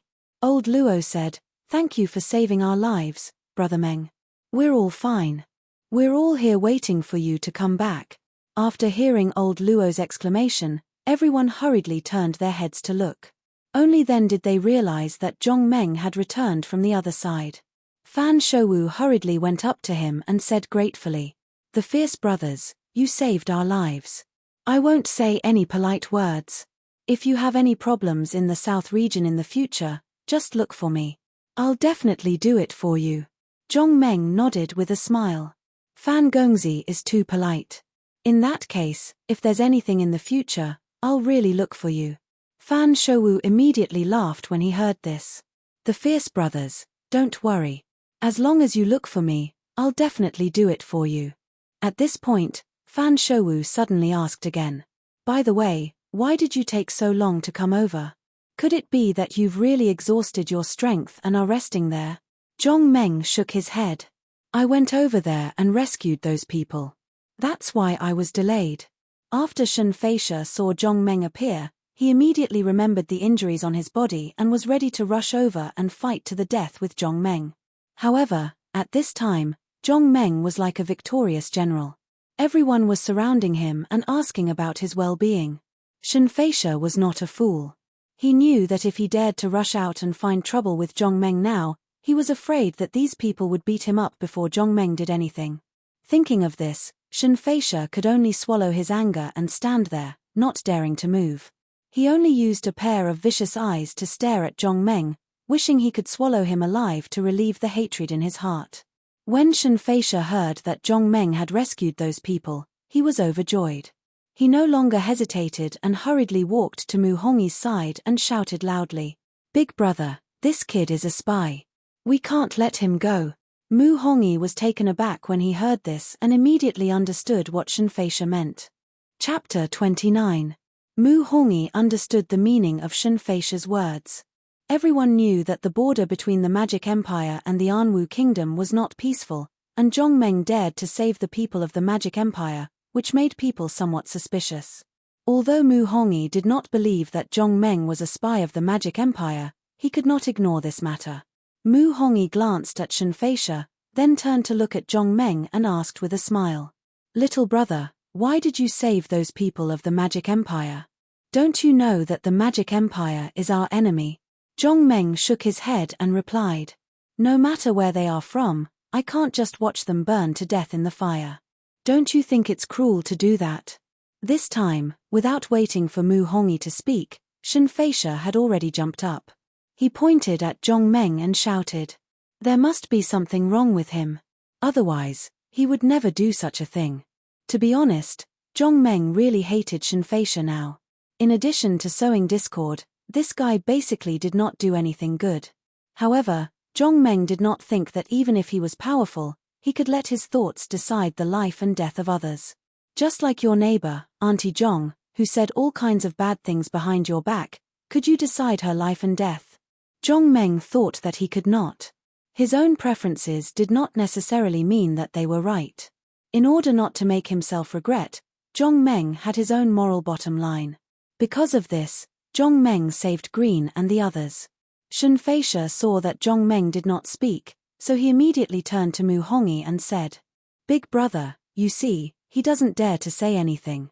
He is a spy. Why don't we take him down and interrogate him? We must be able to get something out of him." This time, before Shen Feisha finished speaking, Mu Hongyi's face was already livid with anger. "Can you be any more shameless? Zhong Meng just rescued everyone, and you're already preparing to take him down and interrogate him." Thinking of this, Mu Hongyi couldn't hold it in anymore. He raised his arm and slapped Shen Feisha's face. "Old Five, little brother just saved us, and you want to do this kind of thing? You're shameless, but we are." Mu Hongyi's slap was so heavy that it made Shen Feisha tumble. Seeing Shen Feisha fall to the ground while covering his face, Fan Shouwu and the others silently shook their heads and subconsciously took 2 steps back. This was too embarrassing. Who would have thought that there would be such a shameless person in the team? After a long while, the dizzy Shen Feisha finally stood up and loudly defended himself. "Big brother, did I do anything wrong? He is clearly a spy. Are you going to let him go just because he saved me?" Mu Hongyi walked towards Shen Feisha with an ugly expression. As he walked, he cursed angrily. "Old Five, little brother is obviously from the Anwu Kingdom. When did he become a spy in your words?" Although Mu Hongyi was cursing Shen Feisha, he also had some doubts in his heart. After all, Zhong Meng's background was revealed by himself, and no one knew whether Zhong Meng's village really existed or not. Seeing his big brother's face full of anger, Hudarki hurriedly stepped forward to stop him. "Big brother, don't be angry. Little brother is definitely not a spy. Otherwise, he wouldn't have saved us. As for all 5, it's for the good of everyone. Let's just let it go." Mu Hongyi, who was stopped by Hudarki, thought for a while, then glared at Shen Feisha and said angrily, "Don't talk nonsense without evidence in the future." Shen Feisha looked at Mu Hongyi's sharp eyes and was a little scared. He quickly lowered his head and didn't dare to speak anymore. Although everyone was out of the fire's encirclement, the fire wouldn't only burn in one direction. They stood here and waited for a while, the fire would still burn over. The reason why they had been waiting at the edge of the fire was actually to wait for Zhong Meng. At this time, Zhong Meng had already returned, so Mu Hongyi commanded everyone to retreat into the distance. Everyone was a master. Under the full retreat, it didn't take long for them to leave the fire far behind. Zhong Meng, who was walking at the back, saw that everyone had gone far away. Suddenly, his figure disappeared from the spot. In the blink of an eye, he appeared at the edge of the fire again. Looking at the raging fire, Zhong Meng only lightly swung his fist. The burning trees in the fire were instantly reduced to ashes, and the intensity of the fire gradually decreased. After doing all this, Zhong Meng's figure moved and returned to his original position. He continued to follow behind everyone and retreated into the distance. After running far away, Mu Hongyi waved his hand to stop everyone. They were now very far away from the fire. Even if the fire wanted to burn over, it would take a long time. Just as everyone was resting, Zhong Meng quietly came to Fan Shouwu's side and asked in a low voice, "Fan Gongzi, where are we going next? Are we still going to hunt the nightmare eagle?" Hunting the nightmare eagle was what Zhong Meng was most concerned about. Although he received some gold coins from saving people, in his opinion, it was far from enough. After all, he wanted the people in the mountain village to live a good life. Moreover, there were so many people in the village. This little bit of gold coins was far from enough. Therefore, when he heard that the nightmare eagle was very valuable, Zhong Meng set his sights on it. In fact, Zhong Meng could chase after the nightmare eagle and take it down himself. However, although Zhong Meng was powerful, his mentality was still that of a normal person. Fan Shouwu and the others were here to hunt the nightmare eagle. Moreover, through his observation during this period of time, Zhong Meng found that Fan Shouwu and Zhong Qiuming were not bad people. Therefore, he did not intend to steal their business. If Mu Hongyi and Fan Shouwu really could not defeat the nightmare eagle, Zhong Meng would take action. There was another crucial problem. Even if Zhong Meng managed to hunt a nightmare eagle, who would he sell it to even if it was worth a lot of money? Zhong Meng was unfamiliar with this world. Other than the few people in the mountain village, he did not know anyone else. Some things could not be done just because you were powerful. After listening to Zhong Meng's question, Fan Shouwu shook his head. Since Mu Hongyi came, he was no longer the leader of this team. After all, whether it was qualifications or martial arts, Mu Hongyi was the well-deserved leader. I don't know either. All of this depends on Lord Mu's arrangements. Zhong Meng nodded and did not ask any more questions. Instead, he turned to look at Mu Hongyi. At this time, Mu Hongyi was also a little embarrassed. He was hesitating whether to continue hunting the nightmare eagle or give up this plan and go back home. Even if Mu Hongyi's martial arts were strong, after seeing the power of the nightmare eagle, he was not as confident as before. Chapter 30. Looking at everyone's questioning gazes, Mu Hongyi thought for a moment before slowly speaking. Our mission this time is to hunt the nightmare eagle. Everyone has seen that not only can the nightmare eagle fly, but its magic attacks are also very powerful. Its ability to spit fire, even if it didn't spit on a tree but on us, I'm afraid it would be difficult for us to dodge. Speaking of this, Mu Hongyi sighed before continuing. Before we came out, no one would have thought that the nightmare eagle would be so powerful. That's why only the 5 of us were sent to hunt the nightmare eagle. Speaking to this point, Mu Hongyi looked around at the crowd again before continuing. Since the nightmare eagle is so powerful, I won't force everyone. Those who are willing to continue hunting with me, please raise your hand. If you don't want to go, I won't blame you either. After all, this hunt is very dangerous. The chances of coming back alive are too small. So, you can decide for yourselves. Speaking of this, Mu Hongyi stopped speaking and turned to look at everyone. As the second brother of the 5-man team, Hudaki had already raised his hand and said loudly before Mu Hongyi finished speaking. Big brother, no matter what, I will follow you. Lan Zhiyong and Zhong Yundao looked at each other and nodded at the same time. Then, both of them raised their hands. Big brother, we'll go too. Seeing that the 3 of them had expressed their opinions, Mu Hongyi looked at Shenfeisha. At this moment, even Zhong Meng's eyes turned to Shenfeisha. He wanted to hear what this nitpicky guy would choose. Seeing everyone looking at him, Shenfeisha couldn't help but sneer. What are you looking at?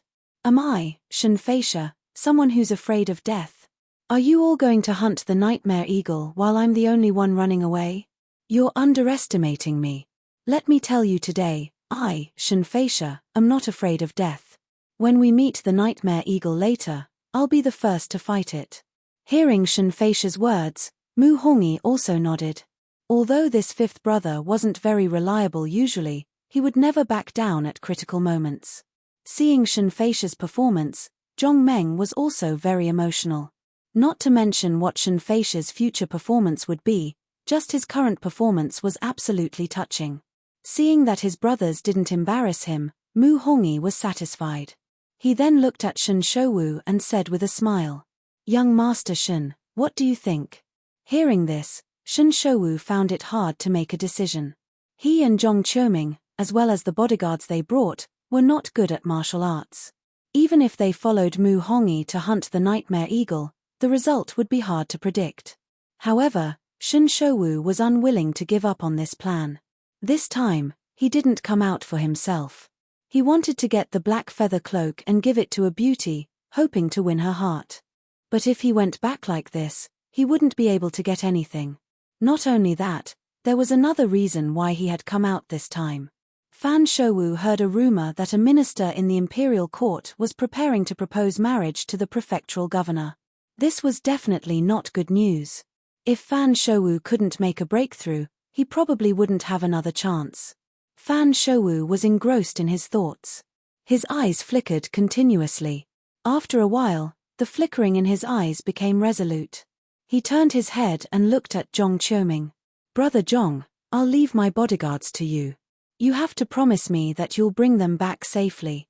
Zhong Qiuming was stunned when he heard this. Then, he reacted and said anxiously, "Brother Fan, you're leaving your bodyguards to me. Could it be that you want to participate in the hunt for the nightmare eagle?" Fan Shouwu nodded. Seeing Fan Shouwu nod, Zhong Qiuming became even more worried. "Brother Fan, you can't do that. We've all seen the nightmare eagle. That thing is incomparably powerful. If you want to hunt it, it's too dangerous. I think you should go back. We'll think of a way to get the black feather cloak. You can't take the risk." Fan Shouwu heard this and shook his head again. "I won't hide it from you. I do want the black feather cloak and I know how dangerous it is. However, I have to go. I hope you won't stop me. As long as you can bring my bodyguards back, I'll be eternally grateful." At this moment, old Luo hurried forward and said loudly, "Sir, if you don't go back, then we won't go back either. We'll all go hunting with you." Fan Shouwu shook his head. "The nightmare eagle is too powerful. Even I can't guarantee that I'll come back alive. Furthermore, your martial arts aren't as good as mine. If you go, I'm afraid." Although Fan Shouwu didn't finish his sentence, everyone understood what he wanted to say. Old Luo understood it even more. However, he didn't back down and said seriously, "Sir, we're your bodyguards. Young master, we are your guards. If we run away when we see danger, where will we put our faces? Sir, since you want to go hunting, I know it's useless to persuade you. I'll go with you." In the end, none of them went back.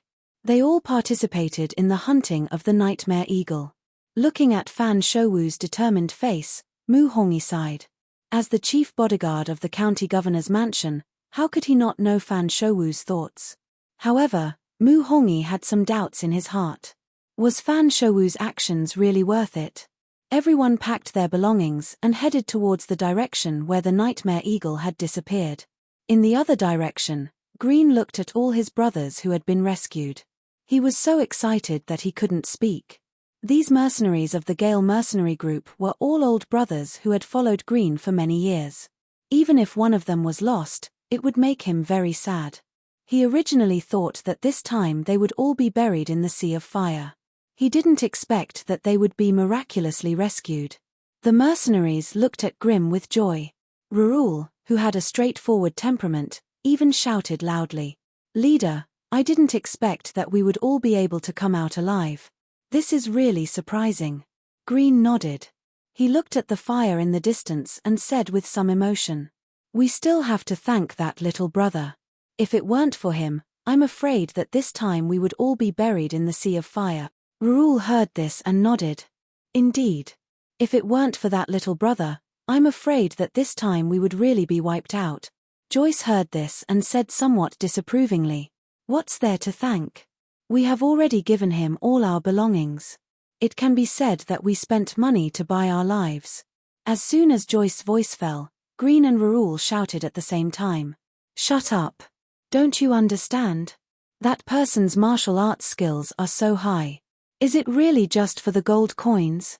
Jobs was a little dumbfounded when he saw the two leaders scolding him. He stammered. "Am I wrong? We did give him a lot of gold coins." Chapter 31. Grim glanced at Joyce, suppressing the anger in his heart, and said slowly, "That person's martial arts are so high. Do you really think that he saved us for that little bit of gold coins? Mitch, let me tell you, you're wrong if you really think that way. He just wanted to give us some face. Don't you even understand this? A strong person like him can have as many gold coins as he wants. Why would he care about our little bit of gold coins?" Joyce was a brainless person. Hearing Green's words, his eyes suddenly lit up and he asked hesitantly, "Leader, do you mean that he didn't save us for the gold coins? Or, even if he didn't save us, he would still save us?" Green nodded. For a powerhouse like him, wealth is nothing in his eyes. Joyce immediately turned his gaze to the fire and muttered to himself, "I didn't think I would blame you. When I see you, I'll apologize." The Gale mercenary group rested for a while before preparing to leave. Before leaving, Green sent 5 mercenaries back to report the news. The rest of them continued to search for the Nightmare Eagle. After all, the Gale mercenary group could only get a commission if they sent the news back. At this moment, on the other side of the mountain, there was another group moving forward. The one at the front was Gerard, whose face was full of anger. Behind him was Carter, whose mood was the exact opposite. Carter's warrior level suddenly increased to 5. This made him feel unreal, like he was in a dream. Every time Gerard turned his head and saw Carter's face full of joy, the worry on his face increased a little.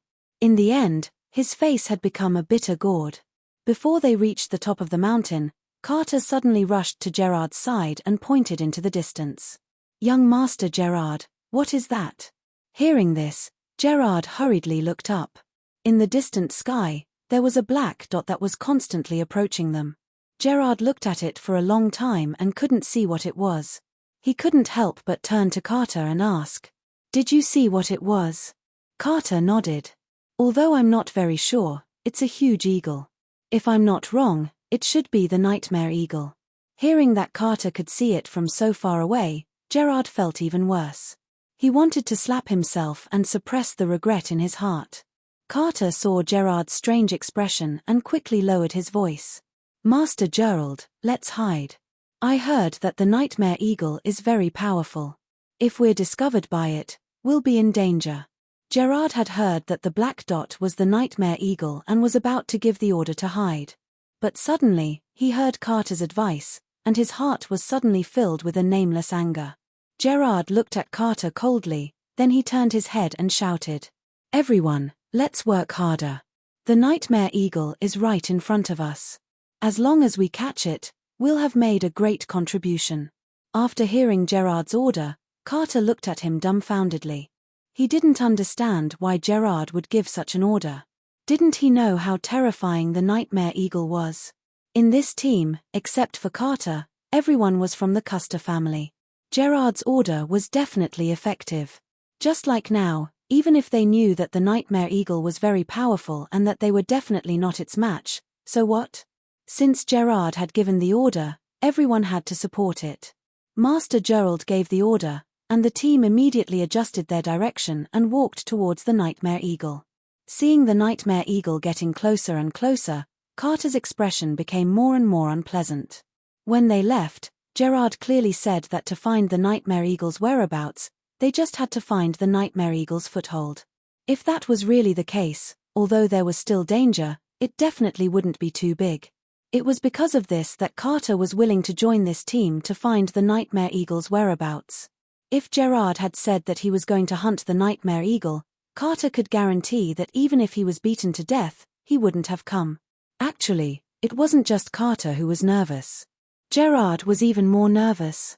He wasn't as strong as Carter, which meant that if there was any danger, Carter would definitely be the first to run, but he might not. The reason why Gerard did this was because he was angry. Why could you, Carter, be promoted to a level 5 warrior, but I, the young master of the Custer family, can't? With this mentality, Gerard gave the order. However, as soon as he gave the order, Gerard regretted it. But what was the use of regretting it? Master Gerald was a person who cared about his reputation. Seeing the nightmare eagle getting closer and closer, Gerard only felt that the chill in his heart was getting thicker and thicker. Not only that, this chill quickly spread throughout his body, causing him to shiver uncontrollably. Speaking of which, Gerard was also very lucky. The nightmare eagle was getting closer and closer in the air, but it was at this time that the nightmare eagle discovered Mu Hongi, Green, and the rest. The nightmare eagle turned around and ran towards a place where there were many people. Seeing the nightmare eagle turn around and fly away, Gerard couldn't help but heave a sigh of relief. He immediately gave the order to rest on the spot. In fact, he wanted everyone to quickly hide, so that they wouldn't be discovered by the nightmare eagle. Gerard was very careful, or it could be said that he was very afraid of death. He decided to hide here and wait for the nightmare eagle to return before they made their move.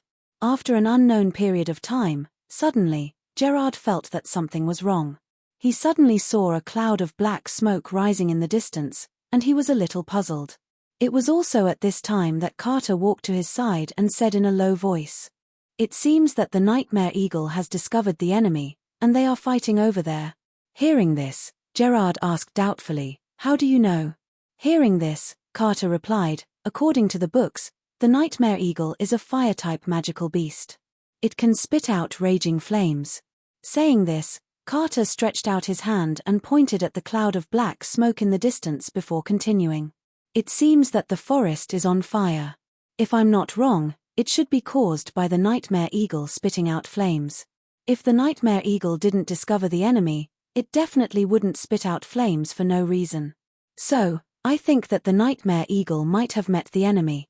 Hearing this, Gerard was immediately overjoyed.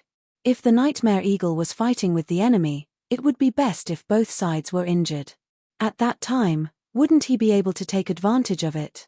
If he could take down the nightmare eagle without relying on the family's power, Gerard believed that his position in the family would definitely be more stable. Chapter 32. Gerard felt that he had already missed a great opportunity. This time, he definitely couldn't miss it. Thinking of this, Gerard no longer hesitated. He suddenly stood up and waved to his subordinates. He said loudly, "Let's go and take a look. If both sides are injured, then we'll take the opportunity to take down the nightmare eagle." Hearing this, everyone's mouth couldn't help but twitch. If the nightmare eagle was so easy to take down, then it wouldn't be so famous. However, Gerard was the boss. Especially since everyone could tell that the boss was in a bad mood. Who would dare to provoke him? Seeing that everyone nodded in agreement, Gerard waved his hand and said loudly, "Let's go. As long as we can take down the nightmare eagle, don't worry, I won't treat you badly. 100 gold coins per person. Don't worry, I won't go back on my words." Hearing this, everyone was delighted. Whether or not they could get the 100 gold coins, at least they were happy to hear it. With Gerard's generous reward, the morale of these people was greatly boosted. They were valiant and high-spirited as they walked towards the direction of the nightmare eagle. However, not long after, everyone heard a mournful cry. Hearing this cry, Gerard was overjoyed. He secretly praised himself for his good luck. This was because he could tell that the cry just now was the cry of the nightmare eagle. Not only that, the cry of the nightmare eagle was incomparably miserable. Gerard guessed that the nightmare eagle was definitely injured, and severely injured. Thinking of this, Gerard was even more delighted. He had already lost an opportunity today. It seemed that the heavens pitied him and took care of him again. No, he couldn't let go of this opportunity. Gerard waved his hand and shouted, "Run, don't let others succeed."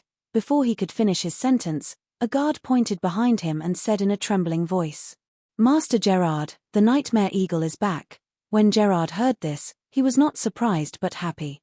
He immediately shouted, "Let's stop the nightmare eagle immediately. We must not let him escape. Everyone, don't forget that I have a great reward for you." Gerard's words shocked everyone. They quickly took out their weapons and prepared to stop the nightmare eagle. This time, Gerard and his subordinates were overjoyed because they could clearly see that there was something wrong with the nightmare eagle's flying posture. A normal nightmare eagle would spread its wings and fly at high speed. But now, the nightmare eagle was flying at a crooked angle. Both of its wings were flapping at different speeds. Seeing this situation, even the dumbest person could tell that something was wrong. The nightmare eagle was heavily injured. At this moment, Gerard and his guards were filled with confidence. Gerard even thought that it would be too embarrassing if he couldn't even take down an injured nightmare eagle. Of course, these people were not blindly confident. There were also some who did not want to participate in this battle. Carter looked at the nightmare eagle flying over from afar. He wanted to say something but stopped. After thinking for a long time, he sighed and walked quickly to Gerard's side. "Master Gerard, let's hide. Even if the nightmare eagle is injured, I don't think we can stop it." When Gerard heard this, the joy on his face disappeared. He turned to look at Carter and said coldly, "Carter, do you think that we can't even catch an injured nightmare eagle?" Looking at the approaching nightmare eagle, Carter couldn't wait to turn and run. But after all, he was friends with Gerard. Even though Gerard always bullied him, he had helped him before. So, he wanted to persuade Gerard. "Gerard, we really aren't a match for that nightmare eagle. Let's run. If we don't run now, I'm afraid it will be too late." As he spoke, the nightmare eagle had already flown over. Even though its flying posture was a little ugly, but with its huge wings, its speed was still very fast. Looking at the nightmare eagle in front of him and Gerard's cold eyes, Carter swallowed the words he wanted to say. It was useless. It was useless to say anything more.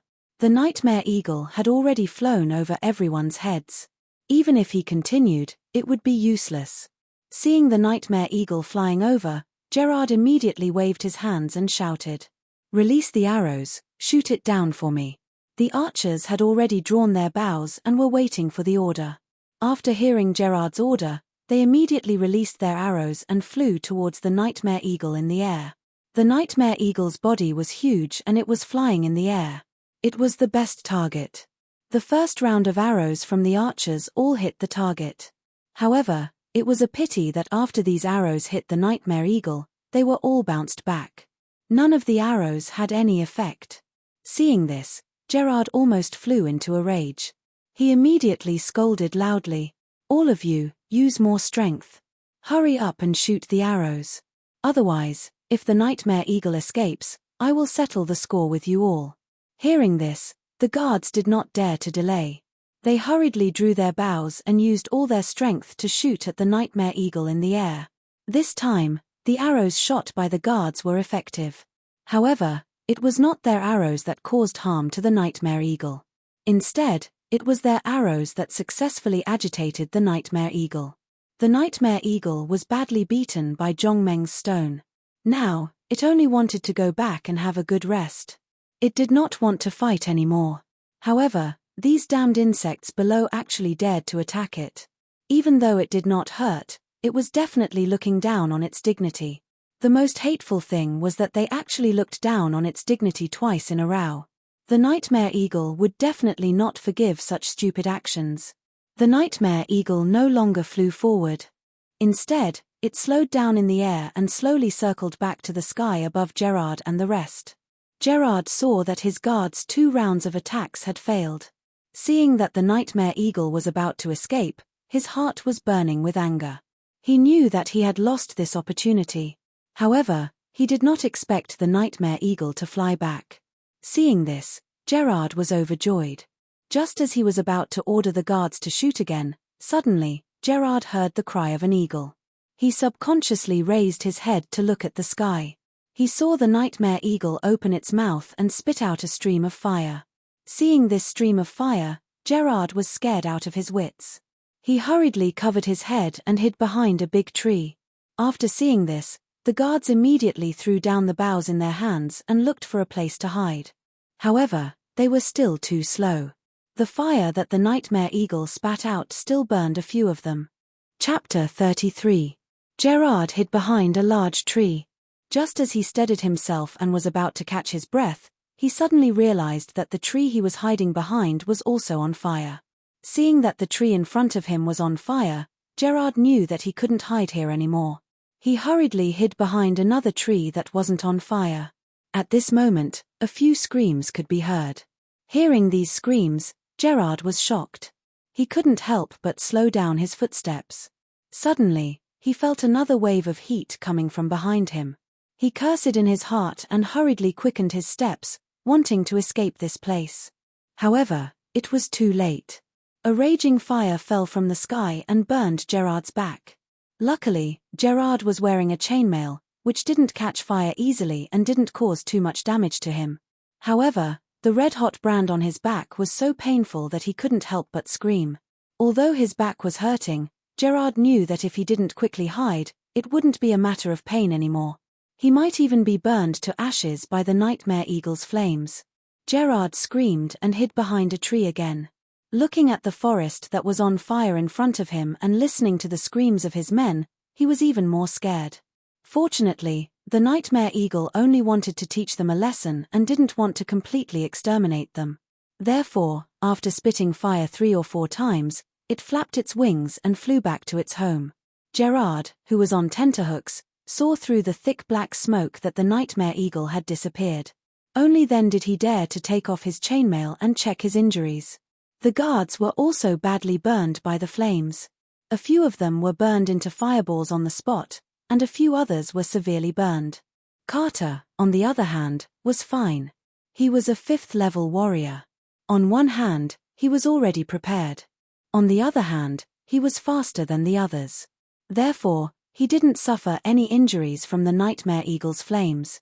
After the nightmare eagle left, Carter hurriedly walked back and saw Velanica hiding behind a tree. He hurriedly asked, "Velanica, are you all right?" Velanica shook her head. She was a magician, so she would naturally stand at the back of the group. Thus, she was able to escape this calamity safely. Along the way, the two of them could not help but sigh when they saw the miserable state of the guards. This Gerard was really disobedient. He told him that he wasn't a match for the nightmare eagle, but he didn't listen. In the end, everyone suffered. Soon, Carter saw Gerard behind a big tree. Gerard is screaming and checking his injuries. Gerard naturally couldn't see his back, but his back was in excruciating pain. Just as he was feeling anxious, he saw Carter and Velanica coming over. "Carter, hurry up and help me take a look. How is my back injured?" Carter did not see that Gerard was injured from the front and was rejoicing in his heart. In the end, he heard that his back was injured. He hurriedly walked over and looked at Gerard's back. When Carter saw it clearly, he was first stunned, then he actually laughed out loud. It turned out that Gerard's back was filled with the marks of the rings on the chainmail. These marks were arranged neatly and evenly, and could be considered to be quite beautiful. When Gerard heard Carter laughing, he couldn't help but fly into a rage. He pointed at Carter and said angrily, "What are you laughing at? What's so funny?" In order to reprimand Carter, Gerard turned around. In the end, the marks on his back were also seen by Velanica. When Velanica saw these marks, she also burst out laughing. At this moment, Gerard could no longer maintain his expression and hurriedly put on the chainmail. After all, it had been so long and the chainmail was already cold. Looking at the guards who were helping each other to treat their injuries, Carter thought for a while and asked, "Master Gerald, what should we do next? Should we go back, or should we send this news back?" Gerard was also a little hesitant. If he sent the news back now, then his credit would be very small. Not only that, he would also lose a dozen guards. Although it was not a big deal, but if his brother knew about it and took the opportunity to sow discord, then not only would he not be credited, but he would also be looked down upon by his father. But, if he did not send this news back now, then what should he do? Should he still fight with the nightmare eagle? Once he thought of the flames that the nightmare eagle spat out, Gerard felt a little guilty. He thought for a while and finally said to Villanica helplessly, "Send the news back, we will continue to follow the nightmare eagle." Gerard had thought it through. Even if he was looked down upon by his father, it was still better than being burned into a fireball by the nightmare eagle. He watched as Villanica opened the magic scroll and sent the news back. Gerard was a little regretful. He did not regret letting Villanica send the news back, but he regretted making this trip. He really did not expect that a simple scouting job would cause the loss of so many people.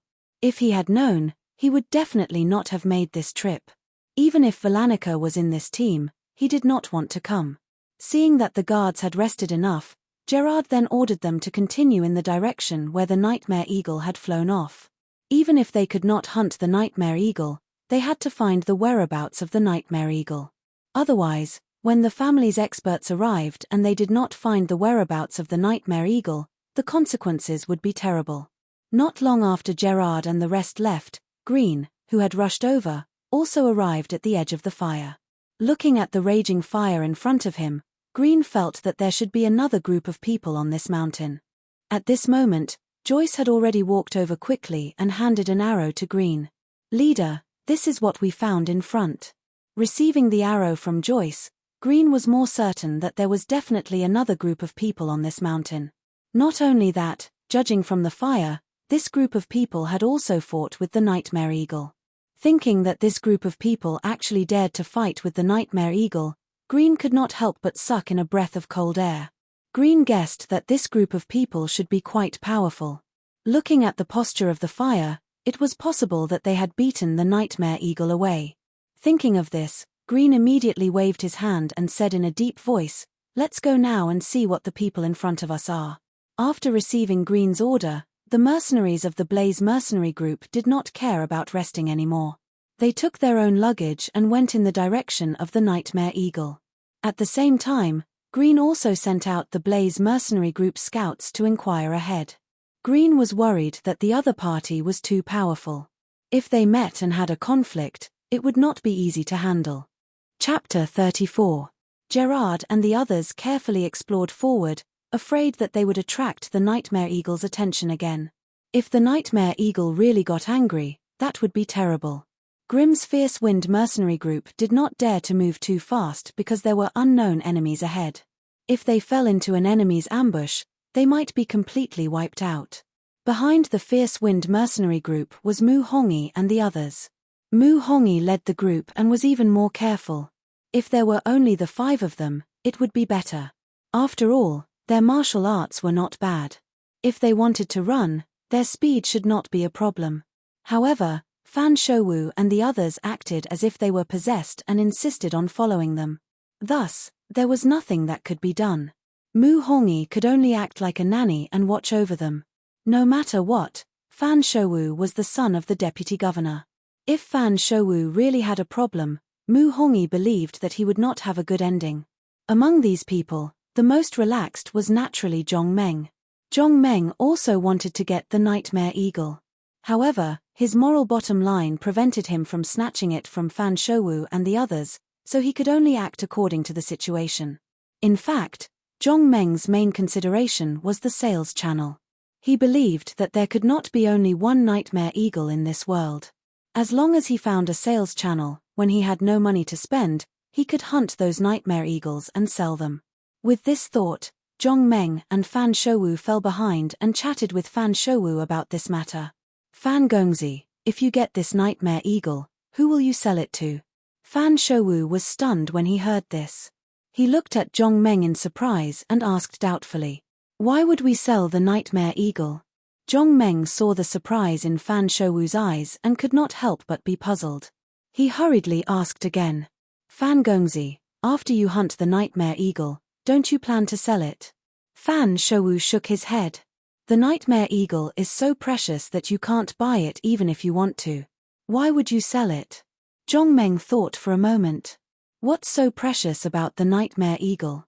Can you tell me?" Fan Shouwu looked at Zhong Meng. Seeing that he really did not understand, he explained, "First of all, the feathers of the nightmare eagle can be made into a black feather cloak."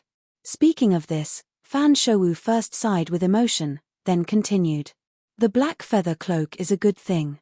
It's definitely a treasure that can only be encountered but not sought. Not only does it have the advantage of being warm in winter and cool in summer, but it can also be fireproof. It can be said that in a burning house, as long as you wear the black feather cloak, no matter how big the fire is, it will definitely not burn you. The fierce brothers, don't you think this is a good thing? Zhong Meng heard this and nodded. This was the legendary good thing that could increase one's fire defense. Fan Shouwu continued, apart from the fact that the nightmare eagle's feathers can be made into a black feather cloak, it also has a core. Of course, this is what we call it. In the Magic Empire, they call it a magic core. Have you heard of it? Zhong Meng nodded again. Although he had never heard of magic cores here, there were many introductions in various novels. He was naturally very clear about the effects within. Thinking of this, Zhong Meng suddenly asked, if there are magic cores, shouldn't there also be magic stones? Fan Shouwu heard this and nodded. Indeed there are. Magic cores are condensed from all kinds of creatures after many years of cultivation. Magic stones are produced outside of mines. As long as you find a vein of magic stones, you can excavate a lot of magic stones. Therefore, the value of a magic core is much lower than that of a magic core. Fan Shouwu saw that Zhong Meng understood the meaning of magic cores and continued speaking. Magic cores are of no use to us here. However, the flesh of the nightmare eagle contains a large amount of vitality. If we eat it, it will be quite beneficial to the growth of our internal energy. Therefore, this is definitely a good thing. In addition, the claws and bones of the nightmare eagle are incomparably hard. Some can be made into daggers, some can be made into whips. In any case, the nightmare eagle's body is full of treasures. At this point, Fan Shouwu turned to look at Zhong Meng and asked with a chuckle, the fierce brothers, say, if you obtained such a good thing, would you sell it? Zhong Meng nodded and said without hesitation, yes. In Zhong Meng's eyes, the nightmare eagle was only a pile of moving gold coins. To him, it had no use at all. After hearing Zhong Meng's reply, Fan Shouwu was startled. He didn't expect Zhong Meng to give such an answer. After a while, Fan Shouwu shook his head and thought to himself, this kid is quite strong, but his brain isn't very bright. Such a good thing, but he doesn't know how to keep it for himself. Instead, he wants to sell it. What an idiot. After hearing Fan Shouwu's explanation, Zhong Meng understood. It seemed that as long as he had the nightmare eagle in his hands, he wouldn't have to worry about a lack of sales. The group continued walking until night time, but they still didn't find the nightmare eagle's residence. They could only find an empty area and prepare to rest. There weren't any tents and the like. Everyone could only chop down some small trees and build 2 simple thatched huts. Of these 3 groups, the ones walking at the front were naturally Gerard's group. Gerard was already scared out of his wits. He was very careful along the way. Even when setting up camp, he found a very secluded place and settled down. Now, Gerard didn't have any other thoughts. As long as it was safe, everything else didn't matter. Green's fierce wind mercenary group was even more frightened. When it was time to rest at night, they didn't even light a bonfire. They simply ate some dry rations and hurriedly went to rest. Everyone was very careful. Naturally, it was very safe at night. The next morning, the 3 groups set off at almost the same time and headed in the direction that the nightmare eagle had flown. They walked all the way until noon. Gerard, who was walking at the front, stood at the top of a mountain. He suddenly discovered that there was a red mountain peak far away. After seeing this red mountain peak, Gerard was immediately overjoyed. He felt that the nightmare eagle should be resting there. Thinking that he was about to see the nightmare eagle again, Gerard was really surprised and happy. But no matter what he thought, he had to continue moving forward until he found the nightmare eagle's true habitat. At that time, his mission would be considered complete. Since he discovered the red mountain peak, Gerard didn't dare to be negligent. He hurriedly ordered his subordinates to hurry towards the red mountain peak. You're tuning in to the Celestial War YouTube channel. Don't forget to subscribe and join us on this journey to catch the most captivating stories,